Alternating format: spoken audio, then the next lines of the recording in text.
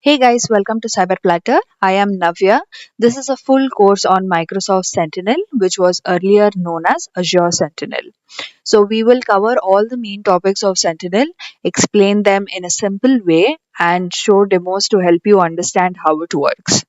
So, by the end of this video, the goal is to make sure you understand Microsoft Sentinel and you can use it on your own. So, let's begin with the basic foundational topic. What is Microsoft Sentinel and the architecture of Microsoft Sentinel? So what is Microsoft Sentinel? Microsoft Sentinel is a security solution that combines SIEM and SOAR solutions. It has both the capabilities. So it's designed to provide comprehensive visibility and enhance security for organizations by detecting, investigating, and responding to threats in real time. So I said it is a combination of SIEM and SOAR. What is SIEM? SIM stands for Security Information and Event Management. It combines two core functionalities. The first one is SIM, that is Information Management, Security Information Management, and the other one is SEM, that is Security Event Management. SIM focuses on log collection, storage, and analysis. So, this helps organizations track and manage historical data from various systems.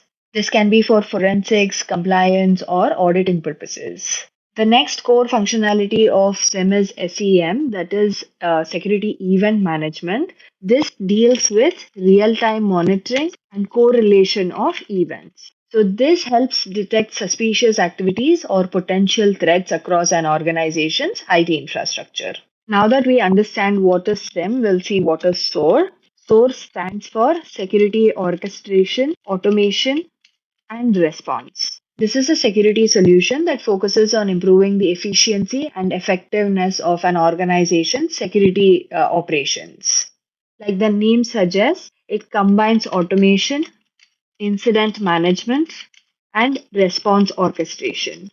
Because of this, it streamlines workflows and reduces manual effort. So, security orchestration integrates multiple security tools and systems to work together seamlessly. Like, for example, different platforms such as firewalls, SIEMs, endpoint security can communicate and coordinate actions. Next is the automation part. It automates repetitive tasks such as, alert triggering, log analysis, and initial response actions. So this reduces manual effort, enabling security teams to focus on complex threats. The next part is response. It is usually incident response. So this provides tools for managing and responding to security incidents effectively. This can include playbooks, workflows to guide, teams through standardized response procedures. So now we know what is SIM and SOAR and what are their capabilities. All these are provided by Microsoft Sentinel because it is a combination of both SIM and SOAR. And what sets Microsoft Sentinel apart from the other SIM and SOAR solutions is its pay as you go pricing model.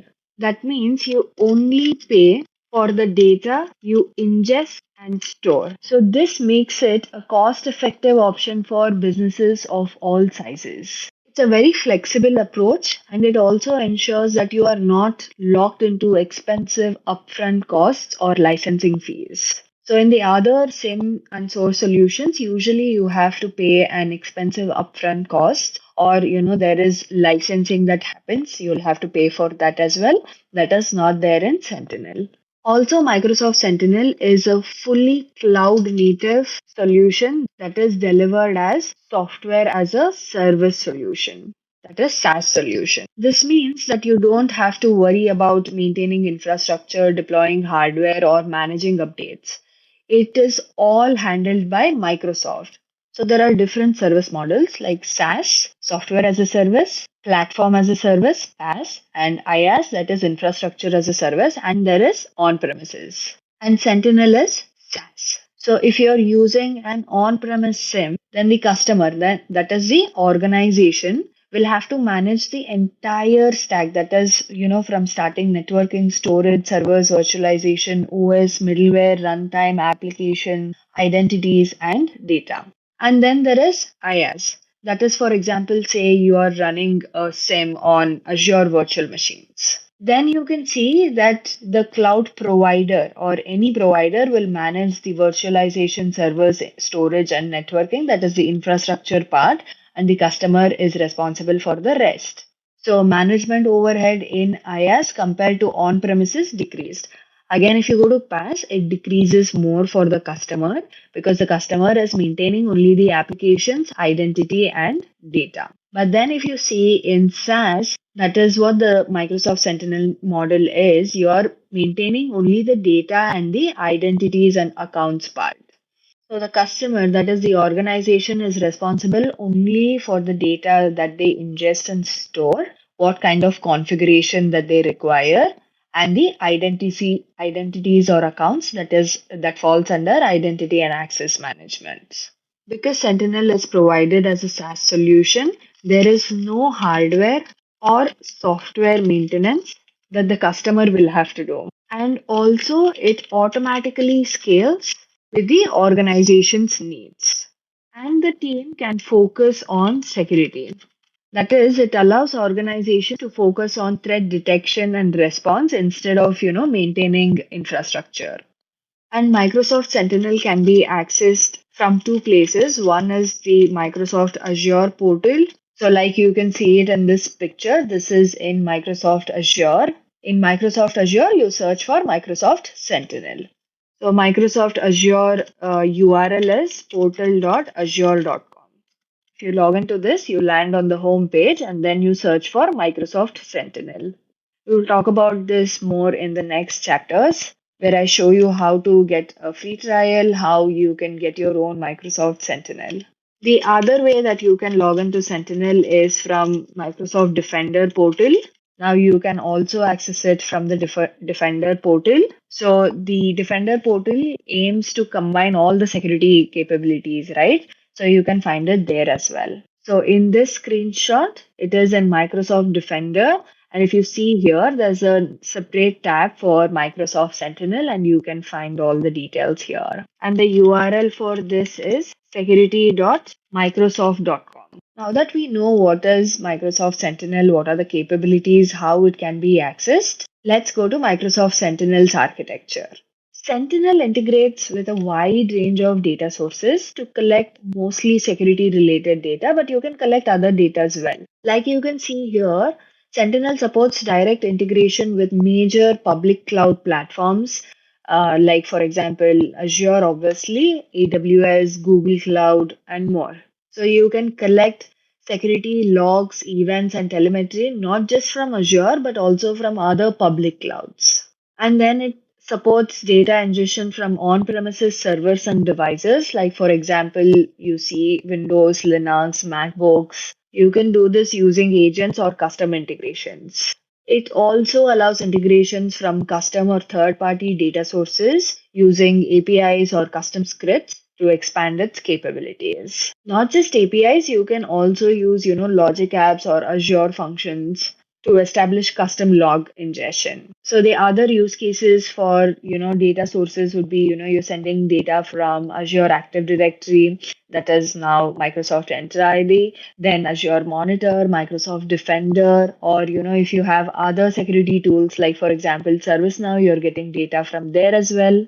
And also, Sentinel itself provides a lot of built in connectors for seamless integration. So, all of this data is sent to Log Analytics Workspace. Sentinel relies on Log Analytics Workspace for storing and querying data. It supports both structured, like, for example, table, and unstructured, like, for example, JSON data.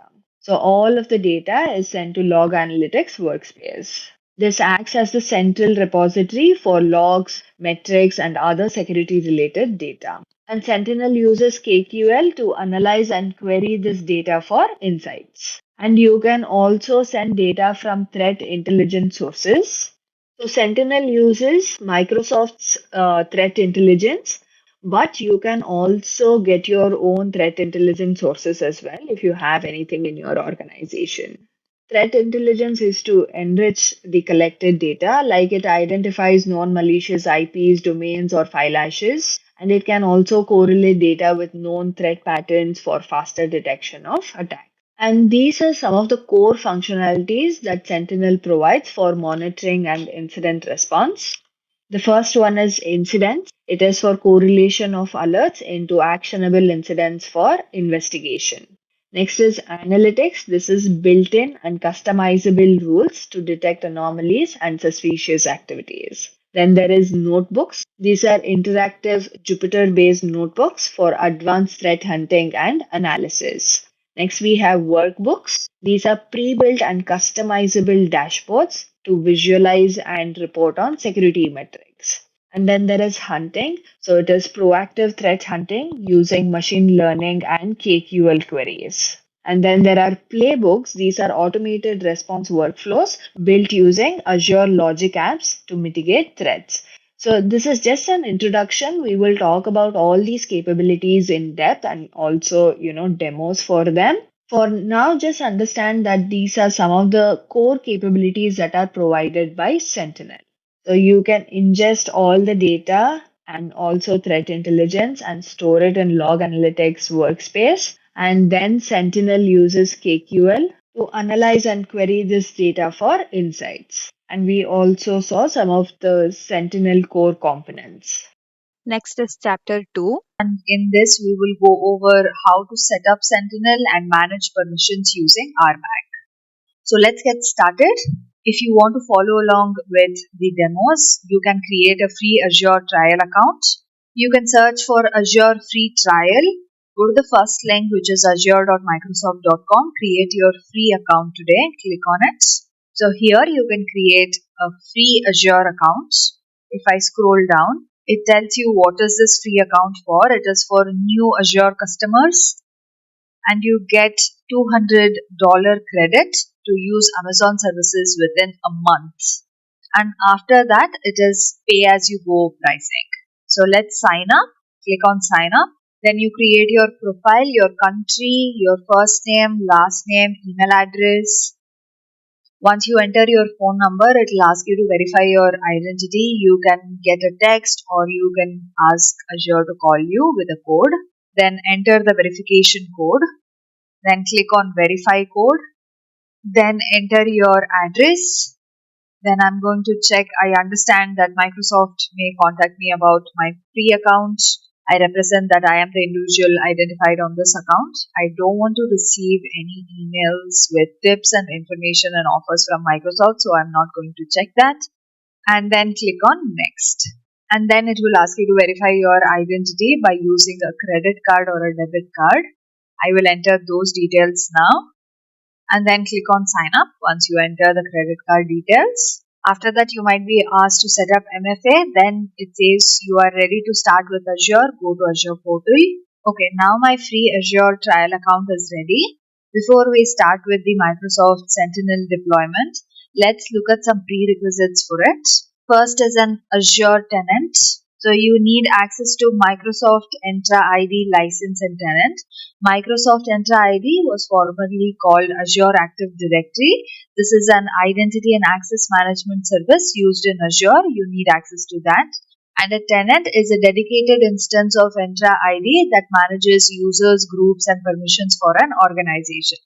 Usually, if you're part of a company, right, your organization provides access to an existing tenant.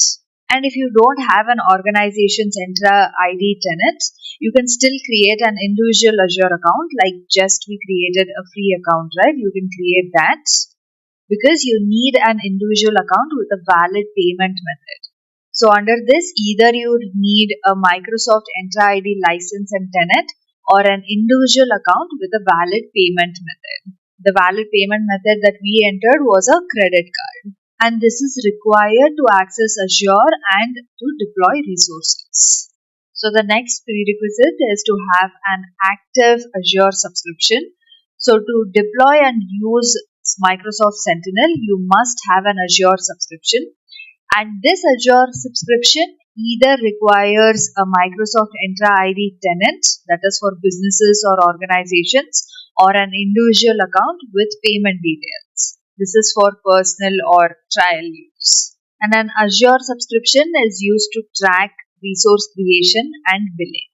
So when you're deploying Microsoft Sentinel, you create and manage cloud resources such as log analytics workspaces, data connectors, right? For that, you need the subscription to provide a way to organize, track, and manage these resources.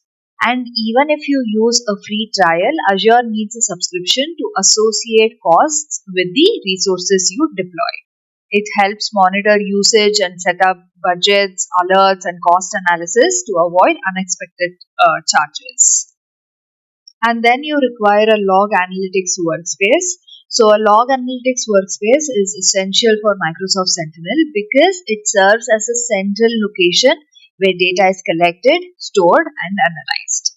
Sentinel ingests security logs, threat intelligence, and other telemetry into this workspace, and it later uses it for, say, threat detection, security analytics, investigation, and response. Few things that you need to note is that the workspace must not have a resource lock applied.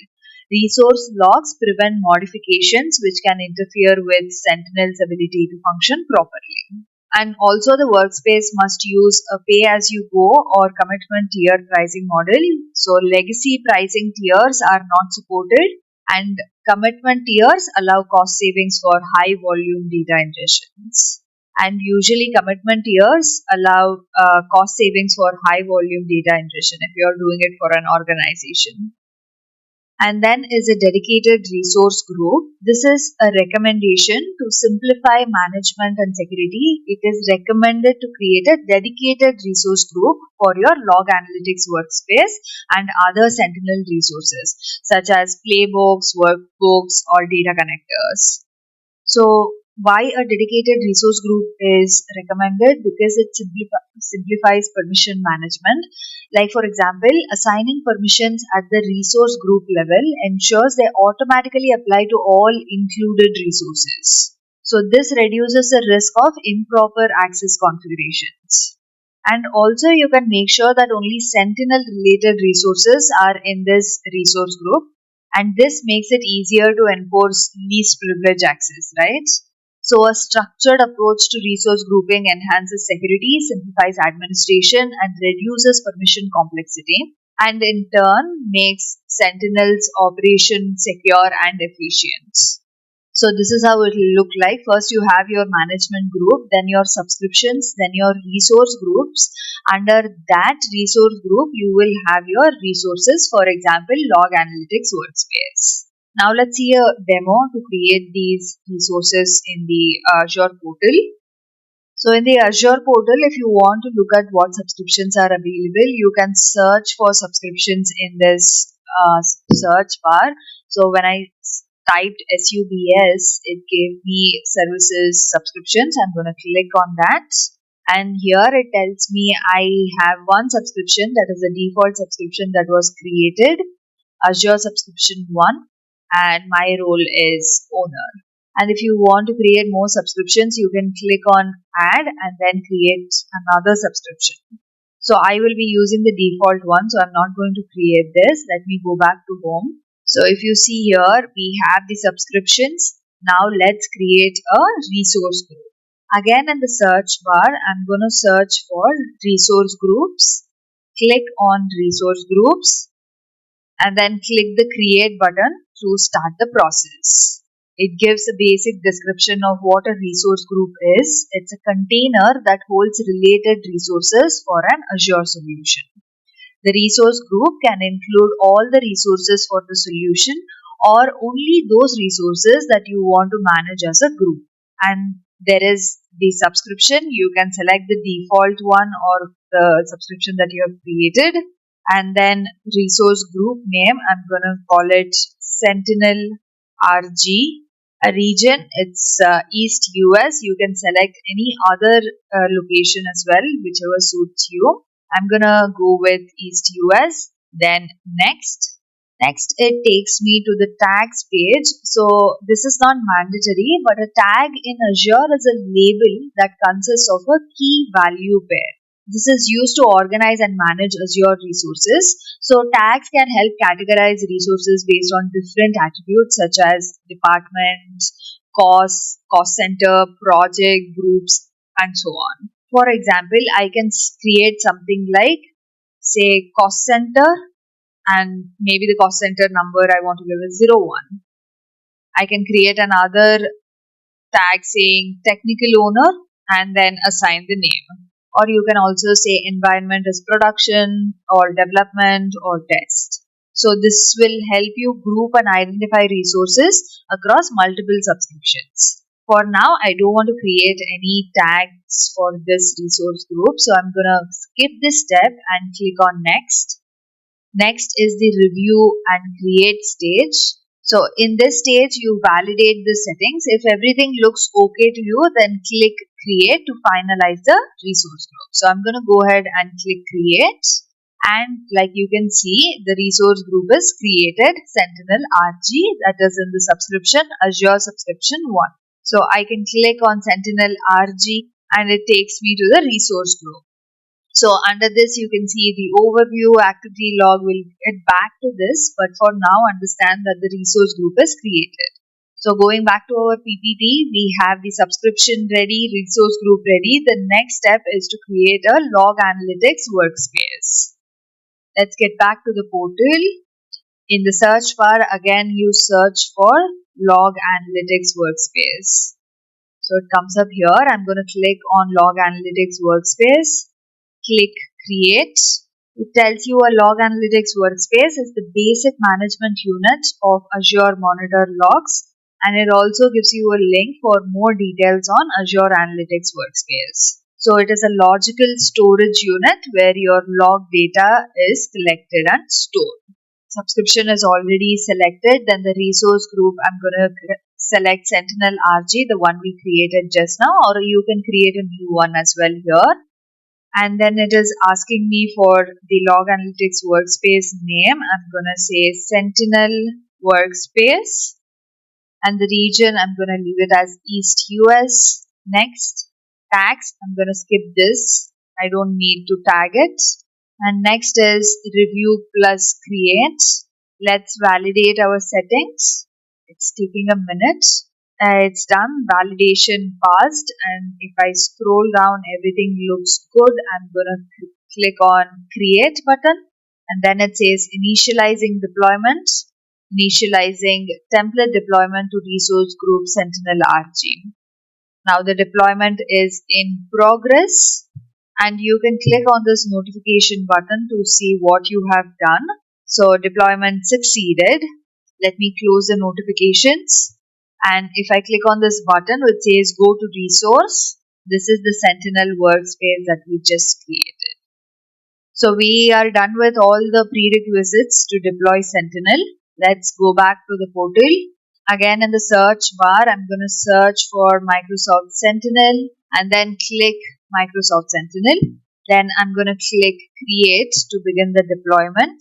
Here, I can choose a workspace that is already available or create a new workspace. So we already created a workspace. I'm going to click on it and then say add. It says adding Microsoft Sentinel to workspace Sentinel workspace. It's taking a minute to do that. So you can click on the notifications to see what's happening. It also says if you want more events, you can go to the activity log and look at them. Now we have successfully added Microsoft Sentinel.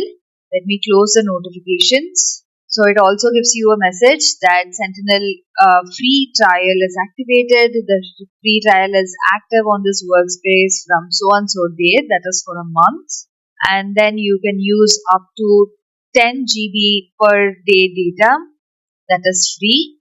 I'm going to click OK. You can expand these options to see what's available. Threat management, there is general, then threat management, content management, and configuration. We will go through all of these one by one in the later chapters. Now let's see how to set up role-based access control for Microsoft Sentinel.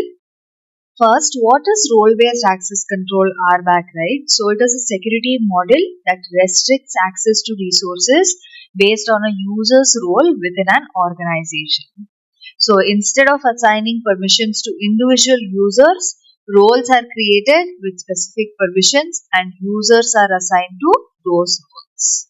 And Microsoft Sentinel assigns permissions using Azure RBAC, that is Azure Role-Based Access Control, to manage access for users, groups, and services. This is to make sure that security teams have fine-grained control over what users can see and do within Sentinel. They have built-in Azure roles. These are predefined roles provided by Sentinel that determine user permissions. So you can assign roles at the subscription level, resource group level, or the resource level, that is the log analytics workspace level, Sentinel workspace level. Remember that if assigned at the subscription or resource group level, Sentinel inherits permissions from them. Let's look at the Microsoft Sentinel built-in roles. The first one is Microsoft Sentinel Reader. This has view-only permissions. So it can view data, incidents, workbooks, and other Sentinel resources. So here you can't modify anything, you only have view access. The next one is Microsoft Sentinel Responder. This includes reader permissions but can also manage incidents like assign them, dismiss them, update the status, right? Usually it is given to somebody, say if you have a SOC team, SOC 1 members can be given this role where it is Microsoft Sentinel Responder. They can view the data as well as manage incidents. And then there is Sentinel Contributor, and this includes the roles of Microsoft Sentinel Responder, and then it can also install or update solutions, create or edit workbooks, analytic rules, and other resources. So usually SOC 3 higher level SOC people as well as security engineers or architects who need to configure Sentinel settings are given this access. And then there is Microsoft Sentinel Playbook Operator. This role can view and manually run playbooks. So you can give this to security analysts, say, who need to trigger automation but cannot modify playbooks. Then there is Logic App Contributor who can view and run playbooks as well as create and edit playbooks. There's also another role called Microsoft Sentinel Automation Contributor, which allows Microsoft Sentinel to add playbooks to automation rules. The best practice is to assign roles at the resource group level to automatically apply them to all related Sentinel resources. And make sure that you use least privilege, that is, grant only the access required for a user's role. So when you're managing Microsoft Sentinel rules, not just the Sentinel predefined rules, but you may also encounter other Azure roles. There are Azure roles as well as log analytic roles. So Azure and log analytics roles provide broader access to resources. So Azure roles affect all Azure resources including Sentinel and log analytics. For example, owner, full control including role assignments. Contributor can modify resources but not manage roles. Reader, view only access. So these are broader roles, right? Then there is log analytics roles. These are specifically for log analytics workspace. There is log analytics contributor who can modify workspaces and manage settings. And then there is log analytics reader who has view only access to logs and analytics data. So the role overlaps can impact permissions. You need to keep that in mind. Suppose say there is a user with Microsoft Sentinel Reader as well as Azure Contributor role. This user can modify Sentinel resources because of their contributor role at the Azure level. So if you only want a user to have Sentinel specific permissions, check and remove broader roles like Azure Contributor or Owner unless it is necessary. So the best practice is to assign permissions at the lowest possible scope, like for example Sentinel Workspace or Azure Resource Group to minimize unintended access. So let's look at some roles and permissions recommendations by Microsoft. Security analysts are provided with Microsoft Sentinel Responder and Microsoft Sentinel Playbook Operator roles. So they can view and manage incidents, workbooks, and other Sentinel resources because of the Responder role. And because of the playbook operator role, they can attach and run playbooks. Then for a security engineer, Microsoft Sentinel contributor, and this will allow them to manage incidents, create and edit workbooks, analytic rules, and install solutions. And they are also given Logic Apps contributor. This is to run and modify playbooks. And then there are service principals for whom the recommendation is to provide Microsoft Sentinel contributor role at the Sentinel's resource group level, and they can use it for automated configuration and management tasks. Also remember that Microsoft Entra ID roles may be required for some integrations. For example, security administration is needed to set up data connectors for external services. So let's see a demo how to assign these roles. So the best practice is to assign at the resource group level or the log analytics workspace level, but I'm going to do it at the resource group level. Search for resource groups, and I'm going to select Sentinel RG, the resource group that we created. Then in the left hand menu, select access control, identity and access management, and then click add role assignments, and then here search for Sentinel. So you can see there are 6 predefined rules. And remember, in addition to using built-in roles, Azure custom roles can also be used. So these custom roles will let you define specific permissions beyond the built-in roles. For example, if you want to create read-only access for specific Sentinel data, you can use custom role. Or if you want to restrict permissions to workbooks, playbooks, or automation rules, or even allow third-party integrations with minimal privilege, you can start using custom roles.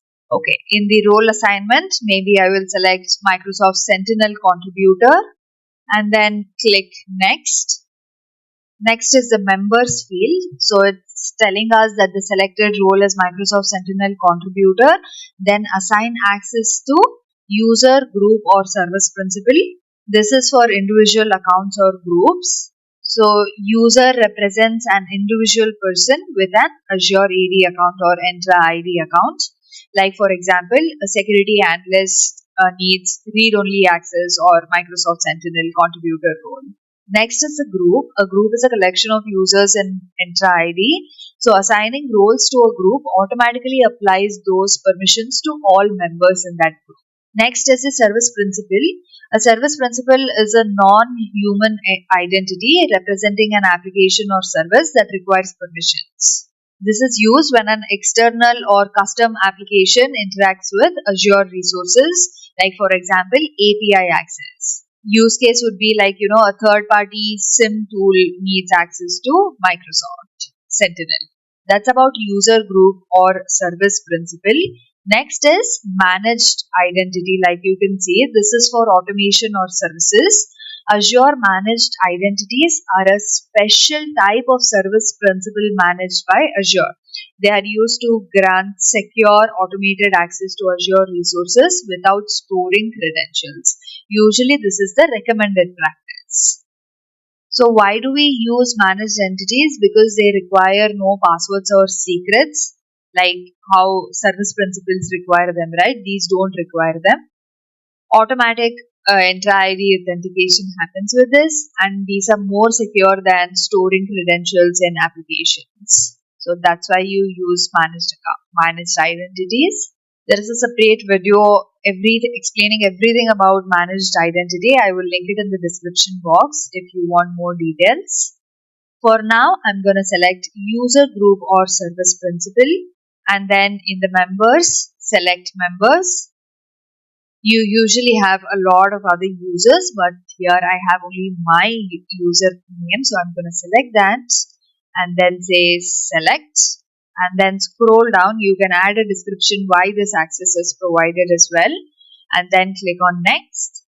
It will allow you to validate the settings. Then you can click on review and assign. Then if you look at the notifications, it says that this account was added as Microsoft Sentinel contributor for Sentinel RG, that is the resource group name. So that's the end of chapter 2. We saw how to deploy Sentinel, what are the prerequisites, what are the roles and permissions, how you can assign them. You are now on chapter 3 where we'll discuss Content Hub and data connectors. So let's get started. In the previous chapters, we have discussed about Sentinel architecture and deployment. Now, one of the next critical steps is data ingestion. That is, bringing in logs from various sources for monitoring, detection, and response. First, let's look at some common types of data sources typically integrated with Sentinel or any other SIEM solution. The first data source is Microsoft services. This can include Azure AD, that is Azure Active Directory or Entra ID. It can include sign-in logs, audit logs, or risky users. Microsoft Defender Suite, including Defender for Endpoint, Defender for Office 365, Defender for Identity, Defender for Cloud Apps. This can include threat detection data. Then Microsoft 365, including Exchange, SharePoint, and Teams, so security and compliance logs. Then Microsoft Defender for Cloud, including security alerts and recommendations. Next, you can also include Azure resources, like for example, Azure virtual machines and storage, including security logs from cloud-hosted VMs. Then Azure Firewall and NSGs, that is network security groups, you can include network traffic and firewall logs. Then Azure Monitor and Log Analytics, this is general application logs and diagnostics.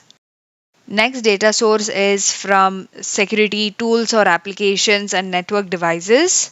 This can include your firewalls and proxy logs, like for example from Palo Alto, Fortinet, Checkpoint, Zscaler, right? It can also include web application firewalls, like for example Azure WAF or F5 or Imperva. Then logs from IDS or IPS, that is intrusion prevention or detection systems, like for example from Cisco Firepower or SNOT. Next is EDR, that is endpoint detection and response. This can include tools like CrowdStrike, Symantec, Microsoft Defender for endpoint. Then from other SIEM solutions or log management solutions, like for example Splunk, ArcSight, Syslog sources. Next is Identity and Access Management logs, that is IAM logs. This can include Microsoft Entra ID, that is Azure AD and conditional access logs, Okta and Ping Identity, Active Directory if you have one on-premise. And from Active Directory, that is the on-premise one, you can include domain controller logs, Kerberos authentication logs. Then you can also include privileged access management systems, that is PAM systems logs like CyberArk. Then there is cloud and hybrid logs. That is from AWS, Amazon Web Services logs, including, say, CloudTrail, VPC Flow logs, Guard Duty, Security Hub. Then we have Google Cloud Platform logs, that is GCP logs, Cloud Audit logs, Security Command Center logs. Then we have Kubernetes or container security logs, for example, AKS, that is Azure Kubernetes Services, Kubernetes Audit logs, and Aqua Security. Then data sources from threat intelligence feeds. For example, Microsoft Threat Intelligence Feeds. This is integrated Microsoft Defender TI. TI is Threat Intelligence. You can also get it from external threat intelligence providers, like for example, VirusTotal or Recorded Future. Then you can also have custom TI feeds, threat intelligence feeds. Example, JSON or CSV based threat intelligence sources. The next data source could be an application and database log source. Database security logs can be from, say, SQL Server, Oracle DB, MongoDB. Custom application logs can be, REST API ingestion, app service logs, DevSecOps tools. You can also include enterprise application logs from, say, SAP, ServiceNow, or Workday. Then is the IoT and OT security logs. This can include IoT security solutions, for example, Azure IoT Defender or AWS IoT logs, and also SCADA and Industrial Control Systems, ICS, like for example, Siemens. And then you can include your custom data logs. like for example your syslog and common event format, that is CVF logs. This is for generic log ingestion. You can also include Azure Event Hub or blob storage, that is streaming log data, or REST API based log ingestion for unsupported tools. Here you can also include the OS logs, that is from Windows event logs, including security system and application logs. Then we have Linux logs, including syslog, audit D logs, secure logs, then Mac OS logs, including system logs, unified logging framework. So these are only some of the common data sources used in Microsoft Sentinel or any other SIEM solution. Your setup might differ, but the fundamental topics remain the same, giving you a general idea of what to include in your security monitoring strategy. You think of any log that can most probably be integrated with Sentinel, and it is easy to do it. Now, how do we do this? This is done using data connectors. Let's go to the Azure portal. Okay, now we are in the Azure portal, that is portal.azure.com. Search for Sentinel. Select the Sentinel workspace. On the left side, if you scroll down to configuration, under that we have data connectors. Let me click on that. So it says 0 connectors because I've not connected anything yet. And also it gives us a message. Let me increase the font. Gives us the message that data connector with content source gallery content have been removed. All the removed content and more is available in Content Hub. So most of the data connectors now you can find them under Content Hub. So this is a relatively new change where all the data connectors are moved under Content Hub. So if I scroll down on the left navigation, under Content Management, there is Content Hub. Let's click on it. So now you see there are 384 solutions, standalone contents, that is 307, 0 installed because we have not done that yet. So if you scroll down here, you can see all the content titles that are available. Now let's see what is a Content Hub, right? Microsoft Sentinel Content Hub is a relatively new update from Microsoft that consolidates all items under one unified interface. So Microsoft Sentinel Content Hub provides essential SIEM components that enable organizations to ingest data from various sources, monitor and detect threats, generate alerts and incidents, hunt and investigate security events, respond to threats with automation, and integrate with different platforms and services. Microsoft Sentinel offers a range of content types designed to enhance security operations. Let's see what are those. Data connectors, this is to enable log ingestion from diverse sources like we discussed, Microsoft services, third-party security tools, on-prem systems. This is to provide seamless integration for real-time security monitoring. Next, parsers. These convert raw log data into ASIM format, that is Advanced Security Information Model format. So it ensures structured and consistent data across various content types. Next, workbooks. These provide interactive dashboards for monitoring and visualizing. This also helps security teams gain insights from log data. Then analytics roles. They generate security alerts and trigger SOC actions. They detect anomalies and potential threats automatically. Next is hunting queries. They allow SOC analysts to proactively search for threats and help detect hidden malicious activities. Next, notebooks. These enable advanced security investigations using Jupyter and Azure notebooks. They leverage AI and machine learning for deeper threat analysis. Next is watch lists. They store custom data sets, like for example, VIP users, blocked IPs, blocked domains. This is for enhanced threat detection. This can help reduce alert fatigue by prioritizing high-risk entities. Next is playbooks and logic apps. This is to automate incident response and remediation. They can be integrated with third-party tools to streamline SOC workflows.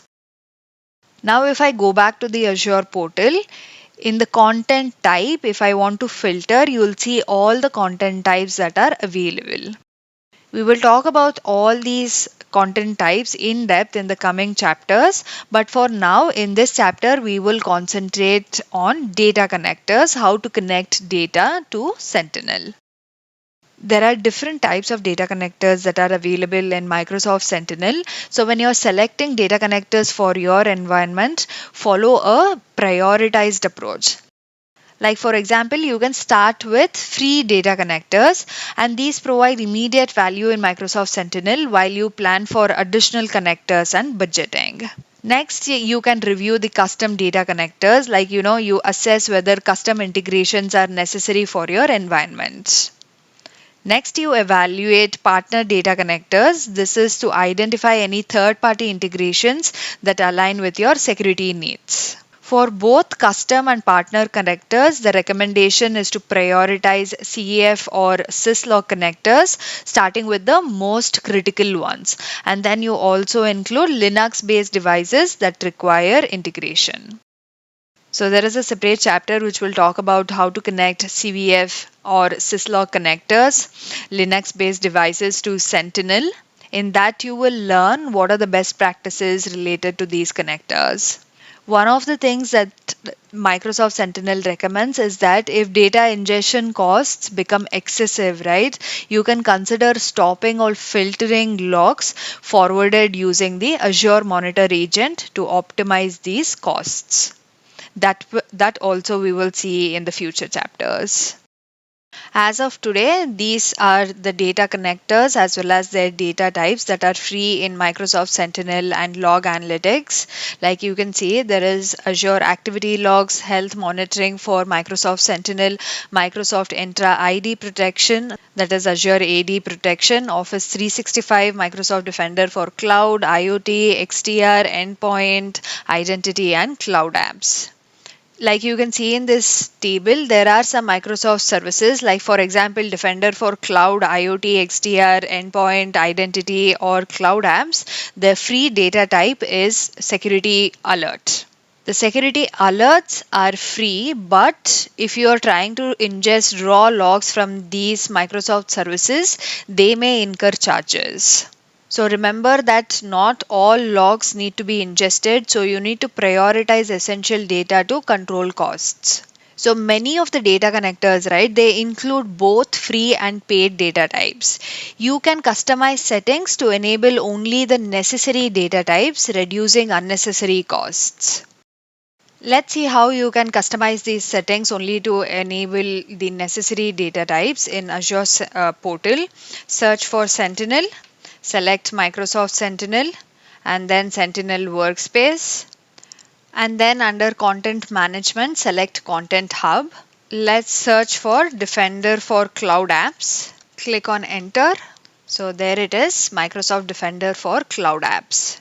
Something you want to note is under this, there are many other items that are available as well. So if you see content sources, there is solution as well as standalone. Content Hub solutions, these are pre-packaged security solutions that include multiple components like data connectors, workbooks, analytics rules, hunting queries, automation playbooks. These are designed for specific security use cases like for example ransomware detection or compliance monitoring. This is made for easier deployment, so one-click installation for comprehensive coverage, right? And there are standalone content sources. These are individual connectors that ingest raw logs from a specific service, like for example, Defender for Endpoint or Entra ID. They are more flexible. Organizations choose what data to collect and build their own analytics rules. These require manual configuration for alerts, dashboards, or automation. Let me select all and cancel this for now. So here if you see, let me scroll to the right. It says content type data connector workbook analytics role. The one that we want to check is for the data connectors. Before that, I need to install this solution, Microsoft Defender for Clouds. Let me click on install and it is getting installed. It might take a minute. So now installation is successful. Let me close this notification bar. And let me close this as well. And now in the status, I will select only the installed data connectors, then say apply. Microsoft Defender for Cloud Apps installed. Now I will select where the content type is data connector. So click on that and then click open connector page. It takes a minute to load because this is the first time we have opened this page. It's verifying all the prerequisites. So these are the prerequisites. First, you need to have a workspace with read and write permissions. Tenant permissions should be global administrator or security administrator on the workspace tenant. And then you need to have license M365E5 or M365A5 or any other Microsoft Defender XDR eligible license. Note that all of these services, like all Microsoft Defender products, for example, require different licenses. You can connect them without an appropriate license as well, but connecting them without the appropriate license won't generate any data. So it makes no sense connecting it to your Sentinel workspace. So you need to have licenses for these products and then connect that to Sentinel. Now, if I scroll down in configuration, you can also see that after you connect Microsoft Defender for Cloud Apps, the alerts and discovery logs are sent to this Microsoft Sentinel workspace. Here, you will get an option. I don't have the license, so it is disabled. But if you have the license, you'll get an option to select only alerts, and you can ingest only alerts instead of all the raw logs. There are many other ways to manage your costs. Like for example, you can use Microsoft Sentinel's cost analysis tools. You can review and adjust retention policies to avoid unnecessary storage costs, or you can leverage automation or filtering to manage data efficiently. So these are the free data connectors and their data types that you can connect to Microsoft Sentinel without any charges. Next is custom data connectors. So there are many out-of-the-box data connectors that are provided by Microsoft Sentinel, but if you have a tool or an application or a solution that you cannot connect using these out-of-the-box connectors, then you can consider creating your own custom data connector. Let's see some of the methods that are available for custom connectors creation. First one is Codeless Connector Platform (CCP). This allows customers and partners to create custom data connectors for Microsoft Sentinel without writing codes.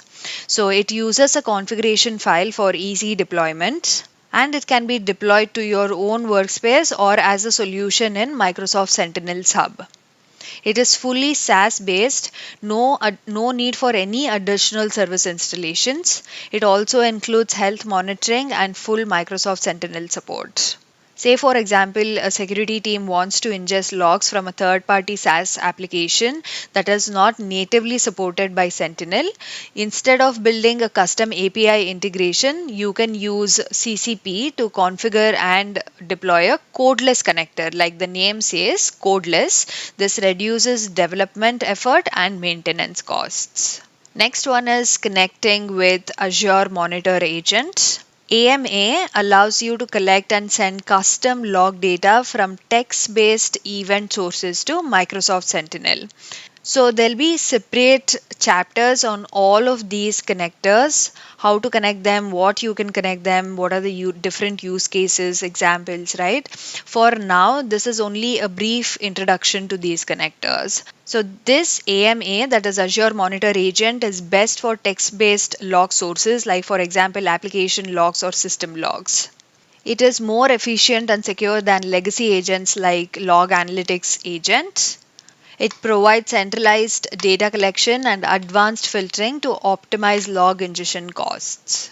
So if your company has a legacy application that generates security logs as text files, then instead of writing a custom integration, you can configure Azure Monitor Agent to collect and forward logs to Microsoft Sentinel.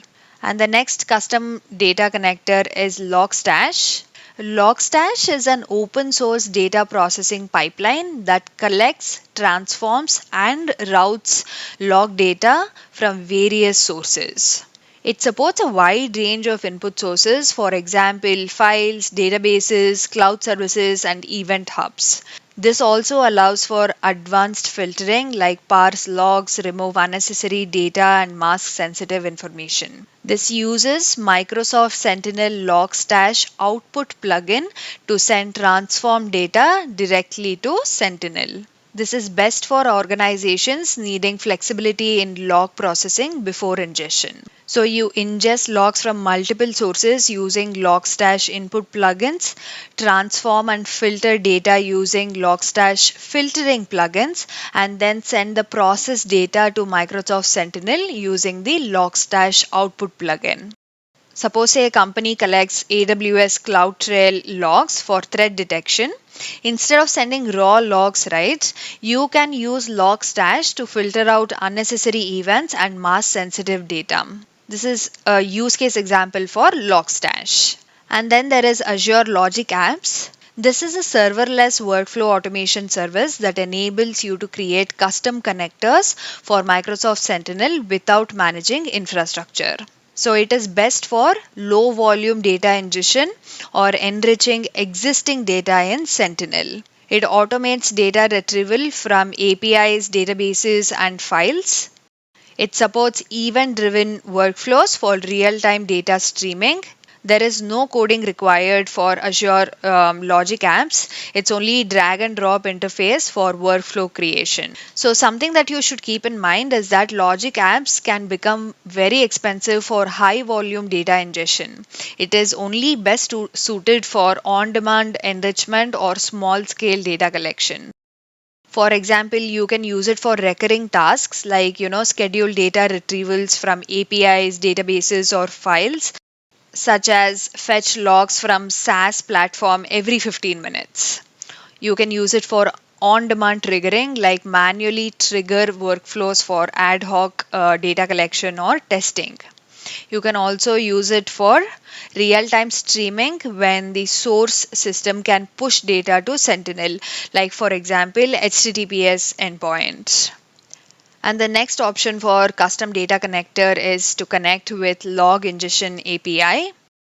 Log Analytics Data Collector API allows you to send log data directly to Microsoft Sentinel through a RESTful endpoint. This allows for maximum flexibility, that is, you can customize log ingestion from any source. It has real-time data streaming, that is, push logs as events occur.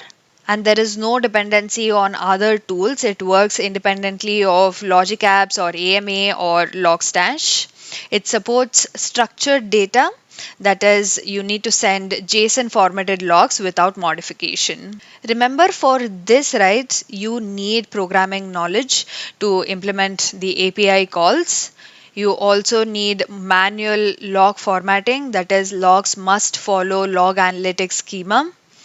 Also consider rate limits and authentication, which needs to be managed later. So here you prepare log data in JSON format, authenticate using an Azure shared key or Azure AD token, and then send logs using an HTTP post request to the API endpoint. Suppose say an organization wants to stream real-time security logs from a custom application, they can develop a Python script that formats logs as JSON and then sends them to Sentinel using the API. And then Azure Functions. Azure Functions is a serverless computing service that allows you to execute code in response to events, such as HTTP requests, timers, or messages from other services. This is serverless, so you don't need to manage any infrastructure. This supports multiple programming languages like, for example, Python, PowerShell, JavaScript, and so on, right? Something that you need to consider when it comes to Azure Functions is that there is execution time limits that get applied, default 5 minutes for consumption plan. Cost considerations for high volume data ingestions, because this is not the one recommended for high volume data ingestion, and it also requires authentication to interact with Microsoft Sentinel. So for Azure Functions, you need to develop an Azure function in PowerShell, Python, or any other language. Configure the function to receive logs through REST API, HTTP triggers, or event sources. Then transform and format the logs into the required schema, and then send logs to Sentinel using the Log Analytics API. You can also consider parsing custom connector data in Microsoft Sentinel. So when ingesting custom logs right into Microsoft Sentinel, parsing ensures structured query ready data that integrates with Sentinel's built-in security content. You can use ASIM parsers, that is Advanced Security Information Model parsers. ASIM standardizes data for use across Sentinel's built-in queries, analytic rules, and workbooks. It simplifies query creation for security analysts, and it also enhances performance by reducing the need for on-the-fly query time parsing. So you perform pre-ingestion parsing wherever possible. It reduces query load, and then you implement ASIM parsers to align with Sentinel's data schema, and then you normalize fields such as source IP, destination IP, and event time for consistency, and then you deploy this to production. Before deploying it to production, make sure that you test your parsing logic. So this is about custom data connectors. Again, there will be different chapters dedicated to each of these data connectors. It will mostly be demos. For now, get the brief idea about what these data connectors are. So we saw what are free data connectors and custom connectors. There are also partner data connectors. So partner data connectors are pre-built integrations developed by Microsoft security partners that allow organizations to ingest third-party security data into Microsoft Sentinel. Let's go back to the portal. Let me close this. Let me delete this search option and then status. I'm going to select all and then apply. Now, if you look at the provider option, there are many providers that are present here. These are the partner data connectors. There are different types of partner data connectors like security solutions. Example include Palo Alto, Cisco, Checkpoint, Fortinet, Symantec, and Zscaler. Endpoint detection and response EDR examples include CrowdStrike and SentinelOne. Identity and access management, Okta, CyberArk, Ping Identity. And then there is cloud security and CASB, including Netscope, McAfee, BitGlass. And then there are threat intelligence connectors as well, like Recorded Future. So if I go to the search bar and search for threat, you can see all the data connectors that include threat in their title. If I scroll down, there is threat defense, then Luminar threat intelligence, then another intelligence source. So you can install all of these, get licenses for them, and you can install these as well. These are the partner data connectors. So there are free, custom, and partner data connectors. So that's it for this chapter. This is chapter 4. In this, we will discuss how to connect Entra ID, that is formerly known as Azure Active Directory, to Sentinel. In the previous chapters, we learned about Sentinel architecture and deployment and what are data connectors, what is Content Hub, different types of data that you can connect to Sentinel, what are the different data sources, different types of data connectors.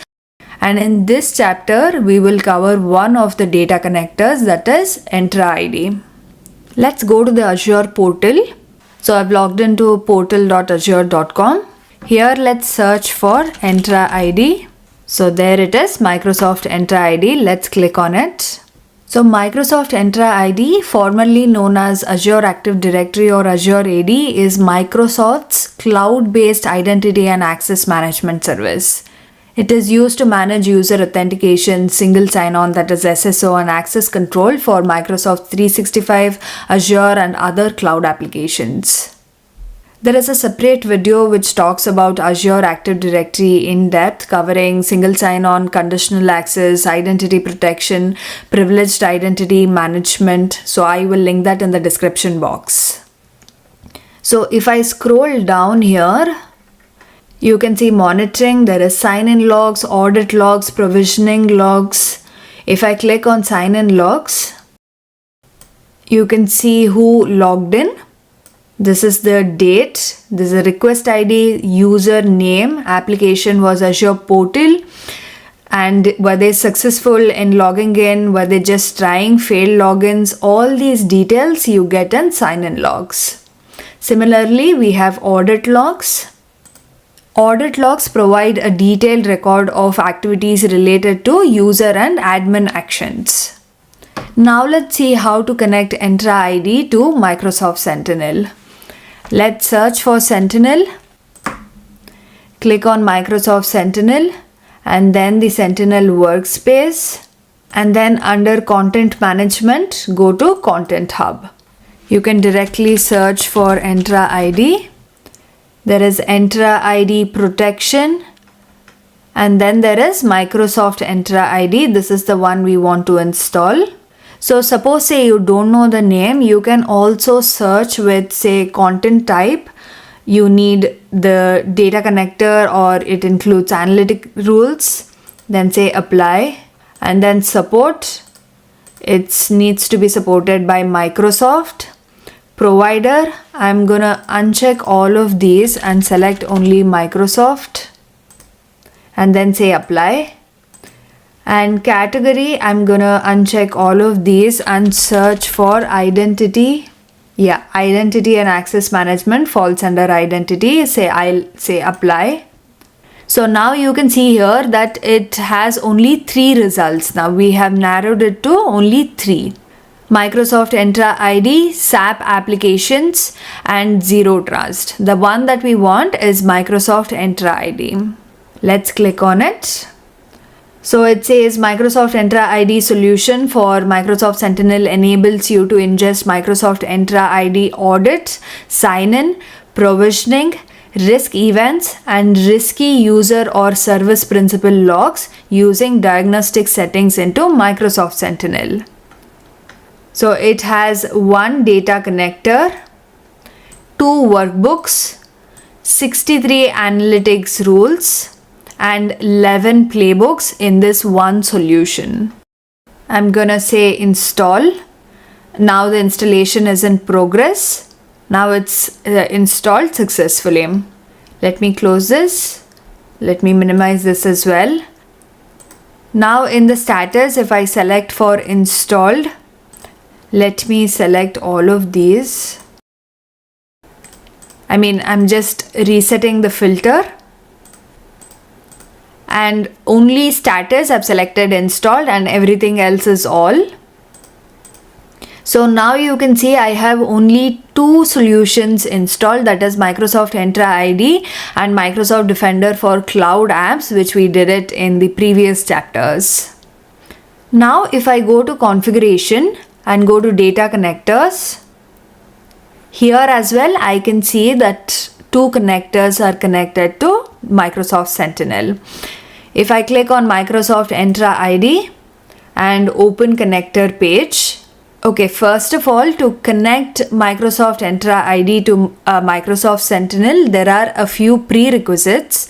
First is that your workspace should have read and write permissions. This we covered in chapter 2, how to do this. Then diagnostic settings, read and write permissions to Microsoft Entra ID diagnostic settings.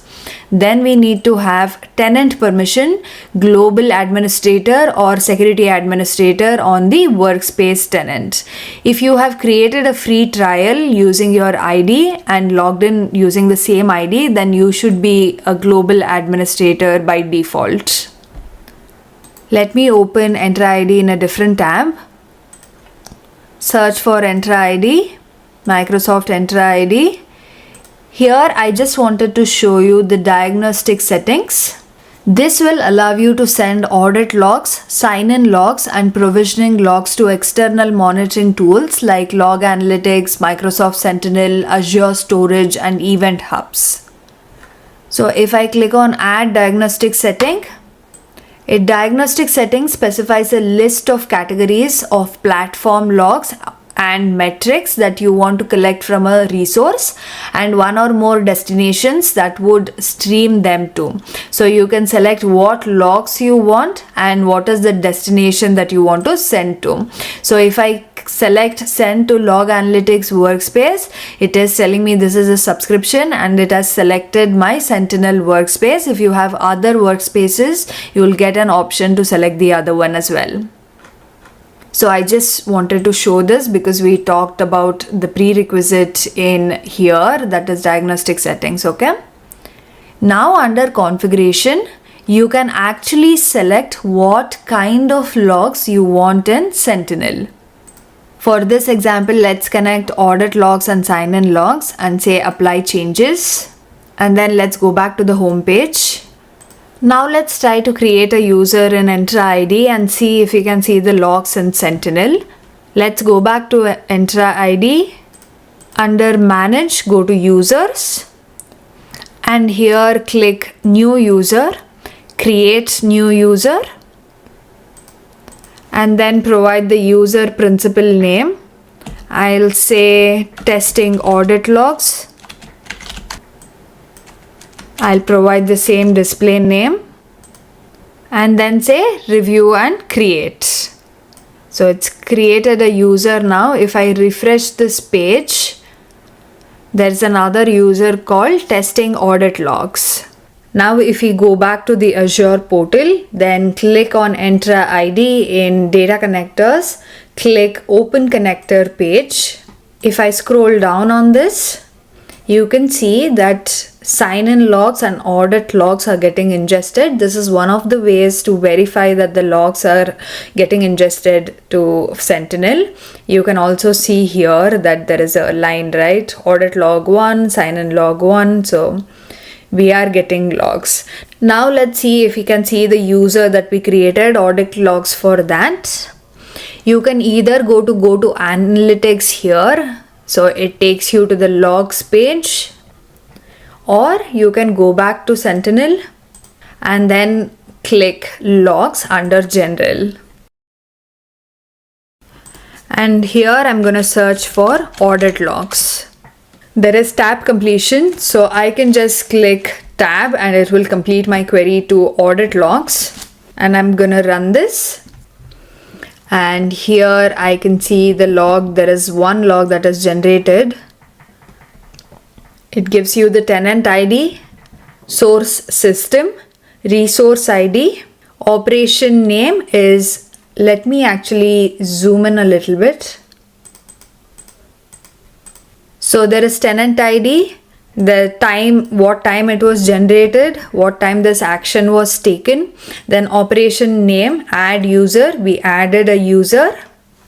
Category is user management. If I scroll down, you can still find additional details. And then if I go to target resources and then expand this as well, you can see that this account was added, that is testing audit logs, which we just created. So there is audit log that is getting generated and it is pushed to Sentinel. Let me go back to the query. Now let's search for sign-in logs. So there is sign-in log as well that is getting generated. There's a lot of information that you can find from these logs. If you know the KQL language that is used here, then it is very easy to query for the information that you're looking for. There will be a separate chapter on KQL as well. For now, we have verified that both of these logs, that sign-in logs and audit logs, are sent to Sentinel. You are now on chapter 5. We will discuss the threat detection and mitigation workflow in Sentinel. This chapter, that is the workflow chapter, serves as the foundation for upcoming topics. We will go over all the key components of threat detection and mitigation in Microsoft Sentinel, and in the following chapters we will discuss all of these components individually in more depth. The first component is data connectors. We have already covered data connectors in detail back in chapter 3. If you need a refresher, you can find the link to the video in the description box. So to quickly recap, data connectors are responsible for ingesting logs from various sources, like for example Azure, AWS, GCP, Office 365, firewalls, endpoint security solutions, other security solutions, third-party services, and on-premise systems. This is the first step in the Microsoft Sentinel workflow, ensuring that raw security data is continuously collected and fed into the system for further processing. So previously, as we discussed, data connectors had a dedicated section in Sentinel. Now they are integrated under the Content Hub, which centralizes connectors, analytic rules, workbooks, and hunting queries in one place. And this update is to simplify deployment, management, and discovery of new connectors. Once you have the raw logs from data connectors, the next step is to parse them. What are parsers? Parsers transform raw ingested logs into a structured format for analysis and threat detection. They help normalize, extract, and enrich security data to make it usable in analytics rules, hunting queries, and incident response. How parsers work? First, receive logs from data connectors, that is in the raw format, and then extract and standardize fields like, for example, timestamps, IP addresses, and user activity. Then format the data to align with Microsoft Sentinel's analytics engine. Then store parsed data in log analytics, making it accessible for analytics rules to detect threats, hunting queries for proactive investigation, and workbooks and dashboards for visualization. There are different types of parsers in Sentinel. The first one is KQL parsers, that is Custo Query Language Parsers. As the name suggests, it is written in KQL. Next one is normalization parsers. These transform logs into standard schemas, for example, Advanced Security Information Model (ASIM). And then we also have custom parsers. This allows organizations to define their own data transformation rules. Why parsers are important? Because they improve threat detection accuracy, that is, they ensure rules analyze correctly formatted data. They also help with faster investigations, that is, security analysts can query structured logs efficiently. And parsers align logs from different sources into a common schema for better correlation. So after parsers, the next step is analytics rules. So data connectors and then parsers and then analytics rules. Analytics rules are the queries that are written in KQL language that continuously scan ingested log data for suspicious activities or anomalies. When certain conditions or thresholds are met, these rules trigger alerts to signal potential threats. So analytic rules convert parsed log data into meaningful alerts. You can customize analytics rules to fit specific threat scenarios or compliance requirements. Next, alerts. Like I mentioned, whenever an analytics rules conditions are met, like for example, say repeated failed logins or anomalous network traffic, an alert is generated.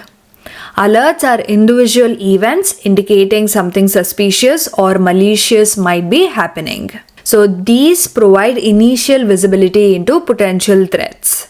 And then these alerts often serve as building blocks for incidents. Next, hunting queries. So analytic rules automatically generate threats, right? Hunting queries are manually executed by security analysts to uncover threats that might not yet have a defined rule. So these help in proactive threat hunting. Analysts use KQL to look for anomalies or patterns across large data sets to proactively discover advanced or hidden threats. Findings from hunting queries can also be escalated or converted into incidents if a threat is discovered. Next, watch lists.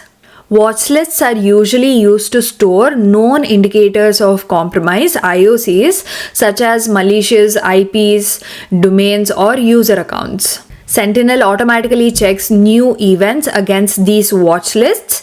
If there's a match, it can raise an alert or flag it for investigation. When watchlist items appear in logs, right, they can quickly generate or enhance existing incidents. They help prioritize alerts by correlating them with known malicious indicators, so hence they reduce a lot of noise. Next, incidents. This is the central point of investigation. So what Sentinel does, it correlates alerts, relevant data from hunting queries or watch lists into incidents. This provides us a holistic view of potentially related threats. Incidents group together multiple alerts or suspicious activities that might be part of the same attack chain. So instead of investigating each alert in isolation, analysts can review an entire incident to see all related alerts, making it easier to see the bigger picture. Incidents are often assigned severity levels to help teams focus on the most critical threats first. Next, manual investigations. So this is human analysis. Security analysts dig into the details of an incident to validate the threat, gather context, and decide on remediation steps. Analysts may coordinate with other teams, run additional queries, or gather forensic evidence to confirm the scope of the threat. Some complex threats require human expertise to interpret subtle indicators and avoid false positives. Analysts can craft a custom response if the situation is unique or requires careful handling. Next is workbooks. They're used for dashboard and reporting. They create visual representations like, for example, graphs, charts on tables of incident data, trends, and overall security posture. Security teams can tailor workbooks to display the KPIs or metrics most relevant to their organization. So this provides immediate insights into ongoing incidents and detection trends. It's also useful for management or board level reporting as the data is displayed in a more intuitive format.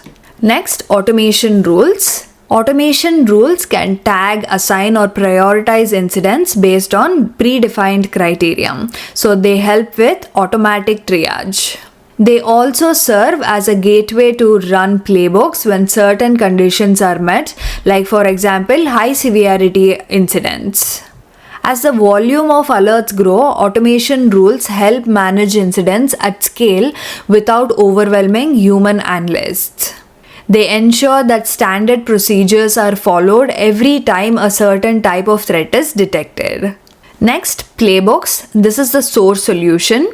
Playbooks are built on Azure Logic Apps. They define automated workflows that can respond to threats in real time. For example, blocking an IP address, disabling a compromised user account, sending a notification to a Slack or Teams channel, or creating a ticket in a service management platform like, for example, ServiceNow. Playbooks can interact with various internal systems like, for example, firewalls or endpoint solutions, and also external services like, for example, ticketing, threat intelligence APIs, and so on.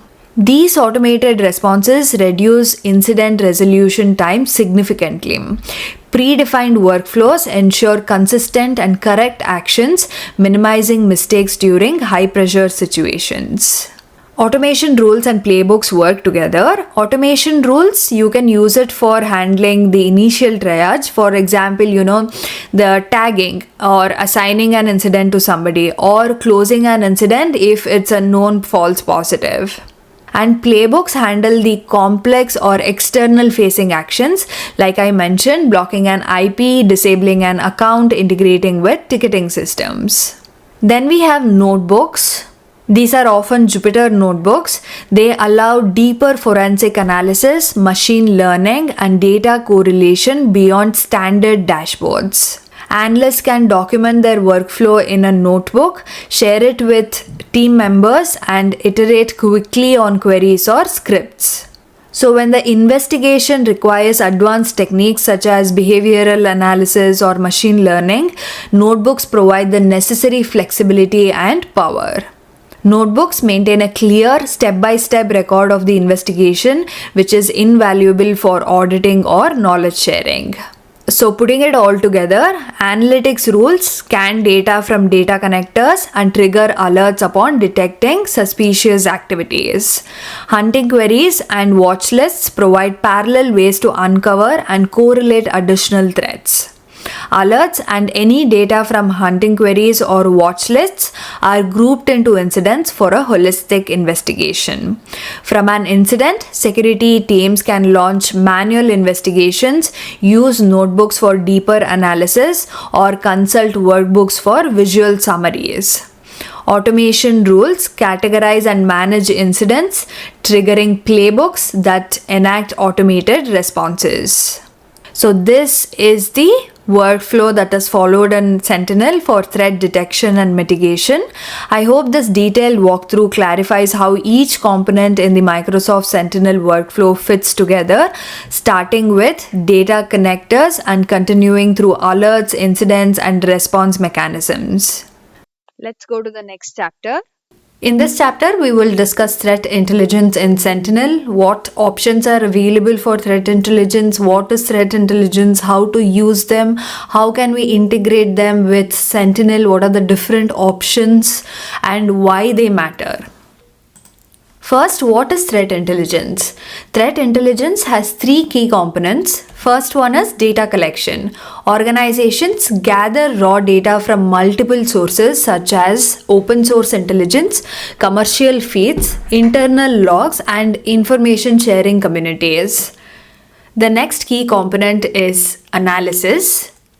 To understand that key component, first let's see what are TTPs. TTP stands for Tactics, Techniques, and Procedures in Cybersecurity.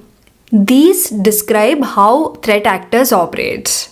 Tactics is the why behind an attack, like for example persistence, privilege escalation, exfiltration. Techniques is the how an actor achieves a goal, for example phishing, lateral movement, credential dumping. And procedures is the specific implementation of a technique by a particular adversary. For example, using mimikatz for credential dumping.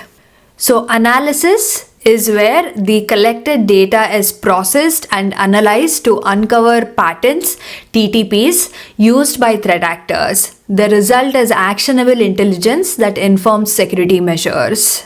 The next key component is dissemination. The actionable intelligence is then shared with security teams, decision makers, and sometimes automated systems, enabling proactive defense and rapid response. So, combining all this, threat intelligence is the process of gathering, analyzing, and disseminating information about potential or active cyber threats. It helps organizations understand adversary behaviors, identify vulnerabilities, and make informed decisions to improve their security posture. To talk more about why threat intelligence matters, first one is proactive defense. By understanding adversary tactics, organizations can anticipate and prepare for potential attacks rather than reacting after a breach occurs. Enhanced detection. Integrating threat intelligence into security tools improves the ability to detect and block threats early. Informed decision making. Strategic and operational intelligence help shape security policies and investments, ensuring resources are focused on the most pressing risks. Then improved incident response. Detailed technical intelligence equips security teams with the necessary data to quickly identify, contain, and remediate incidents, reducing the overall impact. There are different ways that you can import threat intelligence into Sentinel. The first solution is Microsoft Defender Threat Intelligence Connector. This is the direct integration with Microsoft's curated threat intel. Microsoft Defender Threat Intelligence, that is Defender TI, provides public, open source, and high fidelity indicators of compromise, that is IOCs, to enhance threat detection and response in Microsoft Sentinel. What are IOCs, indicators of compromise? These are forensic artifacts that signal a potential security breach, malware infection, or unauthorized access in an organization's network. There are different types of IOCs, like for example, network-based IOCs include IP addresses, that is malicious or suspicious IPs involved in attacks, domain names, that is phishing or command and control domains, and URL links, that is malicious website pages used for drive-by downloads or phishing. There are also host-based IOCs like file hashes, that is unique identifiers for malware files, MD5, SHA-256, all these are file hashes. Then registry changes, unauthorized modifications indicating malware persistence. Then there are processes and services. This is unusual processes or services running on a machine. We also have email-based IOCs, like for example spoofed or suspicious email sources, that is sender email addresses, the spoofed or suspicious ones, executables, macros or infected files, URLs directing users to phishing sites. All these are IOCs, indicators of compromise. Defender has a standard connector as well as a premium connector. Standard connector is free. It ingests public and open source threat intelligence. Premium connector is the paid one, which ingests Microsoft enriched and curated IOCs for deeper analytics. The premium connector, right, it is also available for a limited time free, like a month or something, that you can use and check out if that works for you. Now let's see a demo of how to connect this in Sentinel. Let's go to our portal, search for Sentinel, select Microsoft Sentinel and then click Sentinel Workspace. Then under Content Management, click Content Hub, search for Threat Intelligence. The first one, which is Microsoft Defender for Threat Intelligence, that is the one we are looking for. Let's click on it. It says Microsoft centralizes numerous data sets into a single platform, Microsoft Defender Threat Intelligence, MDTI, making it easier for Microsoft's community and customers to conduct infrastructure analysis. If I scroll down, the pricing is free. There are 8 playbooks and 1 workbook in this. Let me install this. Click install. Installation is in progress now. Now it's completed. It says that the Microsoft Defender Threat Intelligence is installed. And once this is installed, you can find the new intelligence that is provided by Defender in the management interface. Or if you go to logs, under general, you can query the threat intel indicators table. Right now, I don't have any intelligence that is ingested, but you will be able to find data here. Defender TI provides whois, DNS records, SSL certificates, and malware insights to give context to suspicious domains, IPs, and hosts. It enables cross-referencing IOCs with articles, attack patterns, and vulnerabilities, that is CVE data, to understand the threat impact. So that's about Defender TE. The next one is Threat Intelligence Taxi. First, let's see what is Taxi. Taxi stands for Trusted Automated Exchange of Indicator Information. It is a standardized protocol for sharing cybersecurity threat intelligence, that is CTI. It shares this information in a very structured and automated way. It works alongside STIX, that is Structured Threat Information Expression, which provides the format for threat data. Think of STIX as the language and Taxi as the delivery method for sharing threat intelligence between security tools. It provides automated threat intelligence sharing. It reduces manual effort in integrating threat feeds. Now, Sentinel provides Taxi Data Connector, that is, it supports industry standard feeds for external TI ingestion. This data connector in Sentinel enables organizations to import threat intelligence data in STIX format from Taxi to X servers. It uses the STIX format and Taxi protocol that is widely adopted for sharing threat intelligence. Microsoft Sentinel has a native Taxi client that can pull data from Taxi 2.0 and 2.1 servers, eliminating the need for custom ingestion scripts. Let's see how to connect and configure a Taxi connector in Sentinel now. Let's go back to our portal. In Content Hub under Content Management, I'm again searching for Threat Intelligence. Let me close this. So the first one is Microsoft Defender Threat Intelligence, which we have already installed. But if I scroll down, there is also Threat Intelligence. This is the connector that we are looking for. Let's select this and say install. Installation is in progress. Now it is installed. Now let's say manage. It says that the threat intelligence solution contains data connectors for import of threat indicators into Microsoft Sentinel, analytics rules for matching TI data with event data, workbook, and hunting queries. Threat indicators can be malicious IPs, URLs, file hashes, domains, email addresses, and so on. So there are 5 data connectors, 1 workbook, 52 analytic rules, and 5 hunting queries. And then you also can see the different types of content that is available here. Let's go back one step. Let me minimize this. And if you see under threat intelligence, there is threat intelligence taxi. This is the connector that we need. So we'll say open connector. And it is asking us for some information to add a taxi server. For this demo, we will use Pulse type threat feed. This is a very popular threat intelligence source.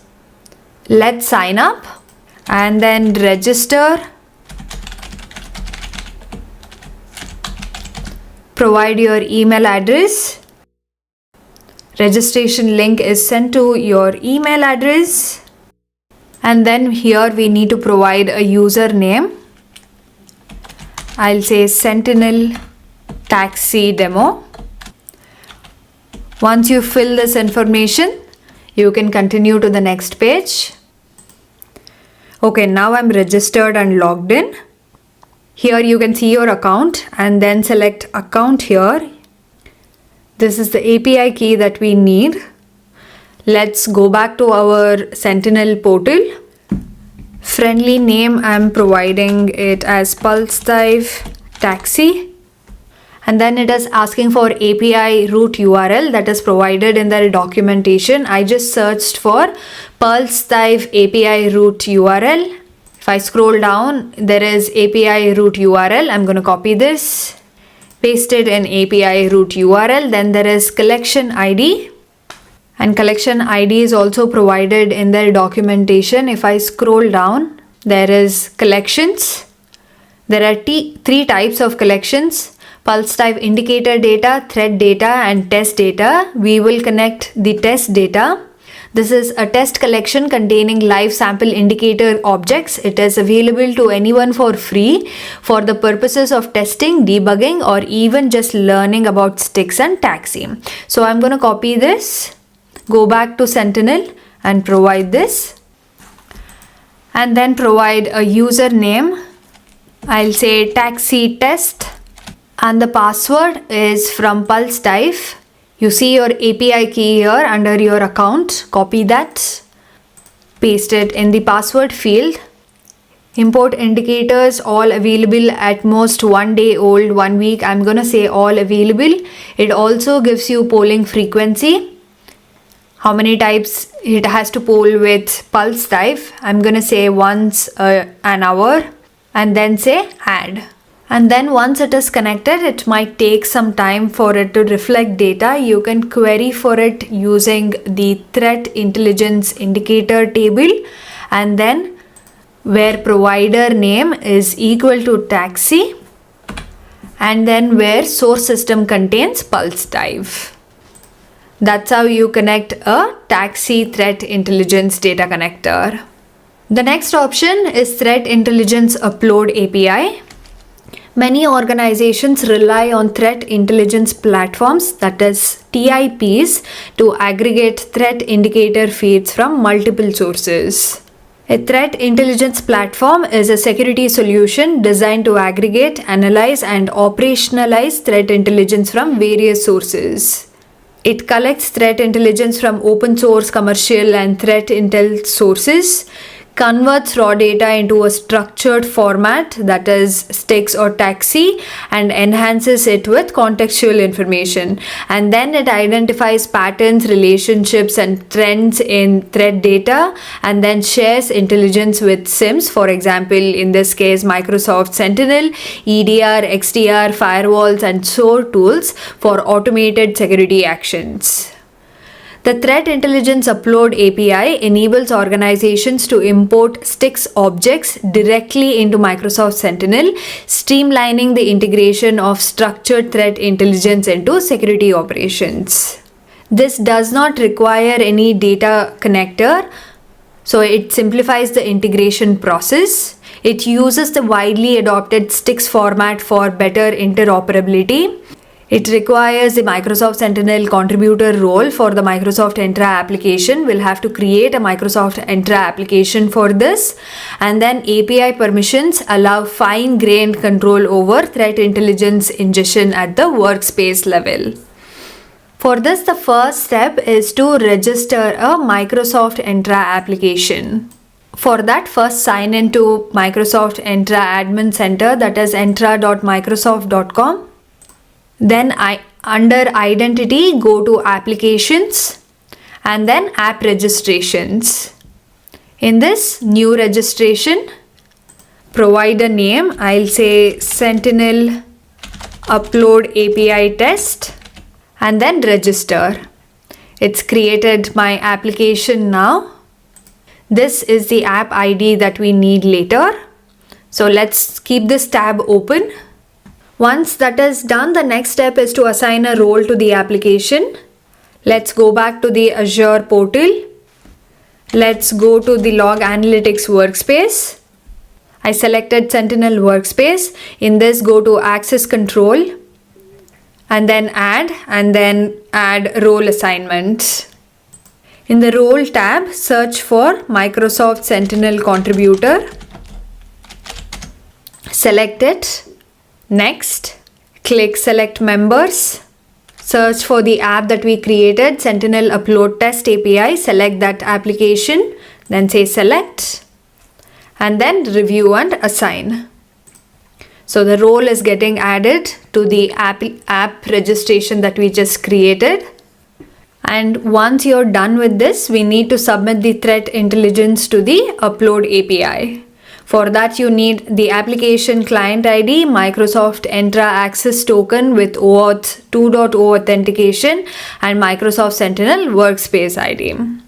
And this method is particularly useful for organizations that maintain proprietary threat intelligence, companies using internal threat feeds that need to be injected into Sentinel can make use of this, or security teams that are using custom scripts or automation pipelines for threat data can use this upload API method. The next method is Threat Intelligence Platform. This data connector is on its path for deprecation. So this will be very soon removed by Microsoft Sentinel. So Microsoft recommends switching to the Threat Intelligence Upload API for improved functionality. So if you're already using a TIP data connector, start migrating to the Upload API. So this was designed to import threat intelligence indicators from external threat intelligence platforms into Sentinel. So now it's going to be removed, so better start using Upload API. There are other ways to import threat intelligence as well. You can upload a file in Azure portal, or you can do it also in Defender portal under Threat Management, Threat Intelligence. In Sentinel, go to Threat Management. Under Threat Intelligence, say Import. In this, you can import using a file. So the format is CSV and JSON as well. You can select one of those file formats and then upload your threat intelligence file. You can also add entity to threat indicators in an incident. You can also use threat indicators in analytics rules.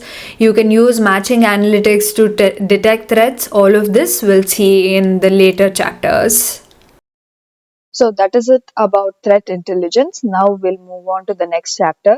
In this chapter, we will discuss analytics rules that are required for threat detection. So what are analytics rules? Analytics rules in Microsoft Sentinel are automated detection mechanisms that continuously analyze security data to identify potential threats. These rules help security teams to detect, investigate, and respond to suspicious activities in an organization's environment. As a recap, Microsoft Sentinel ingests data from various sources such as firewalls, endpoint protection tools, cloud services, and identity platforms. Analytics rules scan this data for threat indicators, anomalies, or suspicious behavior patterns. When an analytics rule detects a security issue, it triggers an alert. This alert contains details about the detected event such as affected users, devices, IP addresses, and timestamps. Then alerts are grouped into incidents which act as case files for investigation.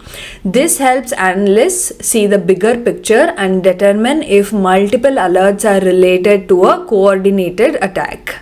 And then playbooks, that are automated workflows, can be triggered to contain threats, notify teams, or gather more data.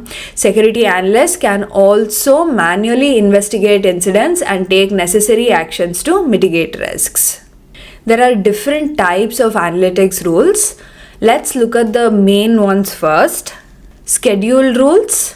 These run at predefined intervals, scanning collected logs for specific patterns. These are useful for detecting known attack techniques such as repeated failed login attempts or unauthorized access. Next one, near real-time NRT rules. These execute queries at high frequency for rapid threat detection. These are getting executed every 1 minute. These are ideal for time-sensitive threats like brute force attacks or unusual administrative activity. Then there are anomaly rules. These use machine learning to detect unusual behaviors that may indicate threats. For example, a user accessing a system from an unexpected location or logging in at odd hours. Then we have Microsoft security rules. These rules integrate with Microsoft security products, for example, Microsoft Defender or Entra ID, to generate alerts in Sentinel. This allows seamless correlation of security signals from across the Microsoft security ecosystem. Then there are 3 more specialized analytics rules. The first 4 that we discussed are the primary rule types. Then Sentinel offers specialized rule templates with limited customization options. You can't customize them so much, but they are there. First specialized rule is threat intelligence rules. These compare ingested security logs against known threat indicators like malicious IP addresses or domains. These are useful for identifying compromised accounts, phishing attempts, or command and control, that is C2 activity. Next one is fusion rules, advanced multi-stage attack detection. These correlate multiple low confidence signals to detect complex multi-step cyber attacks. This helps reduce false positives and identify advanced persistent threats, that is APTs. Next, machine learning behavior analytics. These leverage AI-driven behavioral analytics to spot evolving threats. These are useful for detecting insider threats, account takeovers, or privilege abuse. Now let's see demos for these types of analytics rules, how to create them, how you can utilize them. Let's go to our Azure portal. Let's search for Sentinel. Click on Microsoft Sentinel and then the workspace, Sentinel Workspace. Here go to configuration and then analytics. This gives you the overview of the rules that are available. There is one active rule, as you can see here. The active rule section in Analytics tab refers to the currently enabled analytic rules that are actively running and generating security alerts based on some defined conditions. This rule says the severity is high. Name of the rule is Advanced Multi-Stage Attack Detection. Rule type is Fusion. It is enabled. And the tactics that it is using, if I click on it, you can find more details about this, what this rule does. This rule covers the following detections: fusion for emerging threats, ransomware, scenario-based fusion detections. To enable these detections, we recommend you to configure the following data connectors for best results: Azure Defender, Microsoft Defender for Endpoint, Cloud App Security, Defender for Identity. So even if you don't manually create them, right, there will be some active rules, because in the content management under Content Hub, we enabled some of the solutions which have these analytics rules in them. And the next tab is Rule Templates. These templates are pre-built detection rules that use KQL to analyze logs and identify suspicious activities across your systems. If I click on one of the alert rule templates, it is giving you the description, severity, data sources, Microsoft 365 Threat Intelligence Platforms, Threat Intelligence Taxi, data sources, Microsoft 365 Threat Intelligence Platforms, Taxi, Defender, TI, and then MITRE ATT&CK, which one it is using. It is phishing. Then you have the rule query, and then rule frequency, when it is run. This one is run every 1 hour. Rule period, last 14 days. So it is running on the data that is in the last 14 days every 1 hour. Rule threshold, event grouping. We will talk about all these in a minute. So let me close this. So let's try to create a scheduled rule right now. You can create an analytics rule from a template, that is, use the query logic and the scheduling loopback settings that is already provided in the template, and you can customize it a little bit, or you can create an analytics rule from scratch. You can build your own query and rule from scratch. Scheduled rules are the most common type of analytics rules in Microsoft Sentinel. They are based on KQL that run at regular intervals. These queries analyze raw data from a defined loopback period. They can perform complex statistical operations to identify baselines and outliers. Let's create a scheduled rule. So go to Configuration, Analytics, and that create scheduled query rule. Name, so we are creating a rule to identify any new users are added. So we'll say new user creation. This is a unique identifier for the rule and it is plain text only. And then provide the description. I'm gonna say the same. Severity, this defines the potential impact if the rule triggers a true positive. There are 4 options. Informational is no impact, but you could indicate future threat activity. Low is minimal immediate impact, more steps needed for a real threat.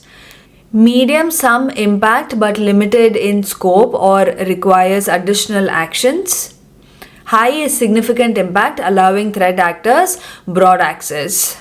I will go with medium. And then is MITRE ATT&CK. This is to select relevant tactics and techniques to categorize the threat activity. So I will select initial access and privilege escalation. And the status, you can keep it disabled or enabled. Enabled, rule runs immediately or at a scheduled time. Disabled, rule is created but inactive until manually enabled. Once this is done, let's go set rule logic. Then there is rule query. Here you can paste the KQL query you created and tested. So I will paste mine. Any errors in the query will be validated instantly. Suppose say I'm going to remove this, type it wrong, spelling mistake. It says fail to resolve this expression named RES. So it immediately tells you that something is wrong. So let me retype it, which is a very useful feature I feel. So audit logs, this is the table. So this KQL query retrieves and filters Azure AD, that is Entra ID audit logs, to find events where a user was added. So it fetches data from the audit log table. Here, let me zoom this a little bit. So here it fetches data from the audit logs table in Microsoft Sentinel or Log Analytics. So this table contains Azure AD audit logs which track administrative actions. It filters the logs to only include events where the active display name is equal to add user. This ensures that we only see user creation events. Then it gets the username, that is email, of the newly added user from the target resources array. There is a different video on just KQL. If you want to learn more or if you don't know KQL, I recommend referring that. I will link that in the description box. And this 0, target resources 0, refers to the first object in the array. And this toString ensures the value is treated as a string. And then extend created by, this extracts the username email of the person who performed the action. So this one is who got added, created by is the person who performed the action. Initiated by user principal name holds the initiator's UPN email address, and toString ensures it is treated as a string. Then we are selecting specific columns to display, like the time generated, timestamp of when the data was added, activity display name, name of the event, that is add user, user principal name, the newly added user's UPN, created by the admin or user who performed the action, and the result indicates if the action was successful or failed. There is also view query results. Click this. You can actually execute your query and see if it is fetching results. Run. It does fetch results, add user, and the event is here. So let's go back. Then there is alert enhancement tab. The first one is entity mapping. This helps you define up to 10 entity types recognized by Sentinel. This helps integrate identified entities into the entities field in alert schema. Entity mapping enables correlation across other security logs, enhances visibility in Sentinel investigations, and it also improves automated responses using Playbooks. So let's click Add New Entity, select the entity. I will select account, and then we need to add identifier. Full name is user principal name. And then if I want, I can add more identifiers. This is enough for me. After entity mapping, there is custom details. When creating or modifying scheduled query analytics rules, right, in Sentinel, you can enhance alerts by adding custom details. This allows security analysts to quickly view critical event information without needing additional investigation. So it helps with faster triage and investigation. So normally alerts only contain high-level metadata. With custom details, you can extract and display specific events, like for example usernames, IP addresses, device names, directly in the alert properties. So if I click add new, I can select the value as user principal name and say created user. It has a key value pair, and then there is alert details. So all alerts and incidents inherit the name, description, severity, and MITRE attack tactics set in the rule. However, this does not account for dynamic details of each specific alert instance. So you can do that using alert details. You can override default alert properties. So you can do that using two ways. One is custom variable alert names and descriptions, and the other one is dynamic severity tactics and other properties. So instead of saying new user created in Entra ID as the alert name, you can say new user created and the user principal name, who was the user that created and who created it. You can create your custom alert names like this. You can create custom alert name format as well as alert description format too. This is only an example. I'll remove this. And you can also use KQL fields to set priority dynamically. Like for example, extend severity is equal to case. User principal name contains admin, then it will be a high severity alert. User principal name contains test, then it is a low priority or medium priority alert. So let me delete this as well. This was an example. So I will say alert name format, new user created, user principal name, and the alert description format, a new user so and so was created in Entra ID at whatever time. Next is query scheduling. This run query every 5 hours. You can customize this. I'm going to leave it as is. Look up data from the last 5 hours. I'm going to leave this as well as is. You can set to start it automatically right now or at a specific time. It can start running from then. Then alert threshold, generate alert when number of query results is greater than 0. Even if there is one alert, one event, it will generate an alert if you set it to 0. Then there is event grouping. It says configure how rule query results are grouped into alerts. So usually they select group all events into a single alert, or you can also say trigger an alert for each event. So if you select group all events into a single alert, that means all results from the query execution will be grouped into one single alert. This is best for batch processing where you want a single alert per run. And in the second option, each result generates a separate alert and separate incident. It is best if each event requires individual investigation. So it also gives you a warning saying a single analytics rule can generate up to 150 alerts. If you choose trigger an alert for each event and the rule query returns more than 150 events, the rule will generate 150 alerts. And the last alert will include a summary of all the events. I will go with group all events into a single alert. Next one is suppression. You can turn this on or off. If you want to turn it on, the rule will stop running for a defined period after an alert is generated.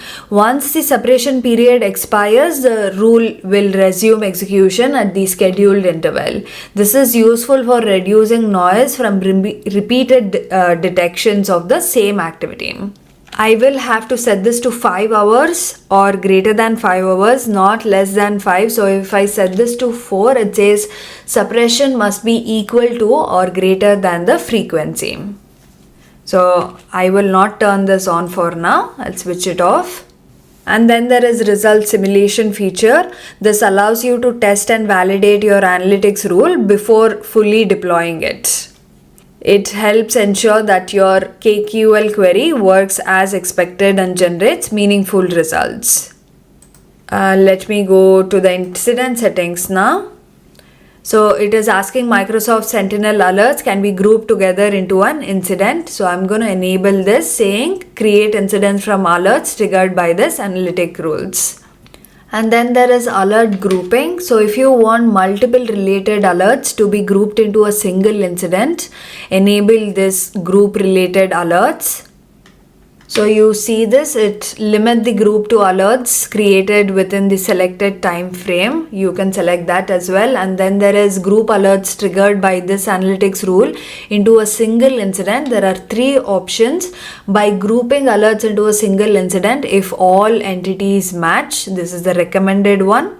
And grouping all alerts triggered by this rule into a single incident, or grouping alerts into a single incident if the selected entity types and details match. You can select the entities and then group them also.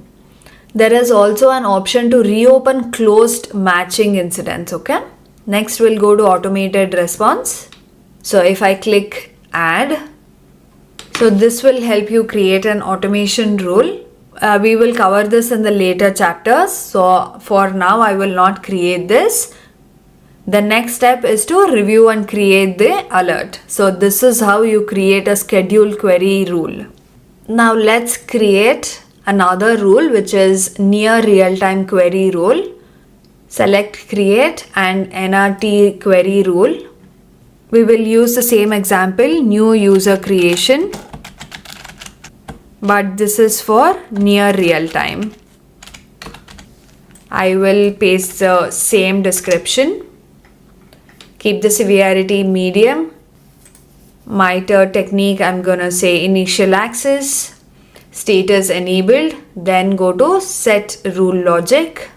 We will use the same query, that is audit logs, where operation name is equal to add user, and then we'll keep everything as is. Then go to incident settings, this also we will leave it as is, and then go to automated response, we will not do this, and then review and create. It is validating, and then say validation passed, and then save it. It says analytics rule saved, and then you can see that the alert is created. This is how you create NRT rule. So we saw scheduled rules, near real-time rules. Now we'll see anomaly rules. Let's go back to the portal. So in the Azure portal analytics, if I go to anomalies, you can see what are the rules that are enabled.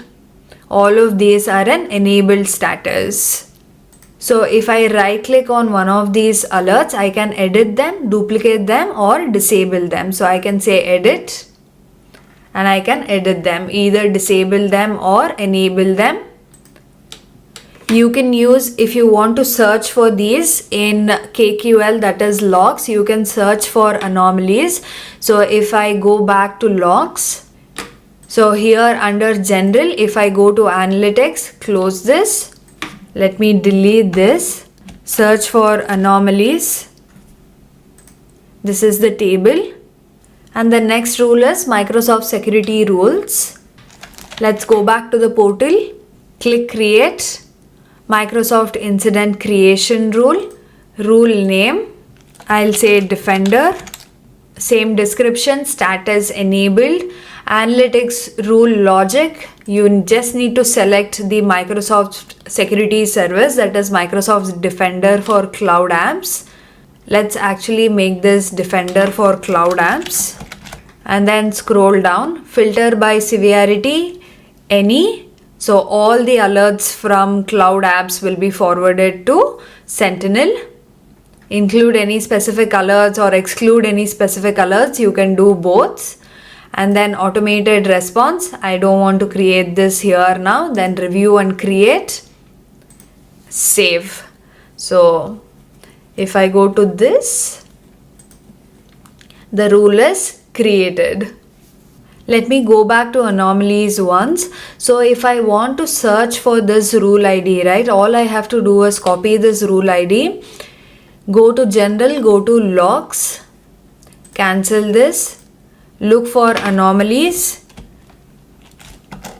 that is the table where rule ID contains this, and then you can run your query to see if there are any results. I don't have any, but if there is anything, you will get the results here as well. And then there are 3 more specialized analytics rules: threat intelligence rules, fusion rules, and ML rules. This you cannot customize a lot. Usually you will get the option to enable or disable them. You can do it from the rule template tab. So if I go to the portal and go back to configuration analytics, in rule templates, you can filter them using rule type, say fusion, ML, and threat intelligence, apply, and then you can click on them and create the rule. So as you see, this is a ML behavior analytics rule. You don't have a lot of options to edit them other than, you can enable or disable them. Set up automated response. So if I go to automated response, you can set this up and create them. Let me go back, and it's the same with threat intelligence rule as well. You can enable or disable them and select what MITRE attack strategy you want to map this to.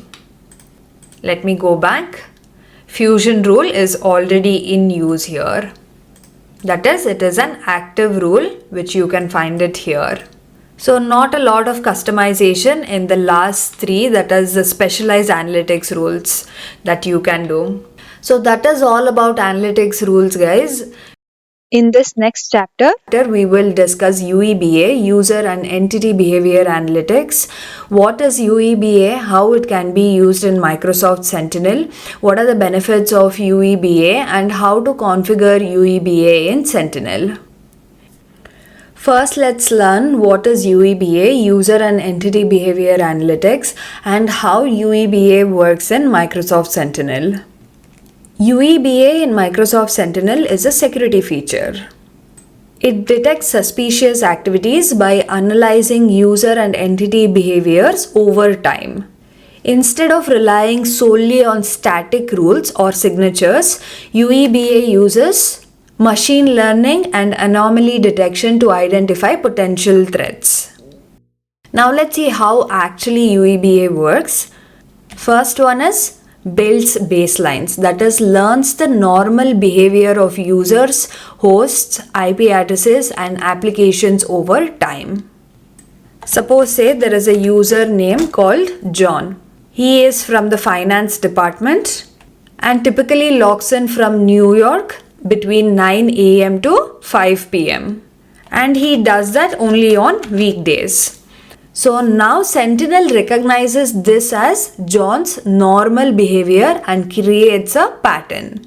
That is building baselines. It does this for all the users, hosts, IP addresses, domains and so on. Next, detecting anomalies.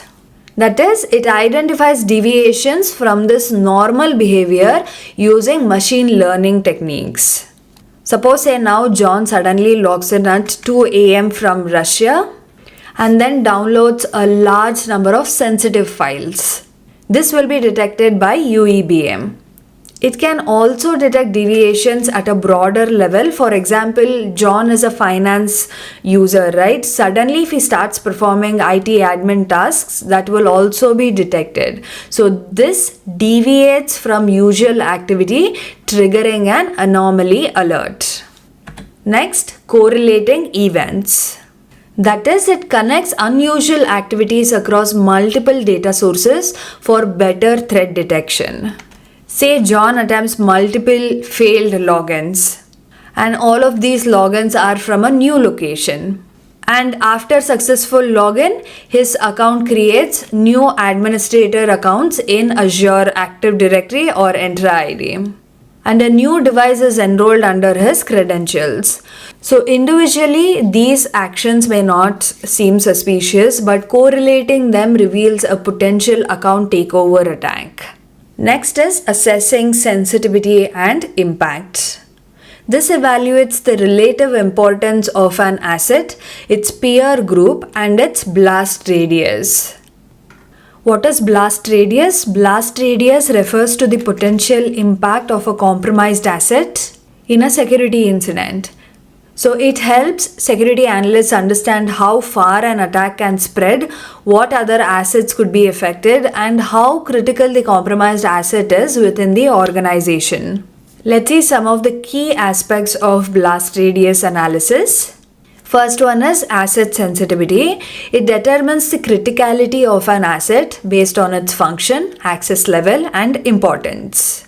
Peer grouping identifies similar assets to assess abnormal behavior or common attack targets. Lateral movement analysis evaluates how an attacker could move from one asset to another. Potential impact assessment, that is, helps prioritize response actions based on how much damage a compromise could cause. Say for example, there are two users. Alice is an HR staff and Bob is a cloud administrator. Now Alice logs in from a different city than usual. And Bob logs in from an untrusted device and attempts to change firewall rules.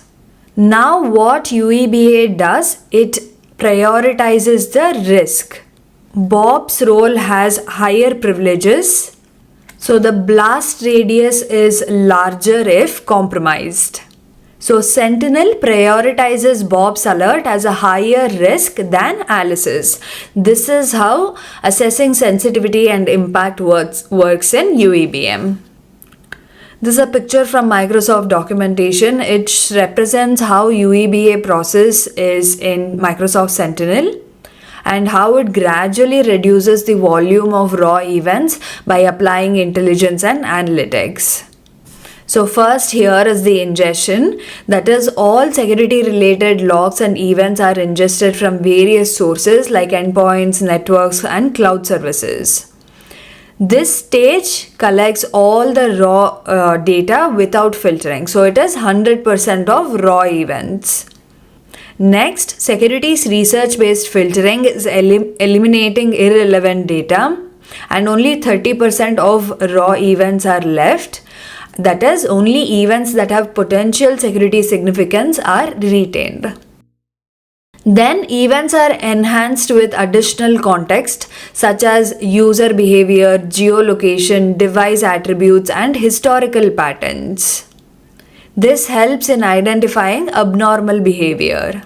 Then the security analytics build profiles for users, devices and entities. This establishes a baseline of normal behavior to detect deviations. Then events are mapped to the MITRE ATT&CK framework to identify tactics, techniques and procedures, that is TTPs. This helps in detecting sophisticated attacks by correlating multiple signals. And by this time only 10% of the raw events remain. And then the final step, security alerts are triggered only on anomalies and confirmed threats. That is less than 1% of raw events. This reduces false positives, ensuring security analysts focus on the most critical threats. Now let's try to understand why UEBA matters.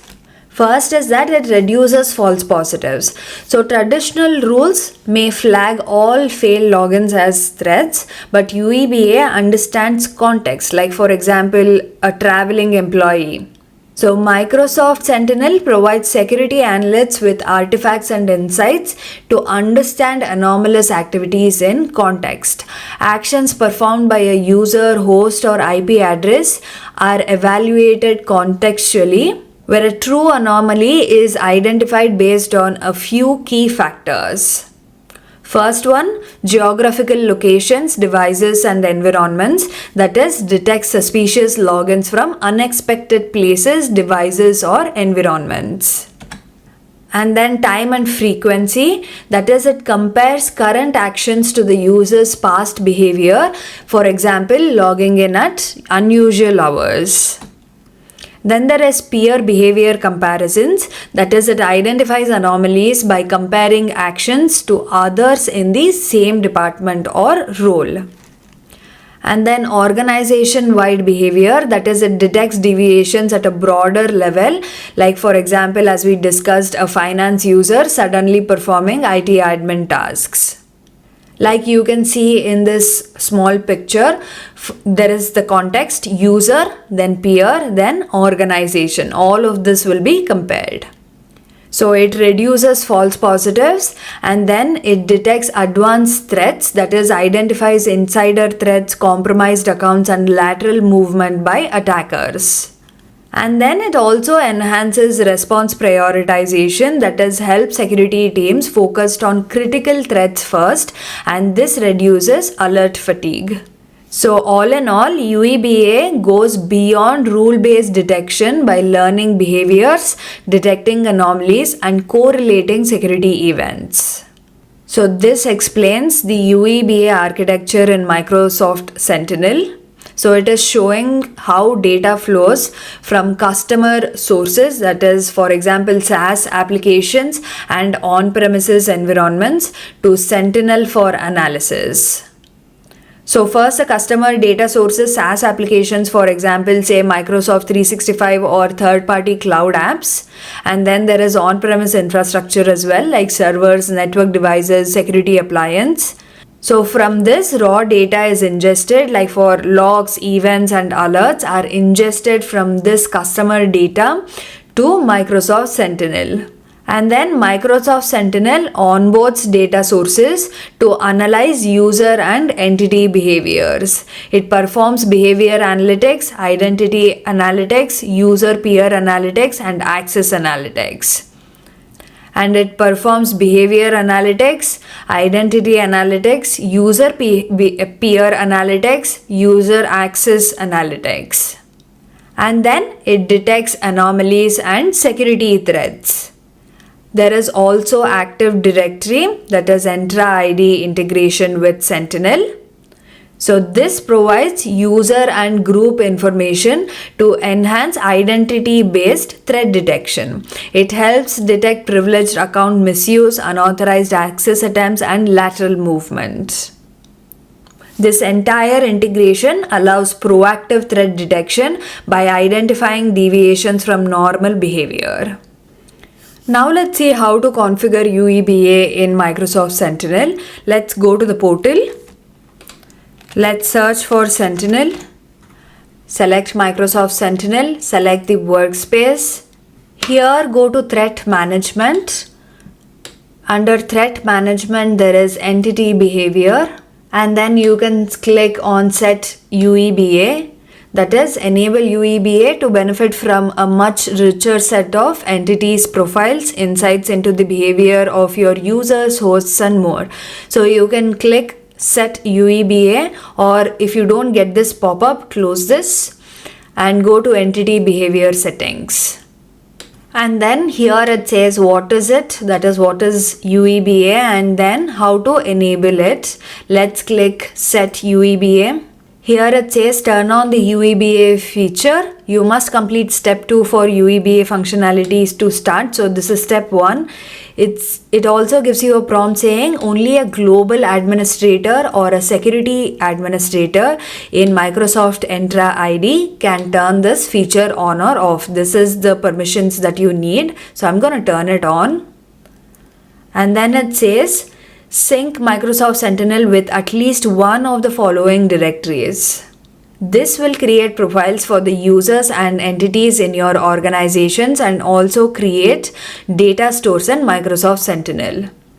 So I will select Microsoft Entra ID because we don't have Active Directory, that is the on-premise one. And then I'll hit apply. It's validating. It says entities synced successfully. And then it says select the existing data sources you want to enable for entity behavior analytics. I will say audit logs and then sign in logs as well, and then say apply. It says data sources update was successful. And then we are back to the main page. Here if I scroll down, anomalies is enabled. You need to enable this if it is not already enabled. These anomalies are stored in the anomalies table within your Sentinel workspace. So anomalies table stores detected anomalies for use in detection rules, hunting queries, and investigation. This helps security analysts track unusual behaviors over time. It also says that you can tune parameters of machine learning models to improve detection accuracy. Something to note is that it uses 30 days of active data for training. So for UEBA, you need to give some time. It says 30 days for it to start understanding or mapping the normal behavior and understanding how the entities work. And also data is cached and encrypted with Microsoft managed keys. So this needs to be enabled, anomalies. Once this is done, let's go back to the Sentinel homepage. And then scroll down to configuration. In that, select analytics. We briefly touched on this in previous chapters, but go to anomalies and then select data sources, Microsoft Entra ID, and then apply. So only the data sources with Microsoft Entra ID are showing up here, the anomalies, the rules. And if you see, it says UEBA anomalous account deletion, password reset, sign-in, account manipulation, failed sign-in, account creation, privilege granted. So these are the rules. Let's select one of these. So it gives you the rule ID, it is enabled and a description of what it does. rule frequency and rule status, that is rule is enabled. So let me close this. So if you see, all the anomalies rules are enabled. If they were not enabled by default, you can enable them. So if I can select this, so there's a button to disable it as well. And then if I go to general and logs, we can also query the behavior analytics data. Let me minimize this, close this. The table is called behavior analytics. This is the table that stores user and entity behavior analytics derived from machine learning models in Microsoft Sentinel. So it contains insights into login attempts, access patterns, and anomalies based on historical data. And then we will say where activity type contains failed logon. That is, it filters the data set to include only failed login attempts. So it helps us to focus on unsuccessful access attempts, which might indicate a brute force attack or compromised credentials. And then we will say where, this is another filter, activity insights dot first time user connected from country is equal to true. That means it checks if the user is logging in from a country for the first time. So a first time login from a new country may indicate an unauthorized access attempt or a compromised account. So that is what we are trying to find. Next, we'll apply another filter where activity insights country uncommonly connected from among peers is equal to true. So this checks if the login attempt comes from a country that is uncommon among the user's peer group. Suppose say if most employees from an organization log in from the US and UK, but if this user logs in from Russia or China, it raises a security flag. This can indicate geolocation based anomalies and potential account takeover attempts. So you see, when I try to run this, there is a problem. And even if I don't run it, KQL tells me what needs to be done and where there is an error. It also gives you a recommendation. Avoid using the contains operator as it has a high compute price. So I'm gonna just say type is equal to and then run it. I don't have any results, but if there is any anomalous behavior in your organization, this should fetch results. So there is also another table called user peer analytics. This stores top 1 to 20 ranked peers. So what Microsoft does, it calculates and ranks peers based on factors like Microsoft Entra security group membership, mailing list members, and departmental roles. Based on this, it creates a list. In that, top 1 to 20 ranked peers are stored in this peer analytics table. That's it about this topic. Let's move on to the next chapter now. In this chapter, we will discuss how to ingest Windows event logs using AMA, that is Azure Monitor Agent. Before we learn how to ingest logs using AMA, let's see what it is. Azure Monitor Agent is the primary telemetry collection agent in Azure Monitor. It is designed to collect and send logs and metrics from various resources to Azure Monitor, Log Analytics Workspaces, Event Hubs, or Azure Storage. It replaces the Log Analytics agent, the legacy one, MMA agent, providing better performance, security, and flexibility with data collection rules, DCRs. This is something important that you need to remember, that AMA, Azure Monitor Agent, uses data collection rules.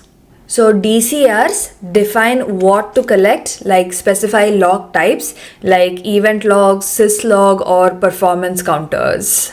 They can target specific resources like apply to specific VMs, resource groups, or subscriptions. They transform data before sending, that is filter, aggregate, or modify log data. and they can send data to multiple destinations, for example, log analytics, event hubs, or Azure storage. Okay, going back to Azure Monitor Agent, let's see what resources can AMA collect data from. First one is Azure Virtual Machines, VMs. It can collect logs, metrics, custom logs. Azure VM scale sets, on-premises or multi-cloud VMs.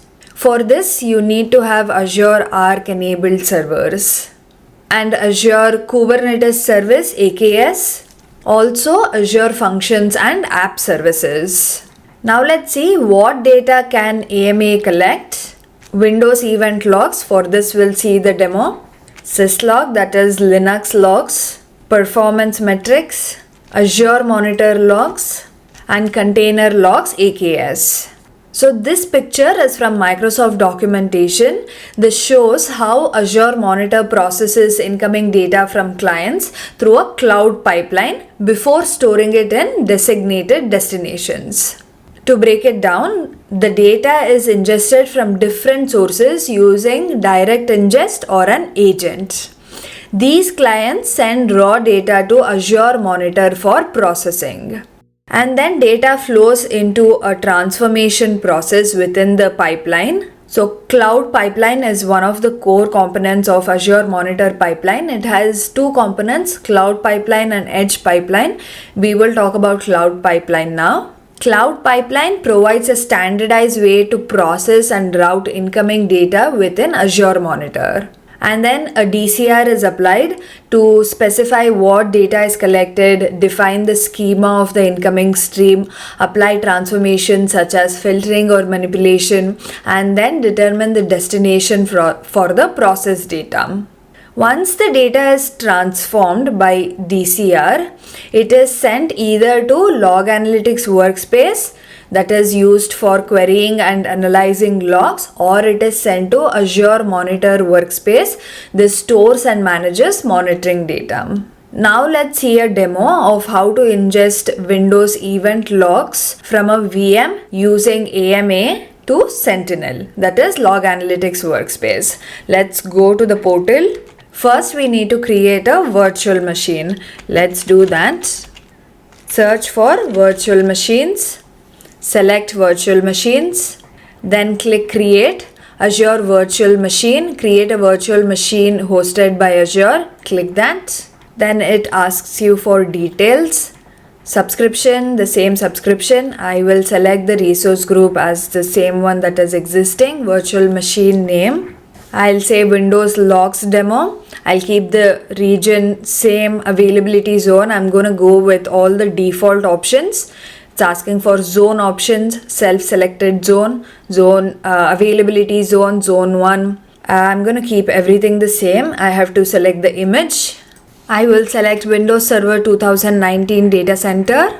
Select the size and then enter admin user ID and password, whatever you want to set it as. I'll use the username Windows Log. I've entered the password and then I will keep all the default settings. Go to review and create. Okay, so there is something that I have missed to select in networking. Let me see. So if you see, by default a virtual network and subnet will be created, new ones. It says select a load balancer. Load balancing options, I've selected Azure load balancer by default, so I'm going to go with none and then review and create. Validation passed. And then I will say create. Now it is creating the virtual machine. Initializing deployment. Deployment is in progress. And you can also see the deployment details here. Okay, the deployment is complete. Let's go to resource. Okay, now VM is ready. Let's go back to Sentinel. Select Microsoft Sentinel and then the workspace. Here, let's go to Content Management. Content Hub, and then search for Windows Event Logs. There is this solution called Windows Security Events. Let's select that. Let me minimize this.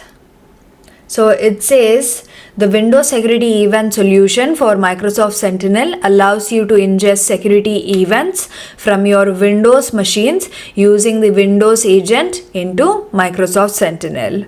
This solution includes two data connectors to help ingest the logs. First one is Windows Security Events using AMA. This is what we need. And the other one is security events using a legacy agent. The legacy agent, we already mentioned that it is Log Analytics agent. It is getting replaced by AMA now. So we don't need this. The first data connector is what we are looking for. So it has two data connectors, two workbooks, 20 analytic rules and 50 hunting queries. So I'm gonna hit install. It's installing. Like you can see, it is installed now. Let me minimize this. And here, let me search for the data connector. So if you see the content type, you can select the data connector here. So this one says Windows Security Events. That is the AMA one that we are looking for. And then say Open Connector page. To integrate with Windows Security Events using AMA, you have to have read and write permissions. Like I mentioned before, for non-Azure VMs, to collect data from non-Azure VMs, they must have Azure Arc installed and enabled. Once you meet all the prerequisites, the next part is configuration. Enable data collection rule. Create data collection rule. Rule name Windows Log Demo, and then the subscription resource group. Click Next Resources. Here you can select the resources. So once you select the machines here, it says Azure Monitor Agent will automatically be installed on those resources. So let me expand the subscription, then resource group. We have our resource group here. I'm gonna select everything under the resource group, or you can select individual machines as well and then hit collect.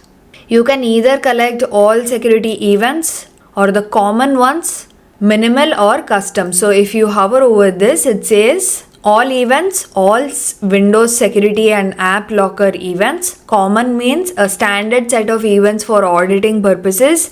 Minimal, a small set of events that might indicate potential threats. By enabling this option, you won't be able to have a full audit trail. Then you also have custom.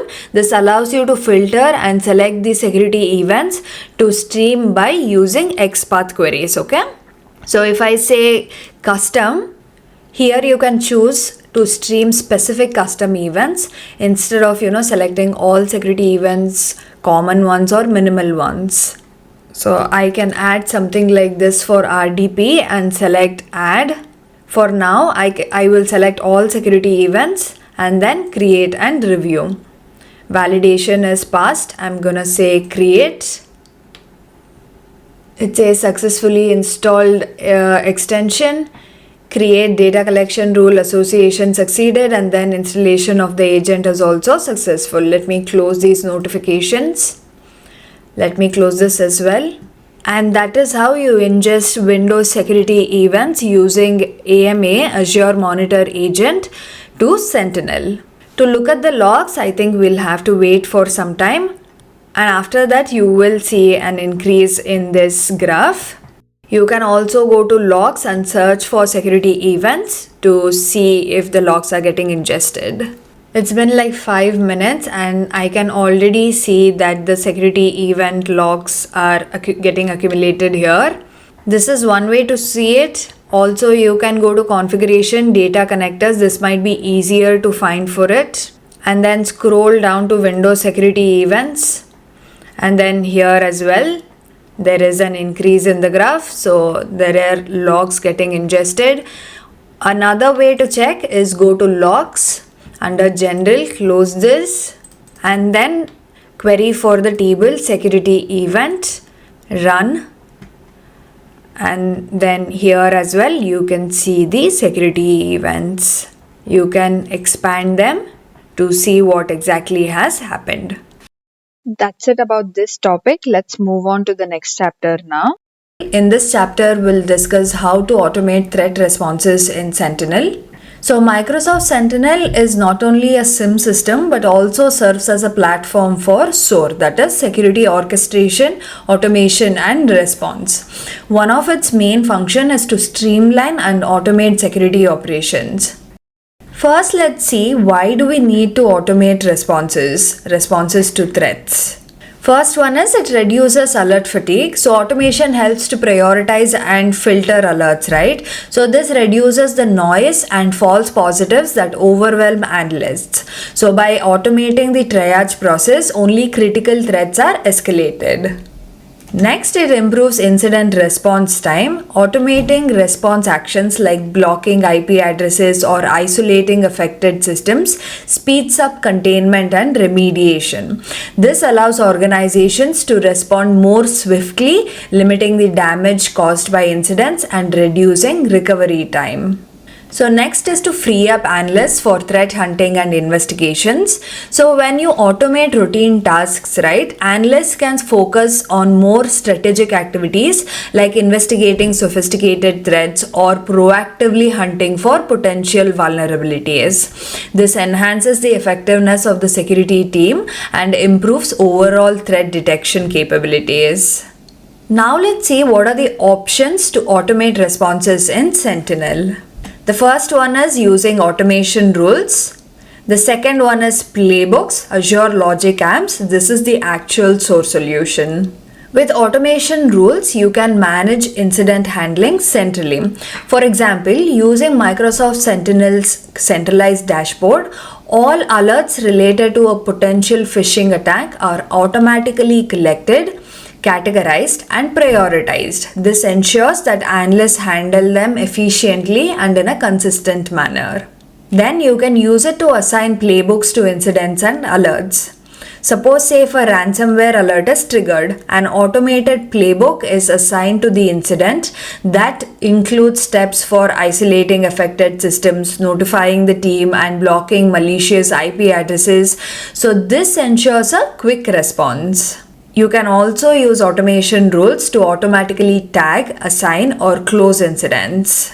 For example, say that a low priority alert for a network scan that is done by an internal team is created. So when this is done, the system can automatically tag it as low priority, assign it to a specific analyst or close it if no further action is needed. This reduces manual tasks. Then you can use it to automate responses for multiple analytics rules. For example, if multiple suspicious login attempts are detected across different systems, an automation rule can modify the incident severity or status, assign the incident to a specific team, add relevant tags to it for easier categorization, send notifications to the security team. This allows multiple rules to be addressed simultaneously without manual intervention. Next, you can use automation rules to create structured workflows for security analysts. Say a malware detection alert is triggered. Just like how we discussed for suspicious login attempts, the same actions can be taken for this also. That first it changes the incident classification based on some predefined criteria. Then it is assigning to a specific security analyst who is an expert in malware detection and response. And then it is adding comments with investigation steps. And then it is tagging similar incidents for correlation. So these actions help ensure a streamlined and consistent incident management process. Next is the playbooks option. So automation rules also help with automation, right? But they are mostly for simpler tasks. But playbooks, you can use it for more complex items. And this is the actual source solution that is provided by Sentinel. First item it can do is to automate and orchestrate threat response. For instance, a playbook triggered by a DDoS attack automatically triggers traffic filtering at the firewall, updates the monitoring dashboard, and sends notifications to the response team. And all this is done without any manual intervention. Next, integrate with external and internal systems. For example, a playbook designed for an advanced persistent threat, that is APT, could integrate with email security, firewall, and endpoint detection systems. And it can automatically block the attacker's IP, quarantine infected devices, and block phishing emails. Next, you can run playbooks automatically or manually on new alerts. For example, for a suspected data exfiltration attempt, an automated playbook could immediately trigger steps like isolating the affected server and notifying the admin. But a security analyst can also manually run the playbook to execute specific actions based on further investigation. Next, playbooks are built on Azure Logic Apps for scalability and reliability. So a playbook built on Azure Logic Apps can automatically respond to an increased number of alerts during a large-scale attack, such as, say, a coordinated botnet attack. So this is done without compromising performance and ensuring the system remains responsive even under heavy load. Now let's go to the demo part. We will start with first creating an automation rule. Let's go to the Azure portal. Let's search for Sentinel, select Microsoft Sentinel and then the Sentinel Workspace. Here, scroll down to configuration and then go to automation here. And then click create and then there is automation rule. So create automation rule. The first thing that you need to do when designing an automation rule is to identify the specific incidents or alerts it should apply to. Once you are done with this, the next is you have to decide what you want to achieve with this automation. For example, assign tasks to security analysts for triaging, investigating and remediating incidents, suppressing noisy incidents, managing incident workflows by updating the status from new to active and assigning a owner. Or do you want to tag incidents to improve classification and tracking? Do you want to escalate incidents by reassigning ownership? You can also close resolved incidents and also specify a reason and add comments to this. You can analyze incident details like alerts, entities, properties and take further action using playbooks. You can also handle or respond to alerts that do not have an associated incident. So first thing is that you identify what kind of specific incidents or alerts this automation rule should apply to, and then you can decide what you want to achieve with this automation rule. Let's go back to the portal. First is the automation rule. I will say this is for, so in the previous demos we created a rule in analytics saying that if there is any new ID created in Entra ID, new user created in Entra ID, trigger an alert. For the same thing, we will create an automation rule. Say new user automation. First one is trigger. Trigger is when this automation rule should run. So there are three options.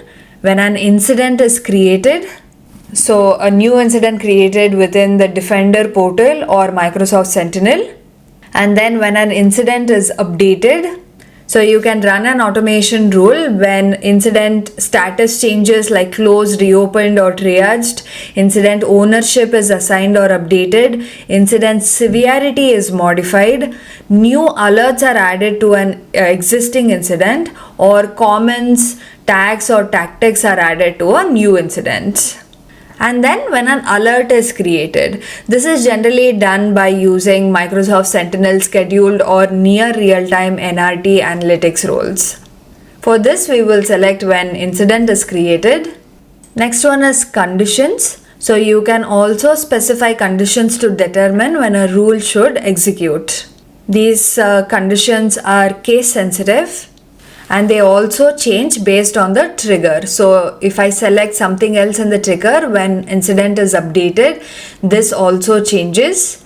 When alert is created, again you can see the change. So let's go back to when incident is created. First one is if incident provider equals we will select Microsoft Sentinel. There are two options, Defender XDR and Microsoft Sentinel. We'll go with Microsoft Sentinel. Then analytic rule name, contains and does not contain. Even here incident provider it says equals and does not equal to. So I will say contains, and in this I will say new user creation. So it's an AND operator here if you can see it. If incident provider is Microsoft Sentinel and analytic rule name is equal to new user creation, that means both of these conditions should meet for this automation rule to get triggered. You can add more conditions by clicking add. It says condition and condition group or. So for AND, all conditions must be met for this automation rule to trigger, and for OR, at least one condition must be met for this rule to trigger. So if I click any of this and click the arrow, you can see that incident properties using title, description, severity, status, tactics, tag and custom details key, you can trigger this automation rule, and you can also use the entity properties in the incident or alert for triggering the this one. So you can use what file name can be there, and for false positives, if this file name repeats in the entity, you can close it. It's just an example. Or host name, IP address, you can select. You get a lot of options to select from here. So for now I'll delete this. Next is actions. In actions, you can run a playbook, change status, change severity, assign owner, add tags, add task. Let's first select change status and change it to active. And then you can add another action, say that change severity and then change it to high. And then add another action. You can also assign an owner to this. I'll assign my own name, and then add another action. You can add tags. I will say testing automation rule, apply, and then add another action. You can add tasks. So if I provide the incident task title, saying testing, and then you can also add a description to this saying once you see an incident like this, validate the scope of the alert, run so and so queries, stop suspicious process and isolate the affected machines, block so and so IP addresses and URLs. So you can add tasks also here. So for now I'll delete this. And then you can also add rule expiration. It says the rule will be automatically disabled at the given expiration date. I'm going to leave it as indefinite. And something that I also wanted to show is in actions, you can actually decide which one should happen first. You can move it using these arrow marks. Next is order. It says automation rules will be run in the order that is defined in the order field. Each automation rule will be executed serially after the previous rules in an ascending order. If you want this rule to run before an existing rule, you can also change this number. And then say apply. It says saving automation rule. The automation rule is now saved. And this is how you create an automation rule. Now let's see how to trigger this. Let's go to Entra ID, add user, create new user, user principal name, testing automation rule, same display name. Password is auto-generated, that is fine. Let's go ahead and review and create, and then say create. Successfully created new user. Now let's go back to Sentinel. Microsoft Sentinel, Sentinel Workspace, and then incidents. It will take a few minutes. Now under incidents, you can see that there are incidents created. I was testing something else, so there are other incidents as well, but let's go to the one that was triggered by the automation rule. Let's select this. It's near real time, near new user creation. Let's scroll down, view full details.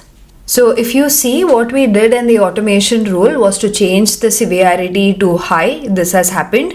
And to change the status from new to active. That has also happened. And then assign it to an owner. And then tag this incident, so you can see the tagging as well, testing automation role. You can also see it under activity log. If I click activity log, it clearly says, so you'll have to scroll down. First incident was created, incident status was changed to active by automation rule, new user, incident automation.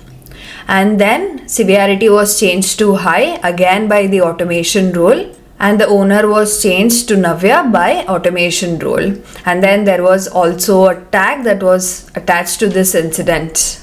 And then I will close this. So this is how you can use automation rules. You can also try running playbooks with this. Once you create playbooks, you can attach it to the automation rules like we saw before. Let me go back to Sentinel. Now we will see how to create and configure playbooks.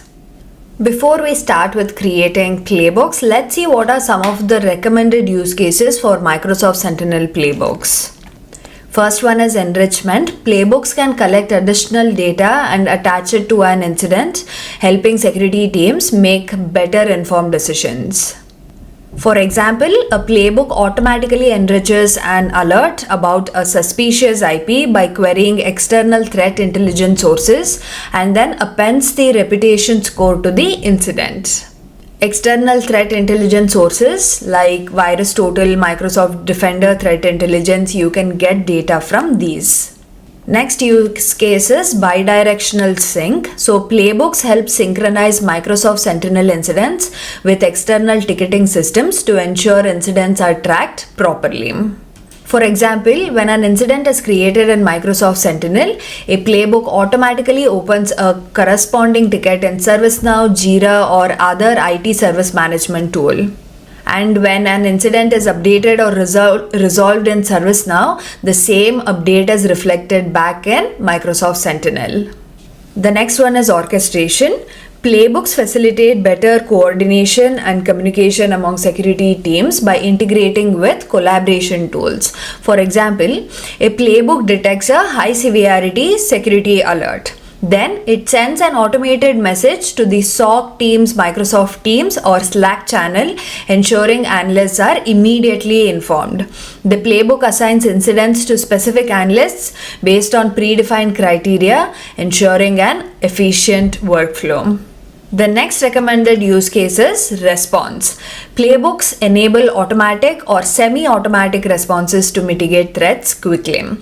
Example, if a playbook detects a compromised user account, that is, say, multiple failed login attempts followed by an unusual access. If it detects something like this, it can automatically disable the account in Entra ID and notify administrators. Also, during an investigation, an analyst can manually trigger a playbook to isolate a suspected compromised device from the network while gathering forensic data for further analysis.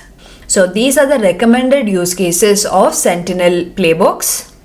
So if we go back to the portal and then under configuration, go to automation and then click create. Here you can create playbook with incident trigger, alert trigger, entity trigger, or you can also create a blank playbook. Usually the recommended practice is to go to playbook templates and start using the templates that is already provided by Microsoft Sentinel.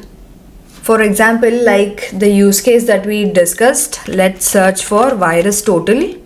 There is one. Under that there are so many of them. Let's select this. Let's click view details. So it talks about VirusTotal, what it can help you with. It also gives you the details that the VirusTotal solution for Microsoft Sentinel contains playbooks that can help enrich incident creation with threat information and intelligence for IPs, file hashes, and URLs from VirusTotal. Let's go back, and there are 9 playbooks in this. Let's say install. Installation is in progress. Now it is successfully installed. Now let me click manage. It says 9 of them have been installed, but it requires configuration because you'll have to connect your VirusTotal account with this. So these are the playbooks that are available. So it says get VirusTotal domain report. domain report for alert triggered, domain report for incident triggered, file info for both of them, IP report, then URL report. If you select one of these, let me select IP report for incident triggered. This is the playbook. Click create. So then there is subscription resource group like any other resource in Azure. Then the region. It is set to the same region as your log analytics workspace. So it is grayed out. Then provide the playbook name. So then there is an option to enable diagnostics, logs and log analytics. This says push runtime events to log analytics to help monitor your playbook. If you want to do that, you can select this. For now, I'm gonna unselect it. Then say connections. It says for each connector this playbook uses, you can choose to use an existing connection from another playbook. Otherwise, you must create a new connection and authenticate when you are brought to the Logic Apps Designer page. So I'm going to review and create. So it's giving me a warning sign saying authorize this connection after deployment in the Logic App Designer. It's for Azure Log Analytics Data Collector, Azure Microsoft Sentinel and VirusTotal. Let me create the playbook. Deployment in progress. So the deployment is complete and here is the Logic app for this. You can click on these blocks to see what it is doing. Connected to Get VirusTotal Report Incident Trigger. What it is trying to do. So the trigger is Microsoft Sentinel. The playbook starts when a Sentinel incident is triggered. And then get IPs. It extracts IP addresses related to the incident. And then for each IP address that is extracted from the incident, it can do these actions. First is get an IP report. That is from threat intelligence sources, like in this case VirusTotal. It's going to do that. And then there is a condition. In this condition check, this is a decision point based on the incident report, that is checking if an IP is malicious. If it is malicious, it takes an action such as blocking the IP or escalating it and then adding a comment to the incident. If it is false, that if the IP is non-malicious, you can set it to mark it possibly safe and then log notes in the incident. So the invalid error connection that I'm getting is because that these connectors are unauthorized. That means I've not connected anything yet. So with this Logic app, that is the playbook, you can ensure that all extracted IPs are checked, categorized and logged appropriately in Microsoft Sentinel. Let's go back to Sentinel. Under Content Hub, I will say content type, only playbooks. And then like the example we discussed, we can search for ServiceNow.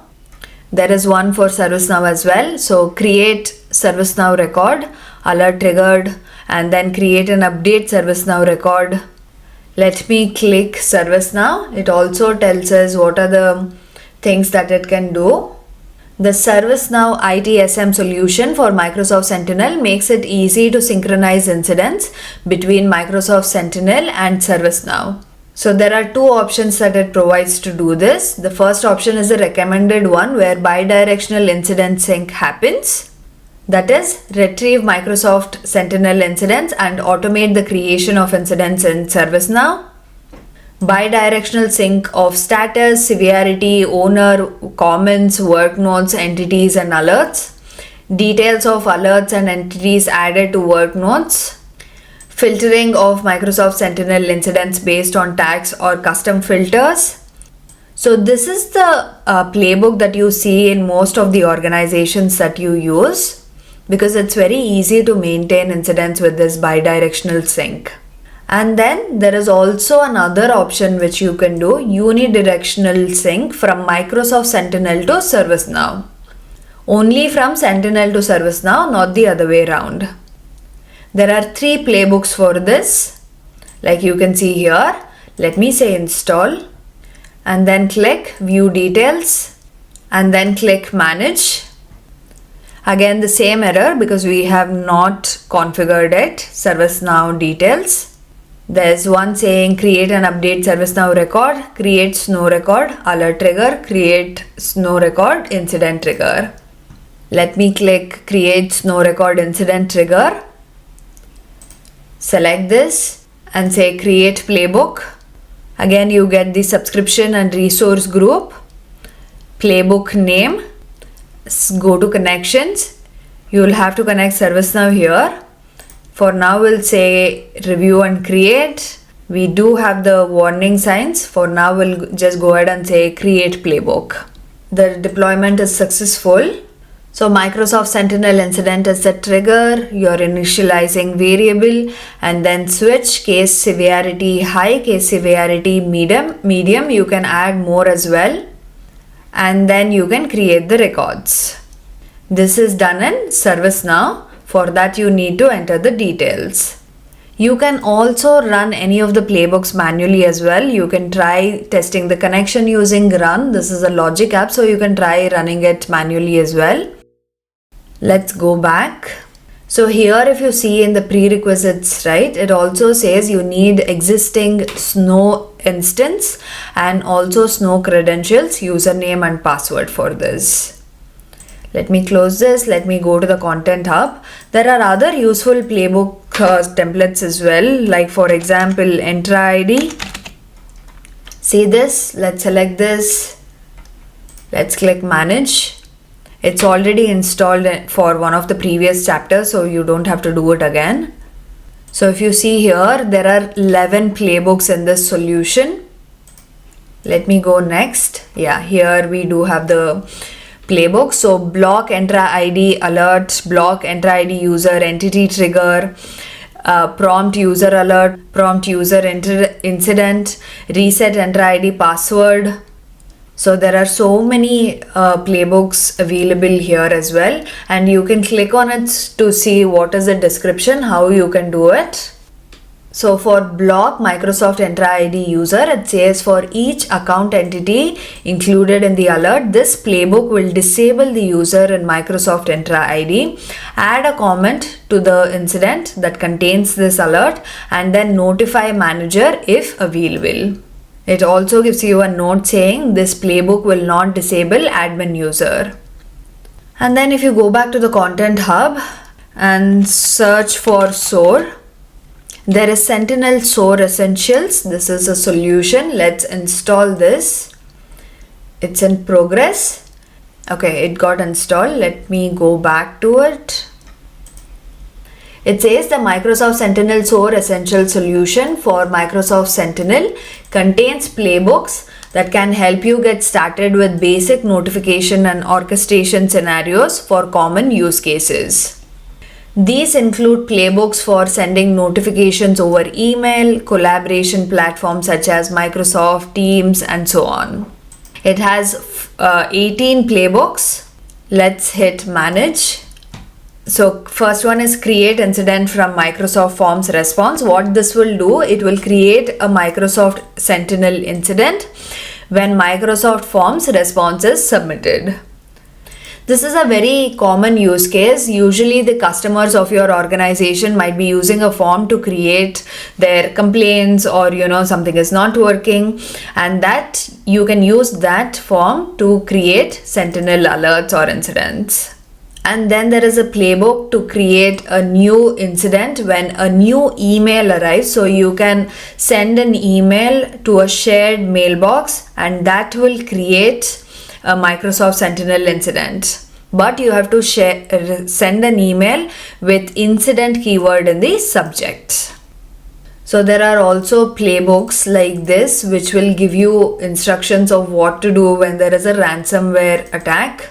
So it says this playbook will walk the analysts through 4 stages of responding to a ransomware incident, that is containment, investigation, eradication and recovery, and then prevention.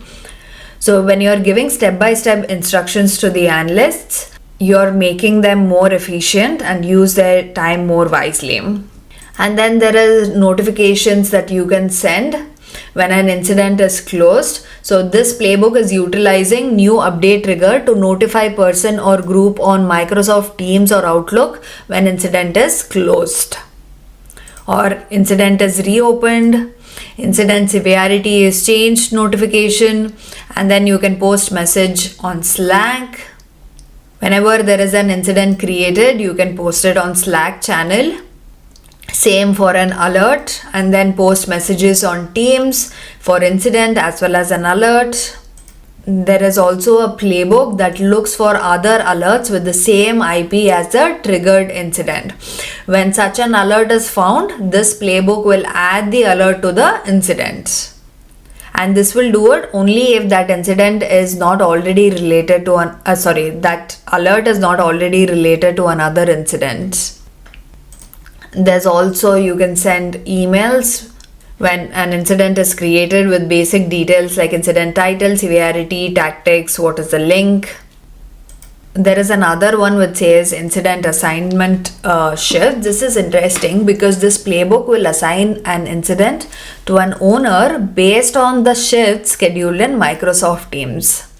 So when an incident is assigned, the incident owner will be notified with an email.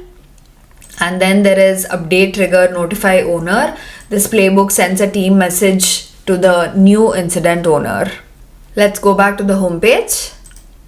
Under configuration, automation, playbook templates, you can customize all of these templates as well. You can add your own details to all of them. And one more setting that I wanted to show was under configuration, settings. Here go to settings again.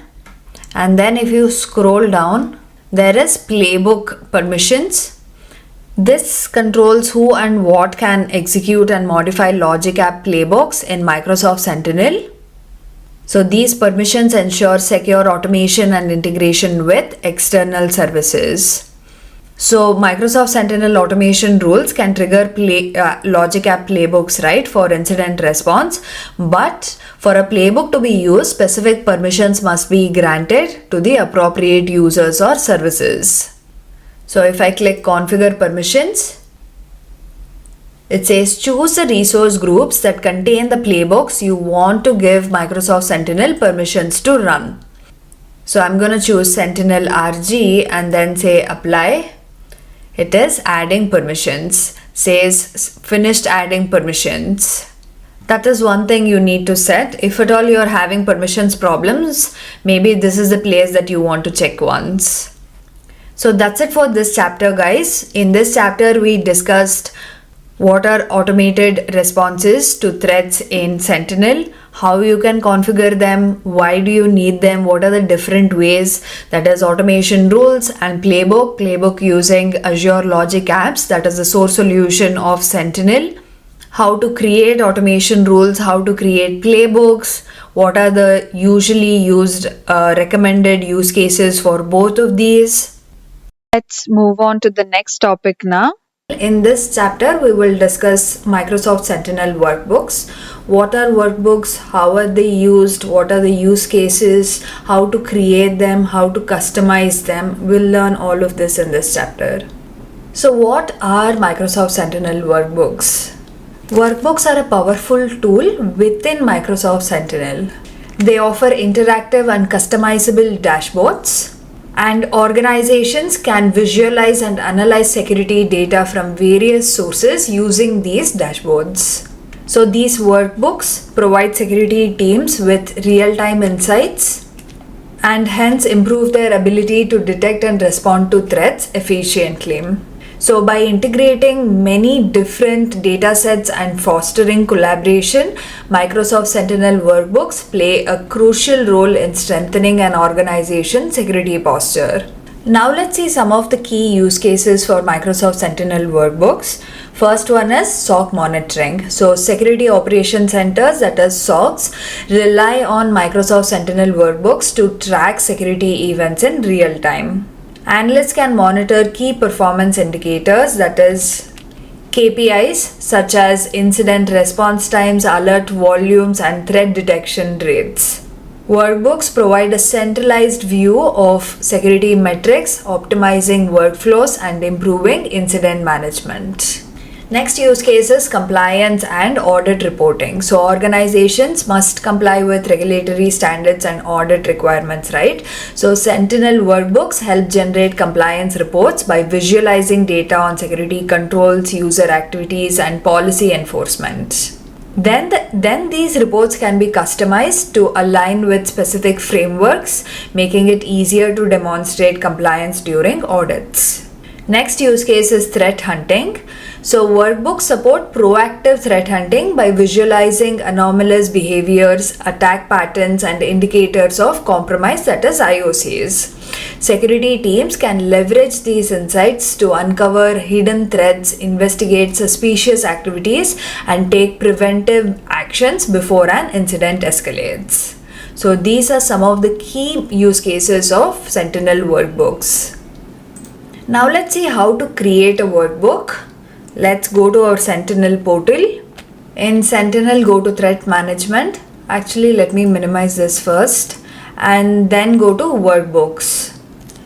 Here you can choose whether to use a pre-built template or create a new workbook from scratch. So for templates, you can go to Templates here. You can browse through the available workbook templates and select one that meets your needs. So these templates offer predefined visualizations and metrics, making it easier to get started. If you want to create a workbook from scratch, then select Add Workbook button. Once you click Add Workbook, a blank workbook opens. You can add your custom queries and visualizations here. So if you see, there are some metrics parameters that are already available for us. So let's click Edit. If you want to rename this, add your own description, then edit this, and you'll have to edit it in markdown text. So if you want to remove everything and then say my workbook, so you can preview it in the preview box. So markdown language, if it is double star, that means it should be in bold. If I remove this and go back to preview, it's not bold. You can also change color, you can change the font, you have many customization options. For example, if I say style color yellow and then font size I'm increasing to 20, maybe I'll make it 40 for now. And then if I preview, this is how it looks. And if you go back, say I want to make it bold as well, then say font :bold. And then if you preview this, it's in bold, it's in the color that I wanted, and it's in the size that I wanted. I'm going to say done editing. So now this is how you can customize your description, your title. And then you can customize the dashboard as well. So I can say edit. So this is the query. So it's showing me a bar chart. If I want to change it to say pie chart, I can do that. I'll just have to say pie chart and run query. It's working, so I'm gonna scroll down. So if you see, there is a pie chart now. Before it was a bar chart. So there is customization options for you, and you can also choose the size if you want it medium. So you can see that the size changes, and then large or small, tiny, full. You have all the options here. If you don't want to do it in KQL, you can also choose set by query, say for example bar chart. So for bar chart, it changed to this. I'm going to make it small so that it's easier to view. So this is the bar chart view, line chart, scatter chart. So you can choose whichever you want, whichever is easier for the people to analyze it. And also you can choose the time range. Do you want it for last 24 hours, 30 days, and you can also use custom dates. If you click here, you can see the custom time range that you can pick from. And if you check chart settings, you have other customization options. For example, custom number formatting. That means apply custom number formatting. This will let you set units, style, formatting options for number values. And then series setting, you can choose, you can add more values here. For now, I'll close this. I'll also say here done editing. And if you see, there is an add button where you can add text, parameters, links or tabs, add query, add metric and add group. So if you want to add a query for which you want the visualization, you can just add the query here and then run it to test if it is working. And if you are not comfortable with KQL, let's close this for now and then add again, say add metric. So you can add metrics here. So if you say add metric, you have the namespace and then metrics. You can choose whatever you want here. If at all you're ingesting data, then it will show you in the graph, in the charts. And if you want a display name, you can use that. And also there is aggregation option. So different metrics have different available aggregation methods. Let me cancel this as well. And you can also publish your workbook. So publishing a workbook in Microsoft Sentinel means making it available for other users, teams or organizations to use, either within your environment or as part of shared gallery template. So when you publish a workbook, you save it in a structured format, usually JSON, and share it in a repository such as GitHub or Azure. This allows others to easily deploy and use a workbook for security monitoring, compliance reporting or threat detection. So in the editing, if you go here, this is the advanced editor, click on it. There is gallery template JSON that is available. You copy it, save it in .json file on your local machine. Before that, you need to add the properties to the JSON file like this: style setting, template ID, and then schema. And then you save the JSON file with a meaningful name like, my Sentinel workbook, my Sentinel workbook for SOC, something like that, so other people know also. Then you upload the JSON file to GitHub. So navigate to your solution repository in GitHub, locate the workbooks folder. If the folder does not exist, you will have to create one, then upload your JSON file to the workbooks folder. You also have options to upload optional logo. This is just an option. You can upload logos, you can capture and upload preview images. And you can also update the workbook's metadata JSON file. You can include relevant details such as workbook name, description, template ID, preview image links, logo if at all you've added one. So that's how you publish your workbook also. It's very easy. First you go to advanced editor, copy the JSON, make it a file, add the properties before that, upload it to your GitHub. Add other preview images, optional logo, and update your workbook's metadata JSON file. So once you review all uploaded files to ensure correct formatting and naming conventions, validate your changes before submitting to pull request or integrating the workbook into your Microsoft Sentinel gallery. Let me close this. I'm not going to create this one because it might charge me. So I'm going to cancel all of that. And then if I go to templates here, let me say I'm going to select Event Analyzer. You can create your workbooks from here as well. The Event Analyzer workbook allows to explore, audit, and speed up analysis of Windows event logs, including all event details and attributes such as security, application, system, setup, directory services, DNS, and others.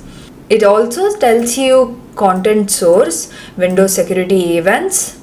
So if I say view template, you can select the subscription, workspace, and the time range that you want the data for. So that is how you customize your templates that are already available.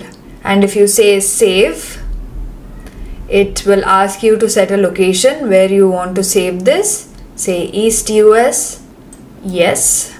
And now if you see in my workbooks, there is one that is already saved. If I go to my workbooks, there is Event Analyzer. You can view the template, you can view saved workbook, and then also edit it. So I clicked on saved workbook, view saved workbook. You have the option to edit it as well. Let me go back. Let me delete this for now. Now let's see some of the key Microsoft Sentinel workbooks and their use cases. First one is security monitoring and incident investigation. For that we have analytics, health and audit. This ensures security rules are functioning correctly and tracks any changes made to analytics rules. Then there is incident overview, provides detailed insights into security incidents, helping analysts with triage and investigation. Investigation insights help security teams analyze incidents, bookmarks and suspicious activities through visual reports. MITRE ATT&CK Workbook maps security events to the MITRE ATT&CK framework, providing better threat visibility. Then next one is identity and access management. In that we have Microsoft Entra audit logs. This tracks user operations including password and device management activities. Then there is Microsoft Entra sign-in logs. This monitors user login activity including failed attempts and access locations. Next is Identity and Access Workbook. This analyzes identity-related security logs to provide insights into authentication activities. Next we have Cloud and Compliance Reporting. Azure Security Benchmark. This evaluates cloud security posture across Microsoft 365, Azure, third-party and hybrid workloads. Cybersecurity Maturity Model Certification, CMMC. This assesses security compliance based on CMMC control frameworks. Zero Trust. This visualizes Zero Trust security principles and aligns them with compliance frameworks. Next one is Threat Intelligence and Hunting. Threat Intelligence Workbook. This provides insights into threat indicators, malicious domains and suspicious activities across cloud and hybrid environments. Microsoft Defender for Cloud Apps. This tracks cloud application usage, highlighting potential security risks. Security Alerts Workbook. This displays alerts across different security sources and helps analysts respond to threats in real time. Next one is Workspace and Data Monitoring. Data collection, health monitoring. This ensures data ingestion is running properly, identifying anomalies in log collection. Workspace Usage Report. This provides visibility into log consumption, data latency, and cost management. Event Analyzer. This enables in-depth analysis of Windows event logs, including security, system, and application events. So in summary, Microsoft Sentinel Workbooks provide real-time insights, streamline security operations, and enhance threat detection. So that's it about workbook, guys. Microsoft Sentinel Workbooks. Let's go to the next chapter. In this chapter, we will discuss Microsoft Sentinel Watchlists. What are Microsoft Sentinel Watchlists? So these are a powerful tool that helps security teams to organize and manage important data. Important data such as IP addresses, domains, user accounts, and device names. So these lists assist in detecting threats, investigating security incidents, and responding effectively. So by using this watch list, right, analysts can quickly filter information, correlate alerts, and enhance their threat hunting processes, and then finally strengthening security operations. Watch lists in Microsoft Sentinel allow organizations to bring in external data and compare this data with security events within their Sentinel environment. Like for example, a watch list might contain high value assets, recently terminated employees, or service accounts. These lists can be used in searches, detection rules, analytics rules, threat hunting activities, and automated response playbooks. Watchlists are stored within Sentinel as name-value pairs. Watchlists are designed for fast query performance and low latency. This ensures quick access to critical security data. Now let's see when to use watchlists.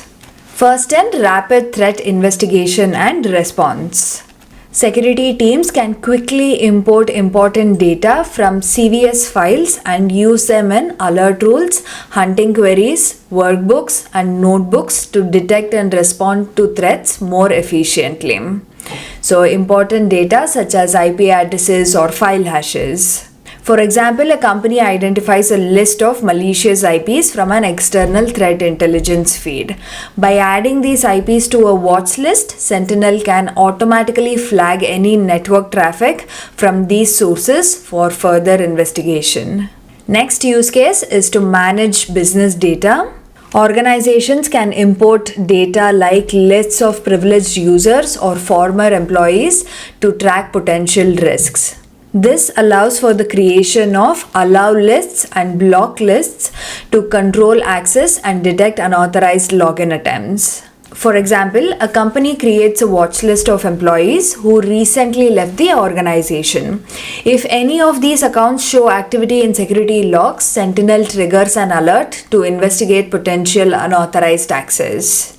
The next use case is to reduce alert fatigue. By creating allow lists, security teams can suppress unnecessary alerts from trusted users or known safe activities. So this prevents security teams from being overwhelmed by false positives and allows them to focus on real threats. For example, a security team notices that their network scanning tool frequently triggers alerts. They add the tool's IP address to a watch list and hence preventing unnecessary alerts while still monitoring real threats. Next use case is to enhance event data. Watchlists provide valuable context by enriching security event logs with external data sources, and this helps security analysts better understand potential threats and take appropriate action. For example, a watch list of known phishing domains is used to cross-check URLs found in company emails. If a match is detected, Sentinel automatically flags the email as a potential phishing attempt. So these are some of the key use cases of when to use watch lists. Now let's go to the Azure portal and see how to create them. In Sentinel, go to configuration and then watch list. Click new. I will add the name as internal scanner IP addresses, and you can add a description. And then there is alias. An alias is a unique identifier assigned to a watch list column while creating the watch list. So it allows security analysts to reference specific columns easily when writing queries in KQL. I will just say scanner IPs. And then the next one is source type, local file or Azure storage. I'll select a local file here, and then the file type is supposed to be CSV. This is number of lines before row with headings. I will enter 0, then upload the file that you have. I created this file with example IP addresses and I uploaded it here. Drag and drop it, or you can browse for files. And then you select the search key. Search key in Microsoft Sentinel Watchlist is the column that you will be using frequently for searching, filtering, and joining with other data in Sentinel. So this acts as the primary key for referencing the watchlist in queries. So in this example, I will select IP address column as the search key. This is the first column, and this uniquely identifies each row. And then say create, next create again. And it says you successfully created internal scanner IPs watch list. Let me refresh the page. And here is the internal IPs watch list. If I expand this show panel, it says it was created by whom, when it was last updated, search key is IP address. You can view in logs. So if I click view in logs, it takes some time to reflect. I'll select KQL mode here. This is the query that is getting run, that is get watchlist scanners IPs. It lists the IPs that we just created for this watchlist, but it's gonna take some time to reflect here. For now, let me close this and go back to the watchlist.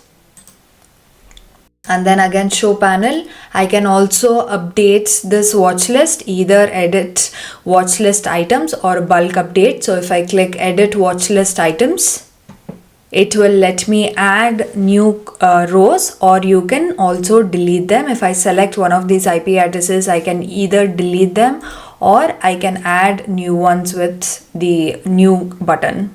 So let me close this. And then there was bulk update option as well. If I go to bulk update, I can upload a file again.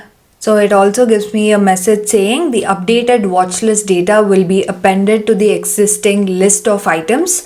Items with same properties will be deduplicated. Let me close it. Now let me see if we can see it in the logs. If we go to view and logs and then select KQL mode. So this is how it shows. When was it last updated? ID, search key, description, IP address and the threat level. So you are using this query get watch and the scanner IPs. This is the alias of that watch list.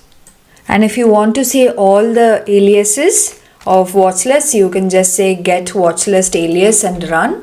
There's only one that I've created and it comes up here, scanner IPs.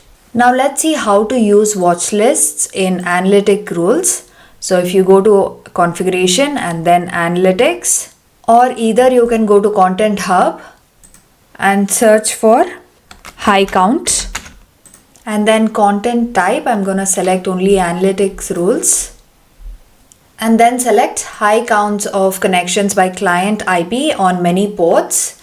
Let's say install, and then it says description identifies when 30 or more ports are used for a given client IP in 10 minutes occurring on the IIS server. And now the installation is successful. Then let's say create rule, and this is the rule query here. Let me close this and then go to configuration analytics, and if you see in the rule templates, this rule must be there. I'm gonna right click and say create rule and then go to set logic, and let me expand this rule query. So we just need to add this line where get watchlist scanner IPs is the function that retrieves the contents of a watchlist named scanner IPs. And then project IP address. The project operator is used to select specific columns from the watch list, and in this case it extracts only the IP address column from the watch list and it filters out unnecessary data. And then there is let watch list, and then there is let watch list. This let statement creates a temporary variable called watchlist that stores the extracted IP addresses, and this variable can now be used in other queries to compare, filter or join with other security logs.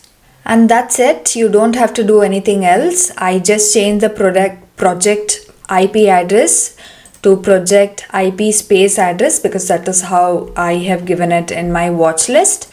Just have to go automated review create, and it is validating the fields.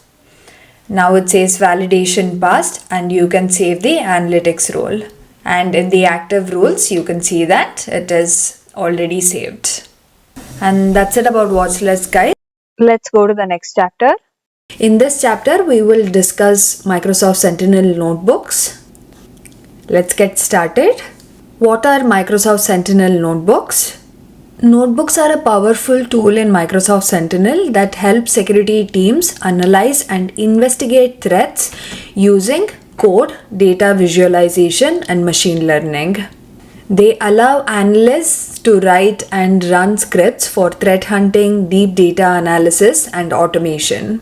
Microsoft Sentinel stores a large amount of security data, and this data can be accessed through an API. And this API lets tools like Jupyter Notebooks and Python connect to Sentinel. This makes it easier to explore security data, find threats, and automate investigations.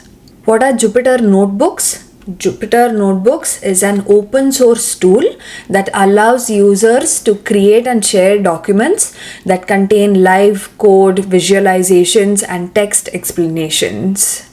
It supports multiple programming languages including Python and is widely used for data analysis, machine learning, and security investigations. If you go to jupyter.org, you can find more documentation on Jupyter Notebooks. If you scroll down, it has a Jupyter Lab, Jupyter Notebook. It supports over 40 programming languages including Python. and you can also provide documentation for Jupyter Notebooks here. So this is the documentation, how to use it. Now let's see when to use Jupyter Notebooks and Microsoft Sentinel. So like I said, Jupyter Notebooks offer more flexibility and advanced capabilities beyond what is available in the Microsoft Sentinel portal. First use case for Jupyter Notebooks and Sentinel is advanced data analytics. So you can perform custom threat analysis using Python based machine learning techniques that are not available in Sentinel by default.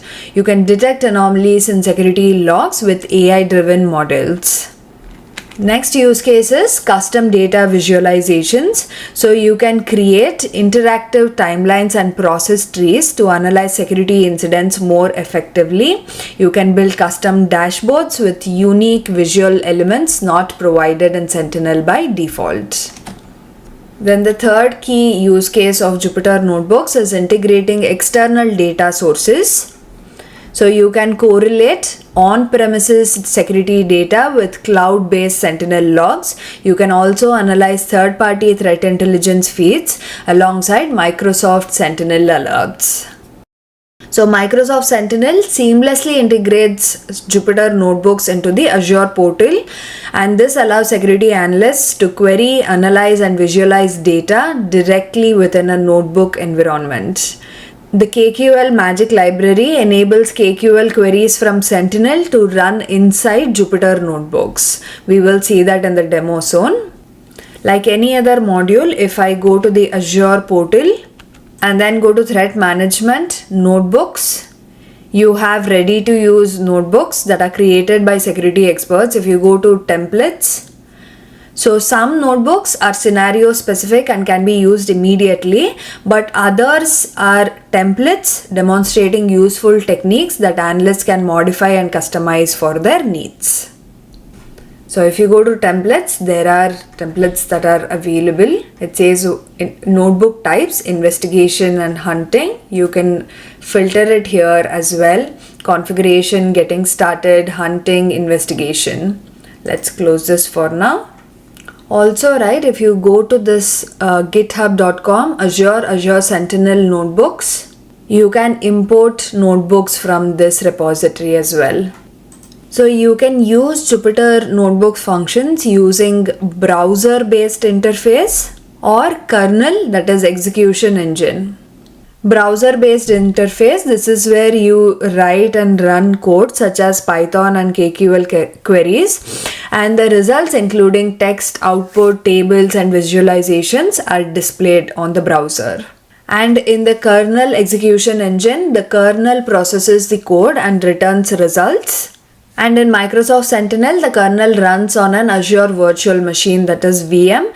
The VM can handle multiple notebooks at the same time, and if complex machine learning models are used, more powerful VM options are available. We can use Python packages as well in Microsoft Sentinel Notebooks. These are reusable libraries that help simplify coding by providing pre-written functions for various tasks. Microsoft Sentinel Notebooks rely on several popular Python packages, like for example Pandas.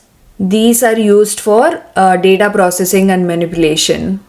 There is also something called as Mystic Py. This is a security focused Python package, and Microsoft Sentinel Notebooks use Mystic Py, and this is a specialized package designed for threat hunting and security investigations, data enrichment and analysis, visualizing security data. Now we will create a Sentinel notebook. For that, it's the same location under Threat Management, Notebooks, Templates. Under this, we'll select Get Started Guide for Microsoft Sentinel ML Notebooks. So this notebook serves as a beginner's guide to using Jupyter Notebooks for security investigations in Microsoft Sentinel. So it basically walks you through the fundamental steps needed to start working with Sentinel Notebooks and provides references to additional documentation for advanced capabilities. So why we recommend to run this notebook first? This notebook helps you to understand the core features of Sentinel notebooks, learn how to analyze security data using pre-built notebooks, and get familiar with data visualization and threat hunting techniques. So what this notebook basically does is that it attempts to use sign-in logs data from your Microsoft Sentinel workspace. But note that real-time data is not available. It will automatically switch to sample data for demonstration purposes. And then you click Create from Template. And we get this error saying Azure Machine Learning Workspace is required. So this workspace is for providing the necessary compute resources and infrastructure to execute Jupyter notebooks. So for that, first, let's go to the search bar and search for Azure Machine Learning and select Azure Machine Learning. Click Create New Workspace for ML projects and teams. Subscription is the same. I will select the same Sentinel group, resource group name, Sentinel Notebooks Demo. Region same, it has a storage account, key vault, and there is application insights as well. So these will be newly created. If you don't want them to create new ones, you can use the already existing storage accounts or key vaults or application insights, but you need to specify them here. Next, networking. I will continue with the public one. Workspace is accessed via public endpoint, so I'll go with the same. And then next is encryption. So this says your data is encrypted by default using Microsoft managed keys. So that is great. There is also an option that you can say encrypt data using a customer managed key, but I'll stick with Microsoft managed keys for now. And it also says once the workspace is created, you cannot change the configuration. So this is good. I'll go next. I will go with the default settings here as well. Access type, storage account, credential based access. Next one is tagging. I don't need any tagging here. Next, click review and create. It is running final validation. Now the validation is passed. I'm gonna click create to create this resource, and deployment is in progress now. You can see that different resources are getting created: application insights, storage account, key vault, log analytics workspace. Now you can see that your deployment is complete. We'll go to resource, and this is how your machine learning workspace looks. Now let's go back to Sentinel, search for Sentinel workspace. Let me minimize this. Go to threat management, notebooks. In that templates, we'll select a getting started guide for Microsoft Sentinel ML notebooks. Create from template. We don't get that error message anymore saying that you need Azure Machine Learning Workspace. It's already selected the one that is available, Sentinel Notebooks Demo. Now let's say save. And now creating notebook. Cloning notebook was saved successfully. Let's launch the notebook. And then we land here, Azure AI Machine Learning Studio. Notebooks require a compute environment to run Python scripts, perform security investigations, and process large data sets. And that is why machine learning compute is needed. So if you see here, there is compute and there's automatically serverless Spark compute available. If you don't want to use this, you can create a new one. Let me create a new one. So click that add mark. Compute name, I'm gonna keep it as Sentinel Demo. Virtual machine type, I will go with CPU. The size recommendation, virtual machine size. The recommended one is this one, memory optimized.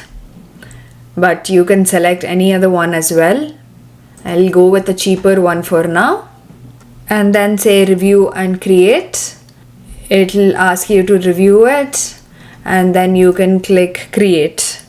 It says compute creation is in progress. You can now see it in your list of compute. So we will have to wait for this to complete. So here you can see that Sentinel demo, the one that we created right now, is getting created. Now you see that compute Sentinel demo provisioning succeeded. It took me around 5 minutes to get this completely created, okay? So now it says that the compute is running. Now let's see what the notebook says. First it is talking about the prerequisites, some permissions which we already have, then the contents of this notebook.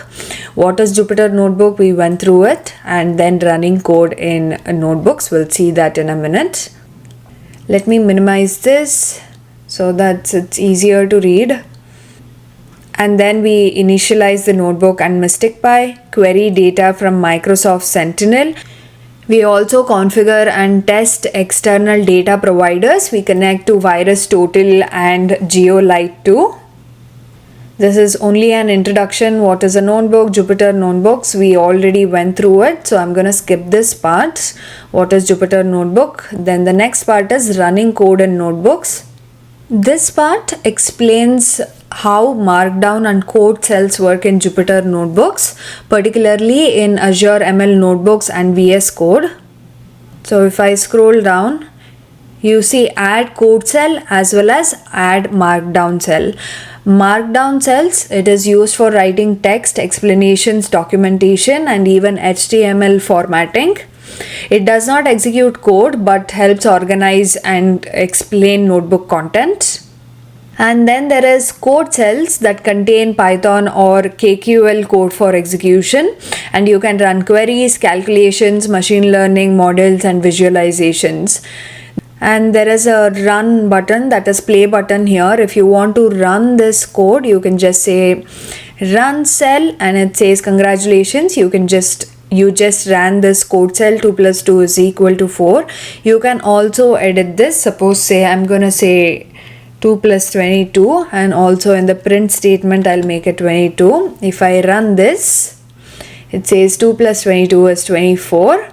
So you can modify this as well.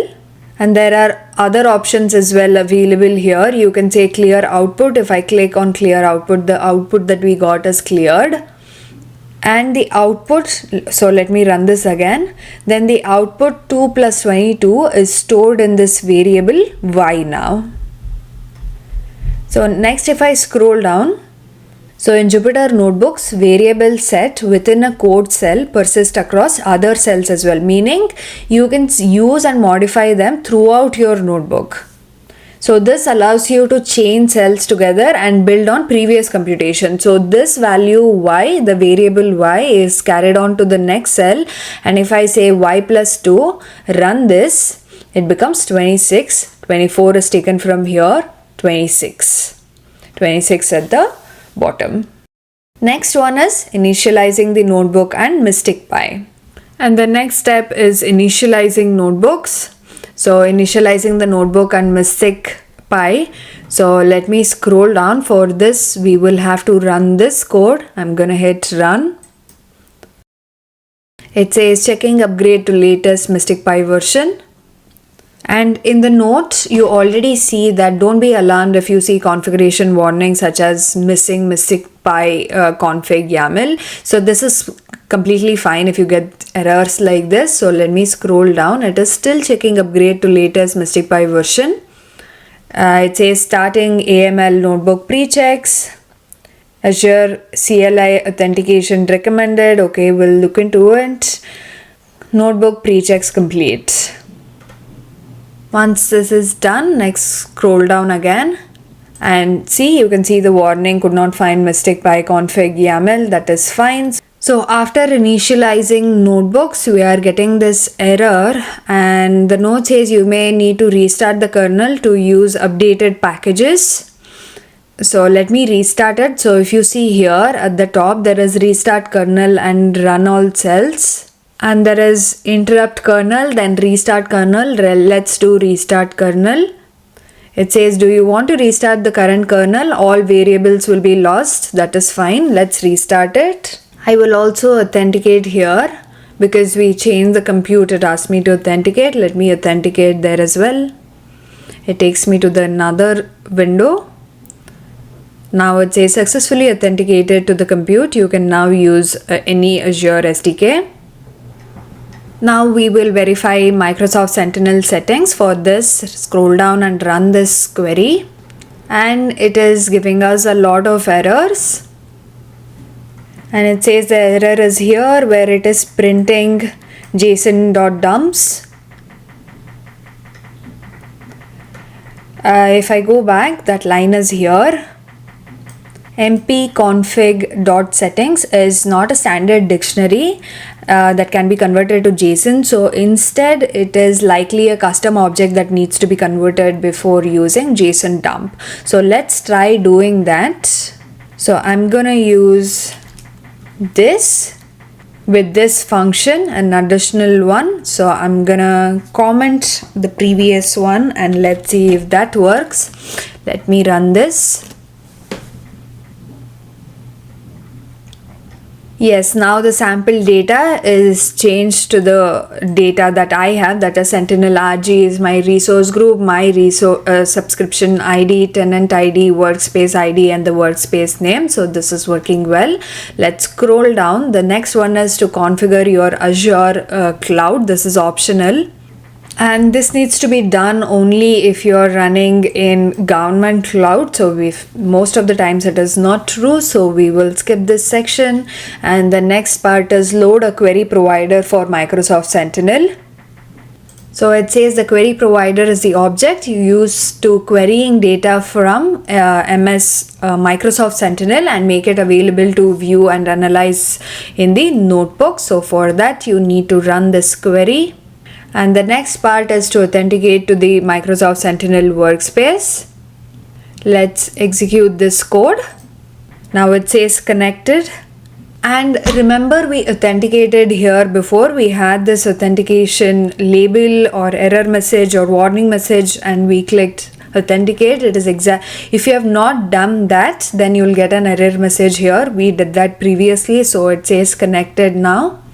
And then says test your connection using a Mystic Pi built-in Microsoft Sentinel query. Let me run this. And now you see it returned results. That means the connection is working. There is nothing the query returned, no rows for this time range. That is completely fine, but it is still working. The connection is good. And the next step is to configure and test external data providers, VirusTotal and Geolite.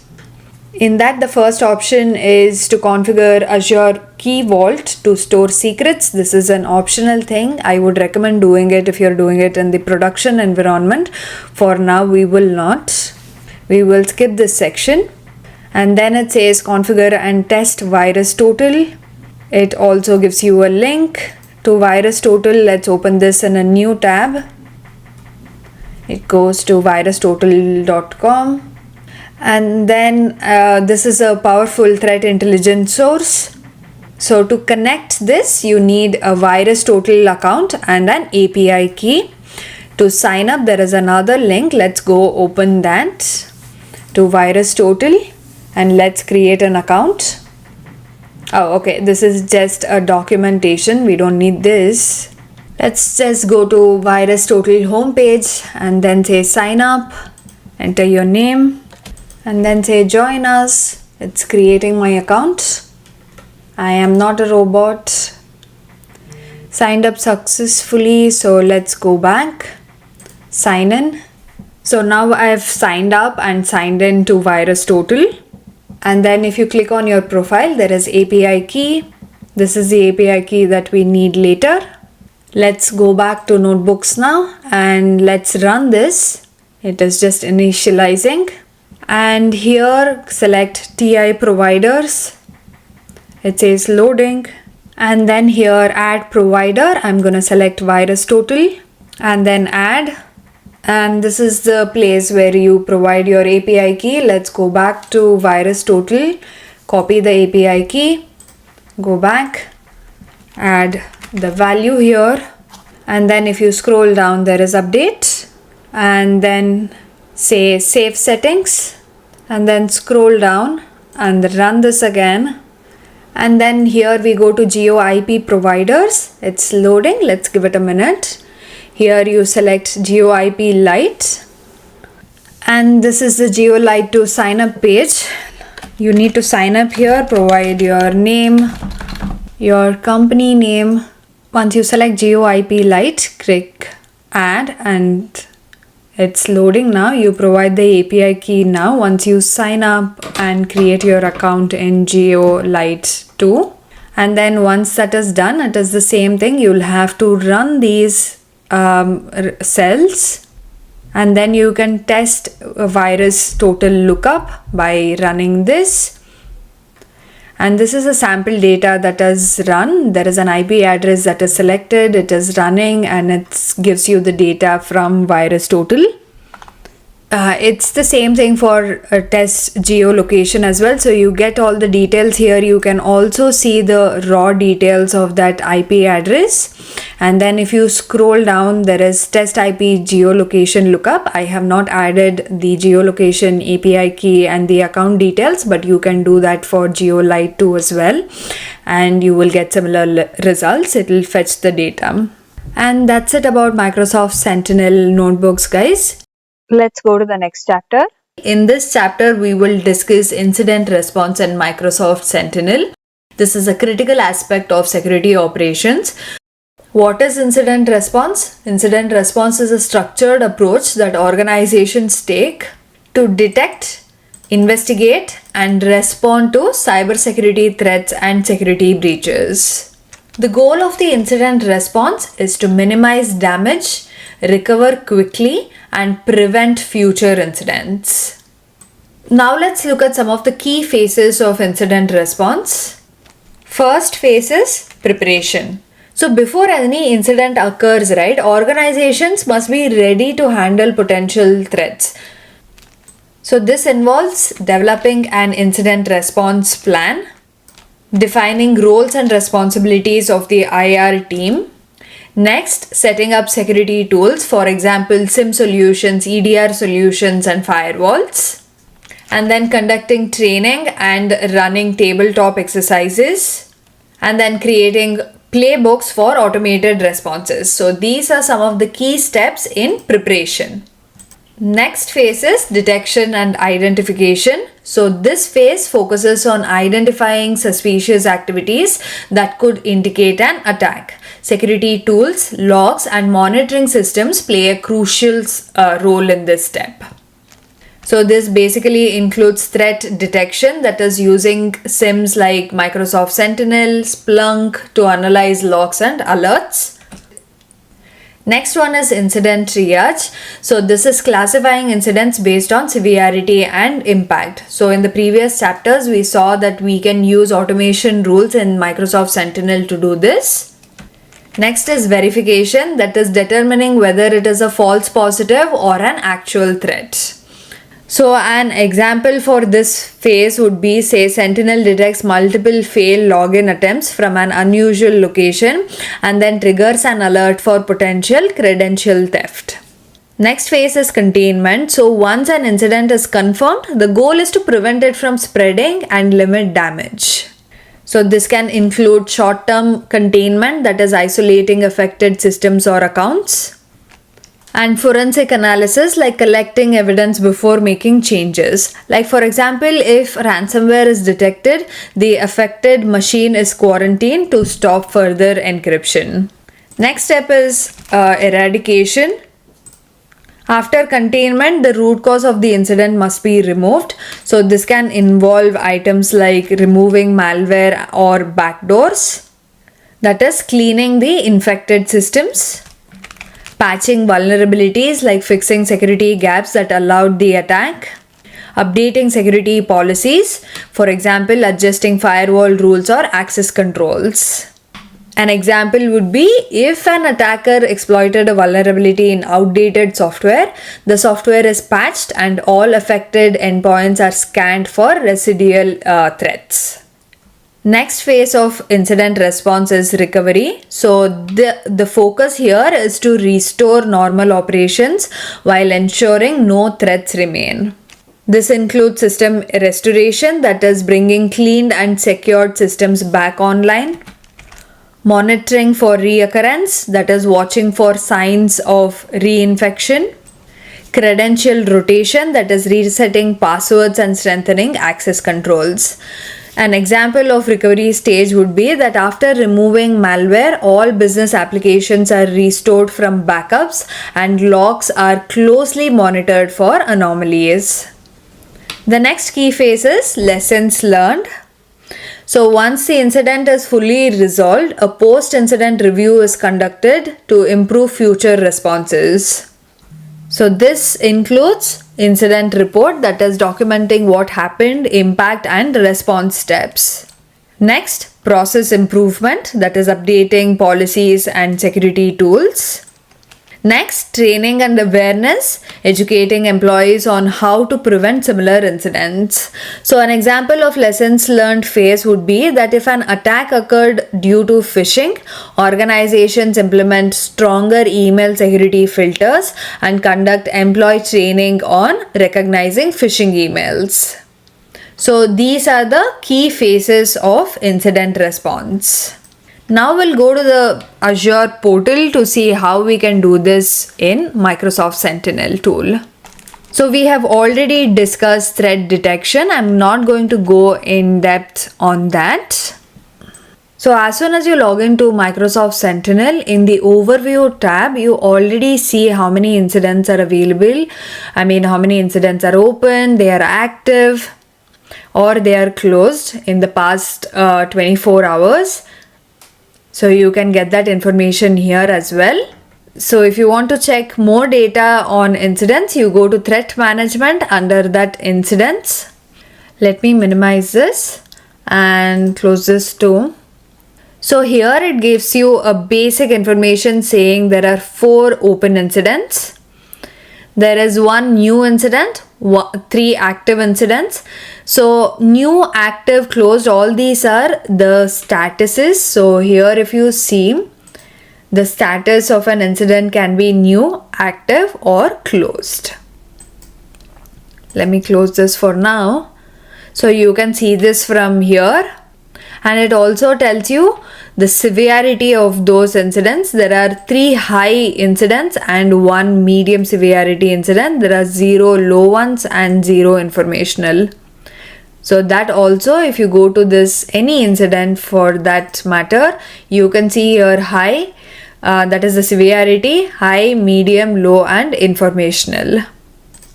And this is where you manage. This top panel is the one where you manage all the incidents, like bulk manage incidents. You can create incidents. So if you click here, you can also manually create an incident if it is not triggered. You provide the title, description, severity, status and owner. You can assign it to one of the users. You can also assign a tag to it and then create one. And the next one is to refresh. You can also enable this auto refresh incident, so you don't have to use this button.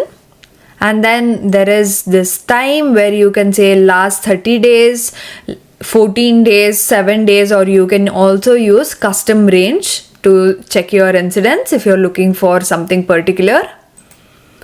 And then actions. So in actions, you can bulk change the severity of incidents and assign it to some owner, and status, bulk change them, also the tags. And if you don't want any incident, you can delete them as well. Remember that this action is not reversible. It will not show up again here, but you can see it in the security incident table in the log screen. For now, I'll say no. So what it is talking about is, if you go to general and then under that logs, let's close this. Let's select KQL mode and search for security incident. This is the table. Say run. So this table has all the details of the incidents also. So you can find it here once it is deleted, but it will not come back in the portal back there in the overview or incidents tab. And then there is security efficiency workbook. So this is a built-in dashboard designed to help SOC teams measure and optimize their efficiency. So it tells us how many incidents created over time, incidents by closing classification that we will see. When you close an incident, you can choose the classification. And then there is incident created by severity, by owner, status. It also gives you the mean time to triage, mean time to closure. So this is a very helpful workbook for SOC team. Let me go back. So let me select one of these incidents. So here you can assign it to the user. First is owner, that is unassigned here. You can assign it to one of the users. Or there is status, which is new, active and closed. You can change it from new to say active or closed. Severity, again, this is set up with medium, but you can change it as well. And here it also tells you how many events do you have as evidence, how many alerts are there in this incident, when was it last updated, and when was it created. It also gives you entities. We don't have any, so it is not here. It also gives you an incident workbook. Let's open it and see what that is. Okay, so this is giving us details about that. Title, time created, severity, status, owner, products, alert, bookmarks, labels, if there are any classifications. It gives you all the details. Okay, let's go back. Then it also tells you how this got generated. It is because of the analytics rule called new user creation NRT. We created this in our previous chapters. So this rule was created just to identify if there was any new user created in Entra ID. We use the KQL query for this. That is, we grept operations is equal to add user in audit logs. So next there is tagging. If you want to tag it, you can also do that. And then you can write your comment here. And then you can go view full details. So here, alert product names, it says Microsoft Sentinel here. And this refers to the sources or security solutions that generated these alerts. It can be Microsoft Defender for endpoint, Office 365, identity, cloud, identity protection, right? So right now it is Microsoft Sentinel. And in the status, if you want to close this, you can select classification. This is what I was talking about before. So it is true positive, that it is a suspicious activity. Then it is benign positive, that is suspicious but expected. Next one is false positive, which is incorrect alert logic. Another one is false positive, which is inaccurate data. So either there can be false positive because of inaccurate data or incorrect alert logic, and the other one is undetermined. You can select one of these while closing an incident. And then let's see what happens if I go to logs. So logs, it runs the query for security incident. If I expand one of these, you can see the tenant ID, time it generated, the incident title and the name, that is the ID, severity, status, owner, and a lot of other details. Okay, let me close this. And then there are tasks. One of the most critical aspects of running an efficient security operations center is the standardization of processes. That is, all analysts follow a consistent and structured approach. That is to enhance incident response effectiveness, reduce human error, and improve compliance with security best practices. So one of the ways to achieve that is creating a task. So you can add task, give a title, and then provide the description what needs to be done. This is to ensure that no critical steps are overlooked in handling security threats. Actually, let me close this and go back to another incident. So this incident was created before I created automation rules. Let me go to one of the other incidents and open them. view full details. And then in the activity log, if you see, it says first incident was created at so and so time, and then incident status was changed to active by automation rule demo. So I created an automation rule demo which changes the status of an incident from new to active whenever an incident is created. Then it changes the severity to high, and then it changes the owner to anybody that you want to. And then it also applies a tag saying created by automation rule. This is the tag that I added in the automation rule. All of this gets recorded and all the data is available in the activity log. Here you can also add different comments. Let me close this and go to tasks. There's already a task that is added here. Why? Because it was in the automation rule. So if I go to the automation rule, we have already gone through this in the previous section. So I'm not going to talk more about it. But the automation rule is automation rule demo. When an incident is triggered from Sentinel with all the analytic rule names I've selected here, the action, change status to active, change severity to high, then assign owner as Navya, and then add tag saying created by automation rule. And then I have added a task saying SOC user creation checks, and then the checklist of what needs to be done when a new user is identified. First, I'm saying that the user request verification should be done. That is, validate the request source. Is it an email? Is it a ServiceNow ticket? Or if there is manager approval for this? And then request follows the organization's access request procedures, confirm that the requester has the authority to approve user creation. So I have added the checklist which the SOC analyst, whoever comes here, can go through it and make sure all of this is followed. That is how you can add tasks in incidents. Or you can add directly as well, but I used automation rule to add this. You can add other tasks too. Suppose same, I'm just adding something random saying verify with the one who created the user account, and in the description you can say check the reason for the user creation. And then I'm adding, let me make this bullet points, and then I can also add make sure it is according to the principle of least privilege. So you get an idea of what can be done with adding tasks. And then I'll say save. So there's another task that is created. So it says this is created by me, and the other one was created by the automation rule demo. So I told you I used automation rule to add a task. So you can also use Playbooks in Microsoft Sentinel to add incident tasks.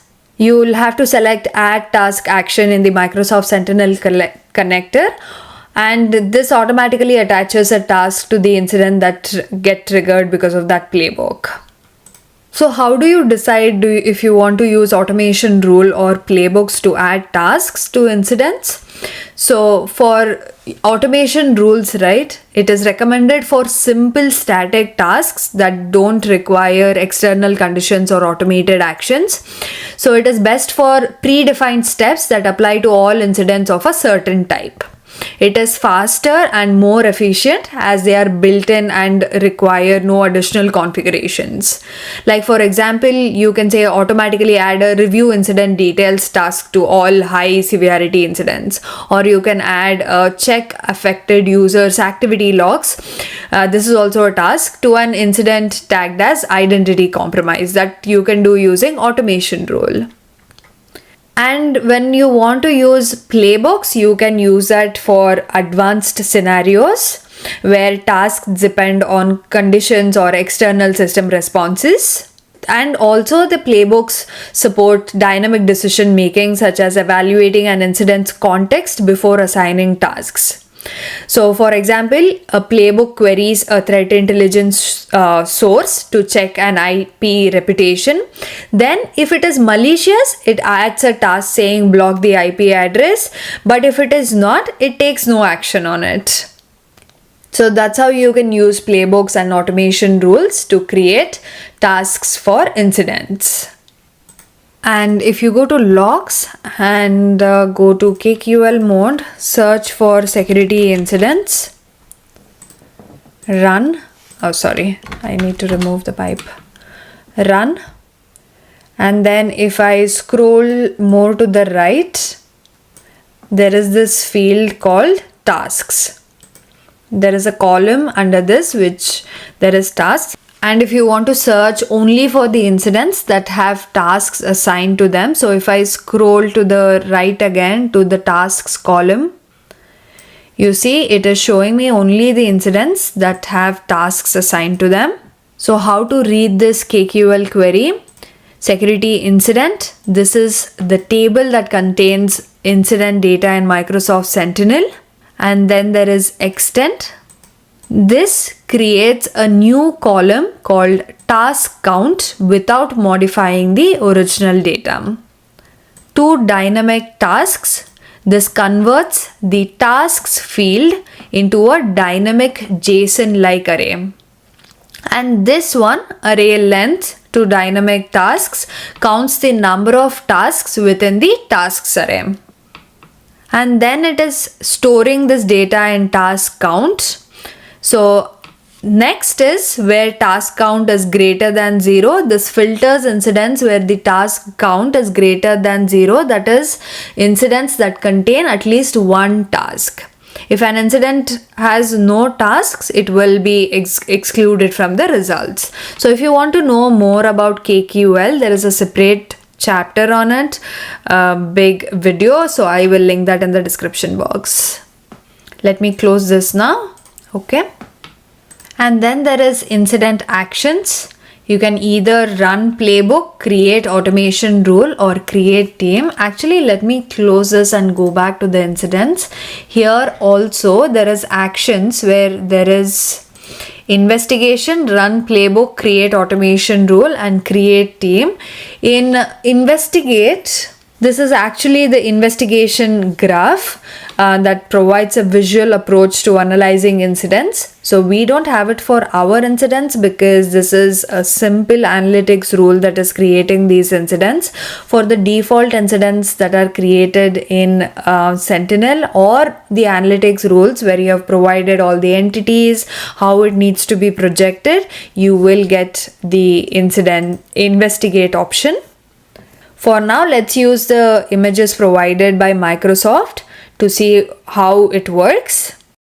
So, investigation graph enables security analysts to explore alerts, entities, and their relationships in an intuitive way. So, while this method enhances situational awareness, it may require frequent context switching compared to a structured query-based investigation. So you just need to go to actions and investigate to launch the graph view, and the graph will provide you, details about the entities that are directly connected to the alert and each resource connected further. And then you can select the entities and open the entities page where you can review information on that entity. Here it is for VM admin. And you can hover over any entity in the graph to uncover a set of expert designed questions tailored to that specific entity type. So these questions are created by Microsoft security professionals and analysts to help you guide deeper analysis. They are referred to as exploration queries. For example, using those exploration queries, you can get something like related alerts. And by selecting these events here, you can actually get the raw event results and the query used in log analytics for these. And see, it is also giving you a timeline for these. And if you hover over the timeline, you can see which things on the graph occur during that time. So that's how you can use the investigate tab to get the investigation graph. Let me go back to the portal. So we saw investigate. The next option is run playbook. You can execute a playbook on this incident to perform automated actions such as enrichment, response, or collaboration. So if I go there and run playbook, I can select the playbooks and run them manually. Let me close this. And the next option is to set up an automation rule to apply specific actions automatically to future incidents generated by the same analytics rule, and hence reducing the manual workload. So if I click create automation rule, it opens a page where it has already selected some parameters, and you can modify this. Let me close that. And then the last option is create team. This is still in preview. It will help you to create a Microsoft Teams channel to facilitate real-time collaboration across different teams or departments involved in incident response. So if I click create team, it takes me to the team name. It tells you the incident number and the title, then team description. You can add members to that group or groups to that Teams channel, and then create the team. So this is how an actual incident looks in Microsoft Sentinel. Mostly this is how it does. So it is giving you the title saying initial access incident involving one user.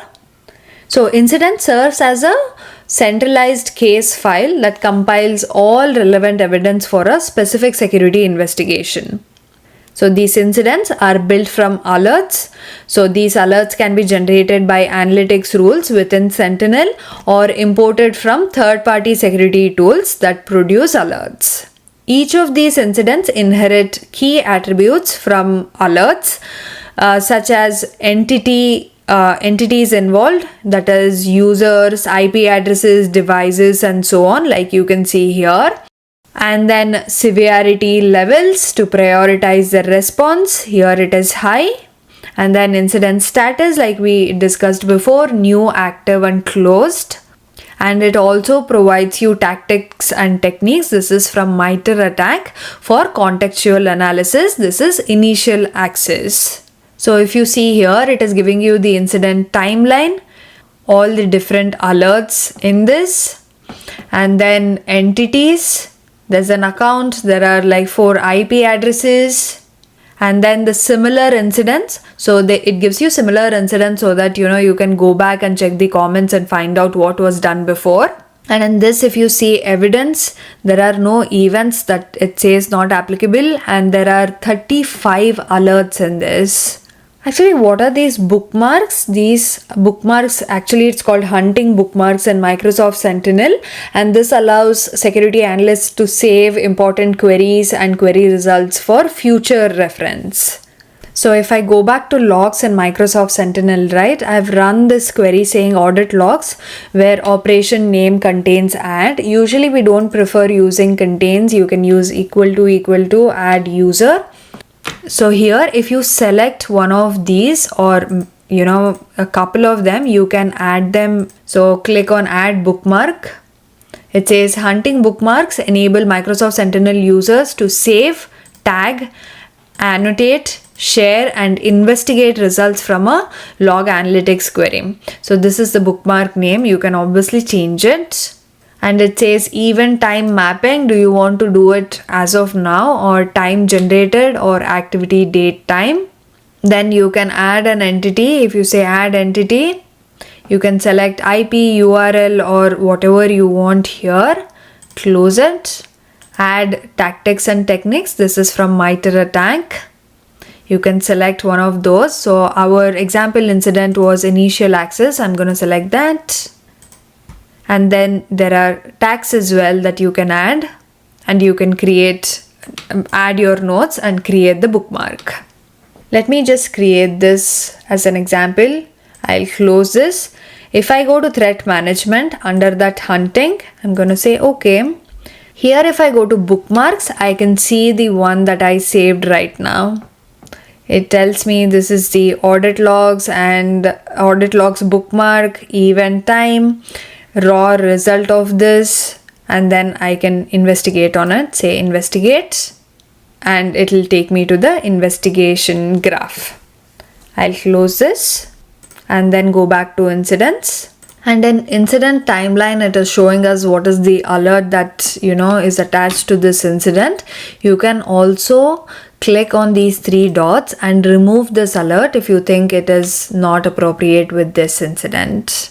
You can also add alerts to incidents. And you can run, suppose say you click these three dots, you can run playbook on this alert and also do the same with the entities as well.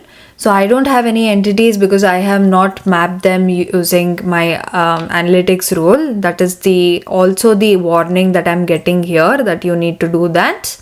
But I have not done that here. But if I had done that, I would have got an option like this for my entities as well, saying you can add to threat intelligence, or you can run a playbook on this saying, I want to block this IP address.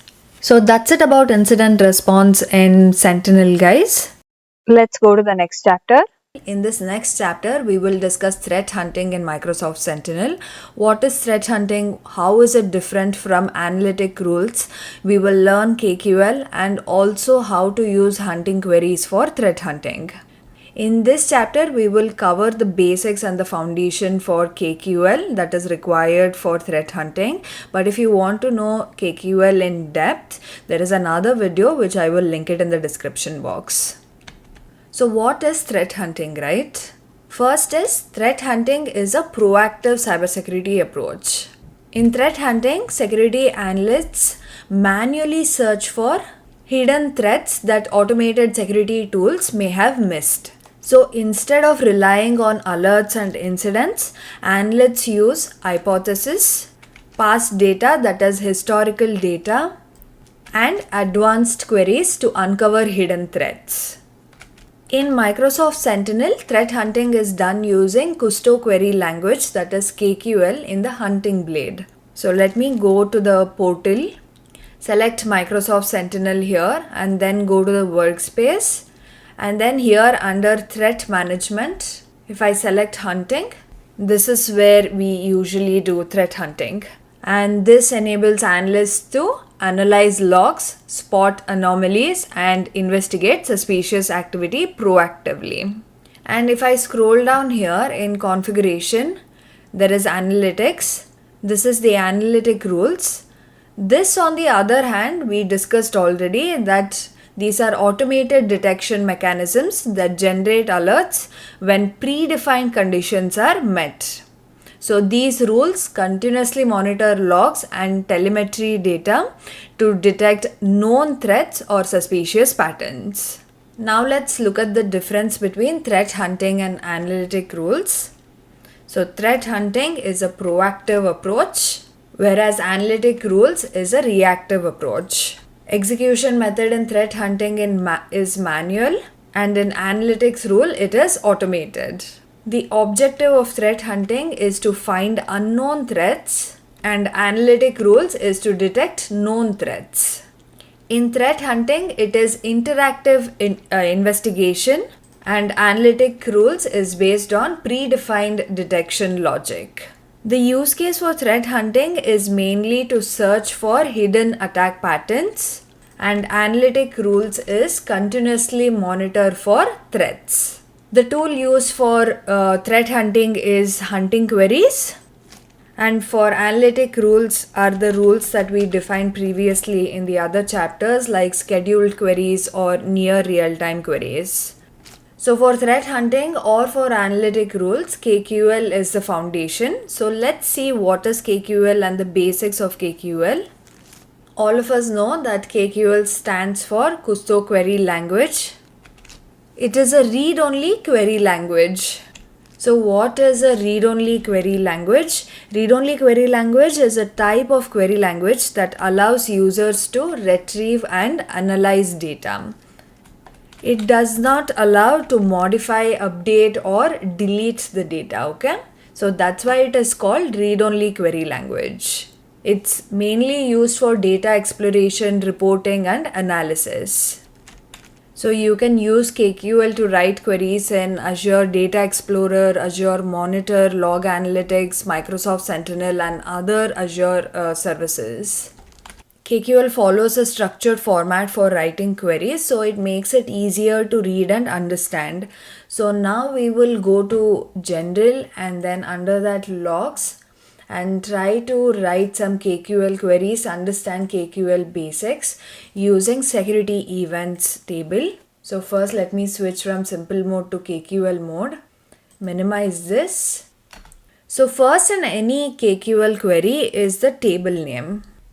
So table name represents the data source, that is a table from which you are querying data. For example, security event. So as soon as I start writing, right, you can see that the query language starts giving me options, and it also has tab completion. I'll select security event. There are many other tables actually, like sign-in logs, device network events, audit logs. So security event table is a built-in log table in Microsoft Sentinel and Azure Monitor, and it stores Windows security event logs collected from the connected machines. So if you remember, in one of the previous chapters, we connected a Windows machine VM to Microsoft Sentinel. So we will look at the data from that machine. So you can remove this pipe. First, the table name, you can just run the table name and see if it has data. So it does have data. And this is the time range. You can change the time range from here as well, 30 minutes, 4 hours, 7 days, or custom date also. And then if I use this pipe operator, right, this is used to chain commands together, that is passing the output of one operation as an input to the next. So we will pass the output of security event table as an input to the next one, where we will say count. And also here, if you click on this arrow, you can see what the count operator does. It says it returns the number of records in the input record set, and it also gives you the syntax and how to use it. So for now, we are using pipe operator to get the output of security event table and send that as an input to count. So each command processes data and then passes it to the next command using the pipe operator. So if I run this now, so it says that these are the number of rows, and count is an operator that simply returns the total number of rows or events in the security event table or any other table. And then the next operator is take. So take is used to retrieve a random subset of rows from a table. So it is useful for quickly previewing data without running expensive queries on large data sets. So I can say take 5. So it will return random 5 rows. As you can see here, these are random. Next time you run, you might get different result. And instead of take, you can also use limit. This does exactly the same thing. And take and a limit can be used interchangeably. So if I say 5, it will randomly return 5 random rows. So limit is just an alias for take, so you can use either. With take and limit, it is random rows that are retrieved, but with sort is another operator. You can order results based on one or more columns. You can say sort by time generated, one of the columns in security event, like you can see here, and then run this. The default sort order is descending, but if you want it in ascending order, you can say ASE and then run it. So ascending is from smallest to largest or oldest to newest for time. In descending, it is from largest to smallest, that is newest to oldest for time. So if I use ASC, I will get the oldest time first. You see this? It is March 20th. If I just remove this or write descending and then run it, it will be March 23rd, that is the newest data first. Similar to sort by, you can also use order by. It's going to do the same. So if you scroll down here, it exactly tells you what is the syntax and how you can use it, what is ascending, what is descending, where should you provide the column name, all the details. So if I run this, it's going to fetch me the same result as sort by. Next operator is project. This is used to select only specific columns from a table. So it helps reduce unnecessary data and improve query efficiency. So I can say project and it will start giving me the column names here. I can say project account, comma, then time generated, comma, and then I can say event ID and then run. So if you see, you will get only these 3 columns. Project is for that. And if you don't want the default column names, you can also change it. Like for example, I can say project user is equal to account, time is equal to time generated, and ID is equal to event ID. So you see, this is showing, the previous result was showing us the default column names, account, time generated, event ID. Now I will run this. So it changes to the user, time and ID name. So you can use project to rename columns as well. And you can also use project to create a new column based on a calculated value. Let me remove all of this and project only event data and then run. So this is the event ID data, and then I'll say event category is equal to toString. ToString, like you can see, converts input to a string value. It is a data type conversion function. So it converts a value into a string, that is text format. And then I will say event ID multiplied by 10. If I run this, so this is something random that I'm trying to explain. So you have the event ID and then you created a new column called event category, and then in that you're storing event ID multiplied by 10. So this is how you can do it. So we got the event category, and event category we're storing it as a text because you're using toString data type here. And the next operator that we'll see is distinct. So distinct is used to remove duplicate values from a column or a combination of columns. So it returns only unique records from a data set. So right now you see event ID, there are duplicate numbers 4625, 4625, it goes on. So if I want to get only the unique values from it, I can say distinct event ID and then run. You will get only the distinct values in that column. Next operator is where. So this is used to filter data based on specific conditions. It works like the where clause in SQL, allowing you to retrieve only relevant rows. Like for example, I will say where security event pipette to where event ID is equal to 4625. If I run this, so this will filter events where event ID is 4625, that is, it is representing failed login attempts.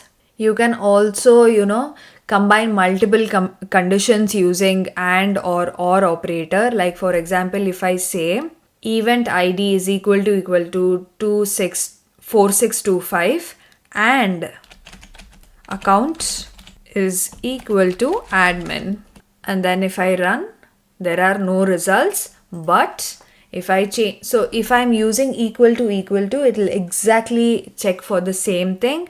But I can say contains and then run. We can still see results because it's not just admin, it is administrator or capital admin. So you can use multiple conditions using security event using and or operator. So if you're using and, you're getting events, you're getting columns that event ID is equal to 4625 and also the account contains admin. If I do or, it is either one of them. And you can also use where condition to filter by time range, like for example where time generated is more than ago 24 hours. So you can use it to filter by time range as well. Also something that I wanted to mention, suppose say if I'm using account contains admin. This filters events where account column contains the word admin anywhere, like what we saw before, that it can contain anywhere, administrator, somewhere, Windows log demo and then administrator. But if I use has and run it again, it matches whole words only, not the others, like it is getting only admin, right? Not the other things. But if I say equal to and then run it, I will not get any results because with has, it was in capitals and I am writing admin small. So top is the next operator. It is used to return the highest or lowest n records based on a specified column. So if I say top 4 by account and then run it, so it is returning the number of rows to return is 4 and account is the column to sort by, and default is descending, that is largest values first. So you see it started W, Y. So if I say top 10 by time generated and then enter, this is going to retrieve the top 10 latest security events that are sorted by time generated. You can also get the oldest by using ascend operator. So with sort, it was sorting it, but it was returning all rows without limiting results. But in top, it returns only the top n rows based on sorting. Next operator is summarize. So this is used for aggregation, that is allowing you to group data and apply functions like count, sum, average and so on. It works similarly to group by in SQL. So here if I scroll down, it is giving you the syntax. It says summarize, then the summarize parameter, and then aggregation, a call to an aggregation function such as count or average. So let's try this summarize. Then I will say count and then run, and this will give you the total number of events in security event.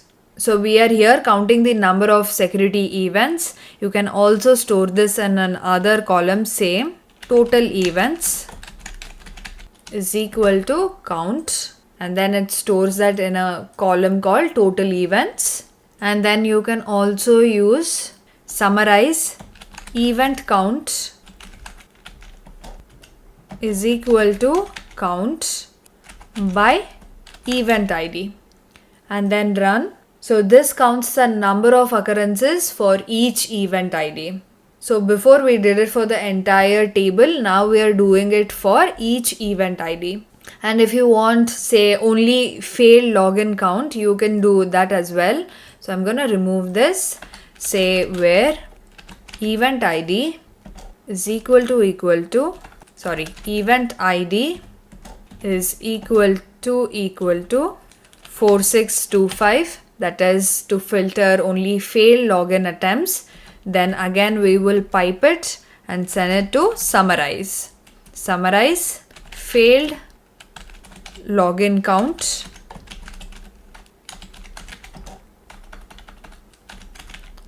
is equal to count by account. Let me run this. So this counts failed login attempts for each account. So all of these accounts failed login attempts is going on. So mine is a test VM, so it doesn't matter. I usually keep it closed. So that is how you see the failed login attempts. the number. And you can do the same thing using event ID 4624 to get the successful logins. And then we will summarize saying last login time is equal to max time generated by account. And this finds the most recent, that is maximum login time for each user. If I run this, so you can see that the most recent login time for each user. And you can also use summarize to group by multiple columns. So let me remove this and then summarize event count is equal to count by event ID, comma account. So if I run this groups by both event ID and account, showing the number of events per user, like this. Now that we know some basics of KQL, let's go back to Microsoft Sentinel, the home page. Let's close this, okay. And under threat management, let's go to hunting. And there you can create a new hunt, give the hunt name, description, owner. You can select the status and then hypothesis. Is it validated, invalidated, known? We'll do this in a minute. But first let's go to queries. It also says the hunting query is moved under Content Hub. So you see there are few hunting queries because we have connected Windows machine to this. So if I go to content management and content hub, let me close this, and here content type, I'm gonna select only hunting query and then say apply, and status I'm gonna select only installed and then apply. It gives me Windows security events. So here you can see there are many solutions installed under this. If I scroll to the right, it says content type hunting query is also included. So there are many of these. Let's take one for example, least common processes by command line. So either I can run query or view results. So this is the query that is getting executed here. And it says it looks across your environment for least common process command lines, may be noisy and require allow listing. And if I scroll down, it also tells you the tactic is execution. And then let's go and run this query. Click run query. When I run query, notice that the results go from 0, right? So there are 0 results, but still we will go ahead and view results here. So no results for the specified time range. I will go to KQL mode. So this is the hunting query. So let's try to understand what it is doing here. So this query analyzes process creation events 4688 from security event logs, and it filters suspicious executions while ignoring allowed processes. And then it summarizes occurrences and applies sensitivity thresholds to detect anomalies. So the let operator here will define the variables. So these are the variables that are getting defined. First is the start time and then there is end time. Both of them together, they define the search time range. So you can see that, let me actually zoom this more. So this toDateTime is a data type conversion function that converts a value into a date time format. Okay, so we are taking the start time, end time. This is to define the search time range. And then we are saying look back is equal to start time minus, so if you hover over it, it tells you what this is. So subtract and then 7D. That is 7 days. So it expands the search to 7 days before the start time. And then we are saying allow list. This is a list of known safe processes. So we are defining that as well. These are the safe processes. And then the sensitivity, this is a threshold. The default is 5 to filter out frequent events. Next, we are querying the security event table where time generated between lookup to end time, that is, it keeps the logs within the defined time range. And then it says event ID is equal to 4688, that is, it focuses on process creation events. And then new process name does not end with, this is for do not, the exclamatory mark ends with conhost.exe. So it ignores anything with conhost.exe. This is often a legitimate Windows process. And then we are using the extend operator. Extend operator is used to create new calculated columns or modify existing ones by adding computed values to a data set. So it does not remove any existing columns, but it will simply append the new ones for analysis.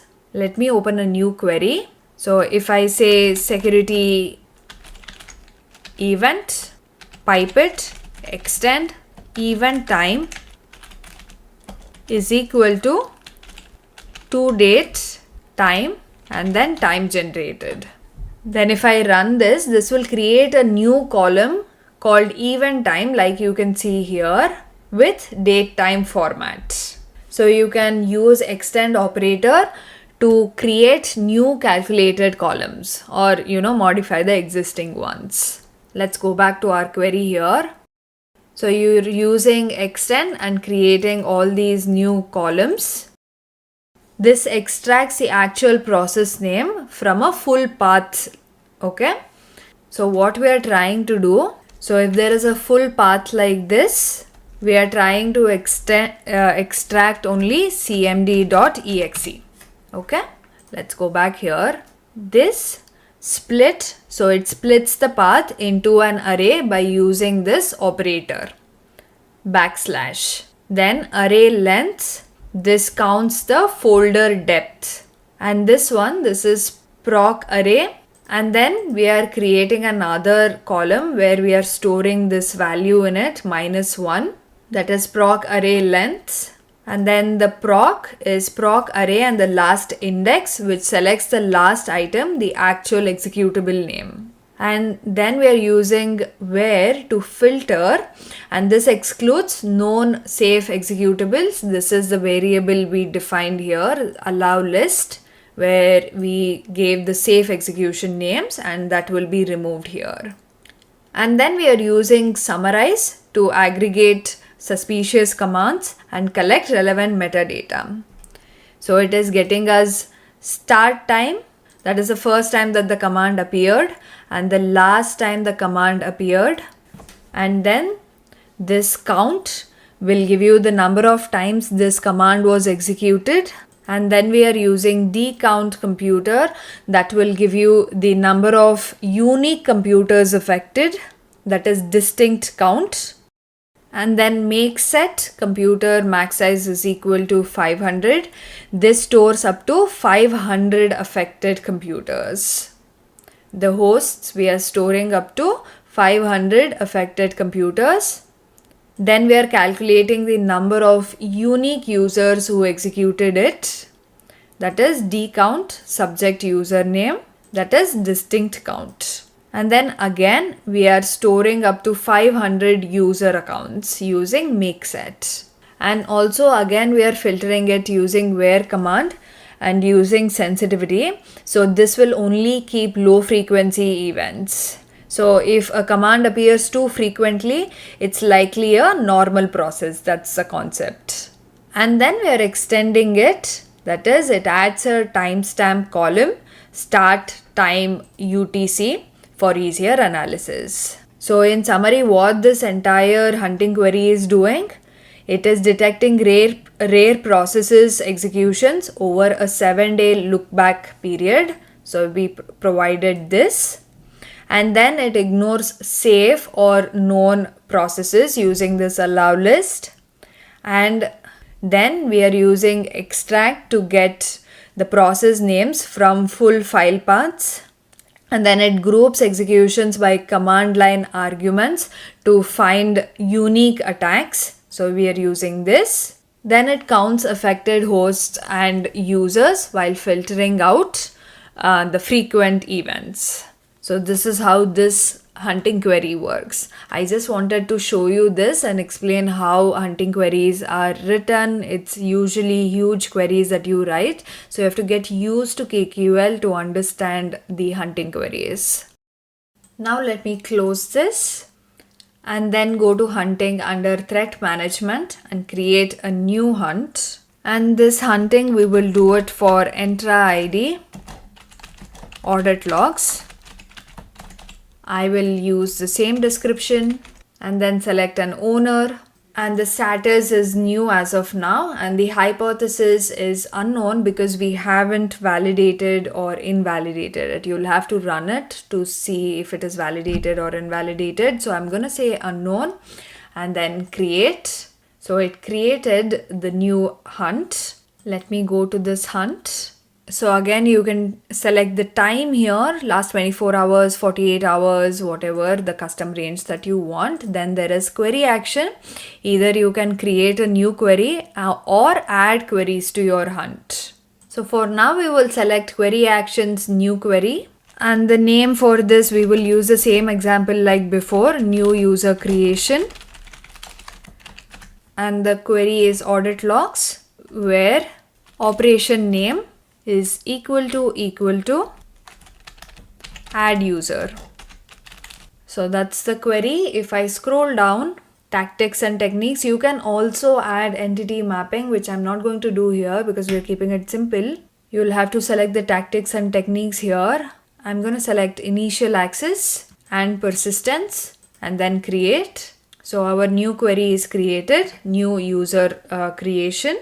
And then let's create another hunting query. This is for user deletion.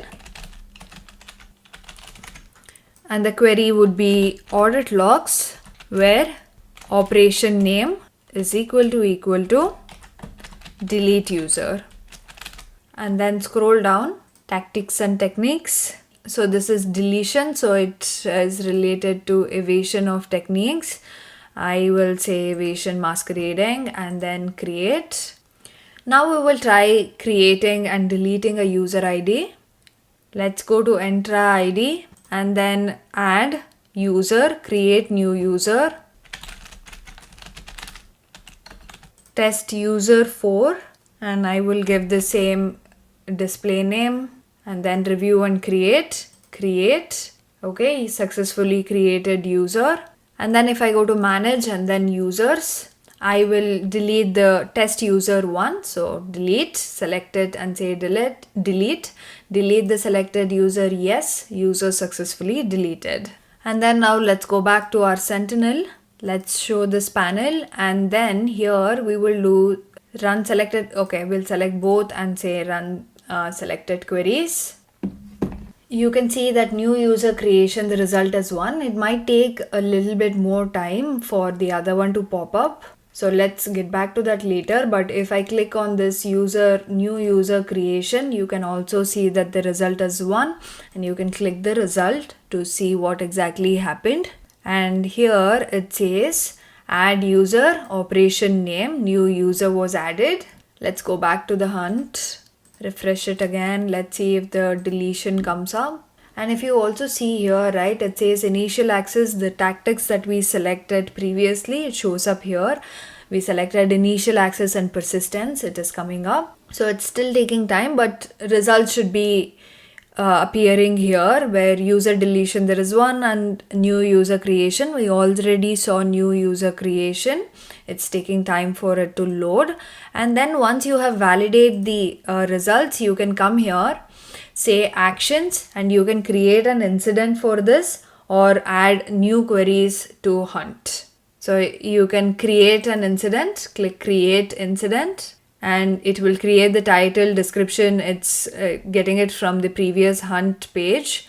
Severity medium, you can change it. Status is new, and you can assign the owner, and then go to bookmarks. If there are any bookmarks to your incident, we already talked about bookmarks. You can add them here. So you can say add bookmarks and then search for your bookmark and add them here and then create new. So successfully created an incident. And then if I open this panel, I can also say status is closed because we already did validate this, and also we validated the queries. So I can select validated and then say apply for the hypothesis. And then if I go back to Microsoft Sentinel under incidents, our new incident, that is Entra ID audit logs, is created. And also if you notice, new user creation is also created because we created NRT rules and also a schedule rule which will run every 5 hours. For that as well, an incident is created because we created a new user. So if I go to Entra ID audit logs and say view full details and then go to activity log, it says incident was created, and then because of the automation rules that we have set up before, incident status was changed to active by the automation rule, and then the severity was changed to high, and then it was assigned to an owner, and also a tag was created saying automation rule. Let me close this, go back to our hunting. And the other options here, you can delete this hunting if you don't want this. And then you can add your comments to this as well. I will close this. So that's it about threat hunting, guys. Now let's see how MITRE ATT&CK is integrated in Microsoft Sentinel. So if you go to Microsoft Sentinel in that threat management, and under that there is MITRE ATT&CK. It is still in preview. In this, let me zoom it a little bit. In this you can see legend. This legend is to see how many detections are currently active in your workspace for a specific technique. And you see here active scheduled, active NRT query, active anomaly. So all these are active rules in my workspace. So then you can use the search bar to find a technique by its name or ID, and this will show your organization security status for that technique. Suppose say I search for account manipulation. You get account manipulation here. So I'm gonna select this and then expand this panel. Here you can view full technique details in the MITRE ATT&CK knowledge base. So you can see that. There is also a link. So you see here view full technique details on the official MITRE ATT&CK website. So if I click this, it goes to mitre.org and gives you the full description of what that technique is. Let me go back to Microsoft Sentinel, and it also tells you what tactic it is and recommended coverage details, what are the active rules covered under this. So if I click view, it tells me that these 3 rules, anomaly rules, are related to this technique. I'll go back. So actually, as soon as you open, you can see that there are 3 detections associated with account manipulation. There are no incidents created for this or 0 alerts. And then there is something called as simulated rules. Simulated coverage in MITRE metrics shows detections that are available but not yet set up in your Microsoft Sentinel workshop. So it helps you see your potential security status if all available detections were configured. So if I go to simulated rules, select one of these rules. Actually, first let me remove this search query and then come here, select for analytics rule. So you see here, right, 14.3. So if I click this, go back. So it is first giving you the description and then the active coverage, but now it is also giving you simulated coverage. So if I click this, view, it will tell me what needs to be enabled or what needs to be scheduled for this specific technique. And then you can review it, see if you need to enable anything. Let me go back. And we have also seen, if I go back to Microsoft Sentinel main page, let me close this and go to the home page. Let me zoom in and then go to configuration and then analytics. If you remember, when we were creating rules here, you can set up these scheduled rules with MITRE techniques. Like for example, here it gives you a MITRE technique option and you can expand them. There are techniques too that you can select from. So this is how you do it in analytics rules. Let me see in incidents. Open one of these incidents and view full details. So here also there is a tab for tactics and techniques, which is not filled here because it is created from an analytics rule where we did not provide the technique. If so, it would come up here as well in the incident. So there is an option in the incidents as well to show this. And then if I go to hunting under threat management, select this hunt and then go to the query. If I scroll down, there is technique. I can add the technique here as well. So while creating a new query from query actions and scroll down, you can map it to the MITRE ATT&CK techniques and tactics. So that's how you can use MITRE ATT&CK in Microsoft Sentinel. So basically what this MITRE ATT&CK page does, so if I go to MITRE ATT&CK, it helps you to view active detections in your workshop, identify available detections that you can configure using simulated rules, and understand security coverage based on MITRE ATT&CK tactics and techniques. So this is a very helpful page for SOC and incident response teams. Now let's see how to enable Workspace Manager and configure it. So first step in that is for you to select which one is going to be your central workspace. In that central workspace in Microsoft Sentinel, if you scroll down to settings under configuration and then scroll down and then go to settings here and then scroll down, there is Workspace Manager configuration. In this, it is telling us what is this Workspace Manager. So Workspace Manager enables users to centrally manage multiple Microsoft Sentinel workspaces within one or more Azure tenants. The central workspace, that is with the Workspace Manager enabled, can consolidate content items to be published at scale to member workspaces. So this is the central workspace that I will be selecting. So then how to enable it also, there is a note on that. For this you need at least 2 Sentinel workspaces because this is the one that is used for multiple workspaces. So one workspace to manage from, that is the central workspace, and at least one other workspace to be managed.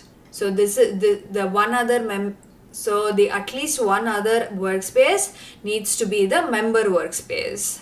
Then it says this is the role that is required, Microsoft Sentinel contributor role, and then if at all it is across multiple Microsoft Entra ID tenants, then you need to enable Azure Lighthouse. We will discuss Azure Lighthouse architecture as well in the future chapters.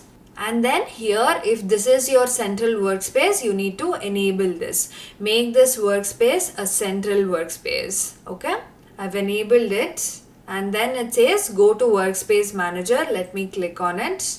You can either do this, go to Workspace Manager from that page, settings page, or you can find it under configuration as well. So here, configuration and then Workspace Manager.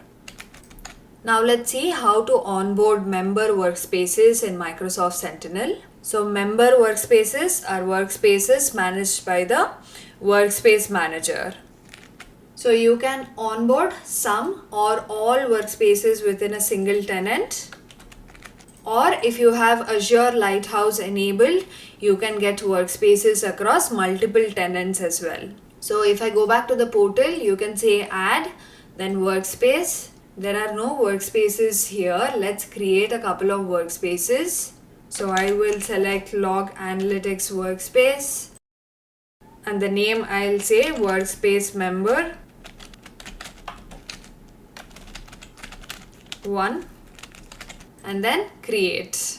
Running final validation, validation passed, and then again create. So it is initializing deployment, submitting deployment, deployment in progress, and it says deployment is succeeded. Let's go back to Log Analytics Workspace again and then create another one. So I will select the same resource group, name of the instance, workspace number 2, and then review. Same, running final validation passed, and then create it, deployment in progress, and now it is created. So if you see here, we've created the workspaces. Now let's add both of these workspace members to Sentinel. So I'm gonna go to Microsoft Sentinel. I've added one here already, workspace member 1. I'm going to create another one as well and select workspace member 2, add. It is adding Microsoft Sentinel to workspace so and so. And now it is successfully added Microsoft Sentinel. And it also says it might take a few minutes for your workspace to appear in Microsoft Sentinel Workspaces list. That's fine. I'm going to say OK. Then go back to Microsoft Sentinel, refresh it, and then we will go to our Central Workspace. This is the main workspace where we enable Workspace Manager. So let me go to Workspace Manager, and now here try to add workspace. One of the workspaces is reflecting. The other one might take a little bit of time. That will also come up here. Let me refresh it again and then go to add workspace. So you can see both the worker members are here. Now to onboard these, select both of them, or you can select whichever you want and then add. And then you can see that the members here is from 0 to, it's increased from 0 to 2, the count. And you can see your workspaces added here as well under workspaces. And then also something that you notice here when I click add is group. So workspace manager groups help you organize workspaces based on business units, industries, regions, or other categories. So these groups make it easier to distribute and manage security content across related workspaces. So to create a group, click add and then select group. Group name, I'll say demo workspace group. Same description. Then there is an ID as well, which is generated by Sentinel. Then I will say select workspaces, then add workspaces. I'm gonna select both of these and then click add and then select content. So there are two methods to add content. One is to go to add and then select all content. So this adds all active content currently deployed in your central workspace, and it only includes active contents, not the template. So keep that in mind.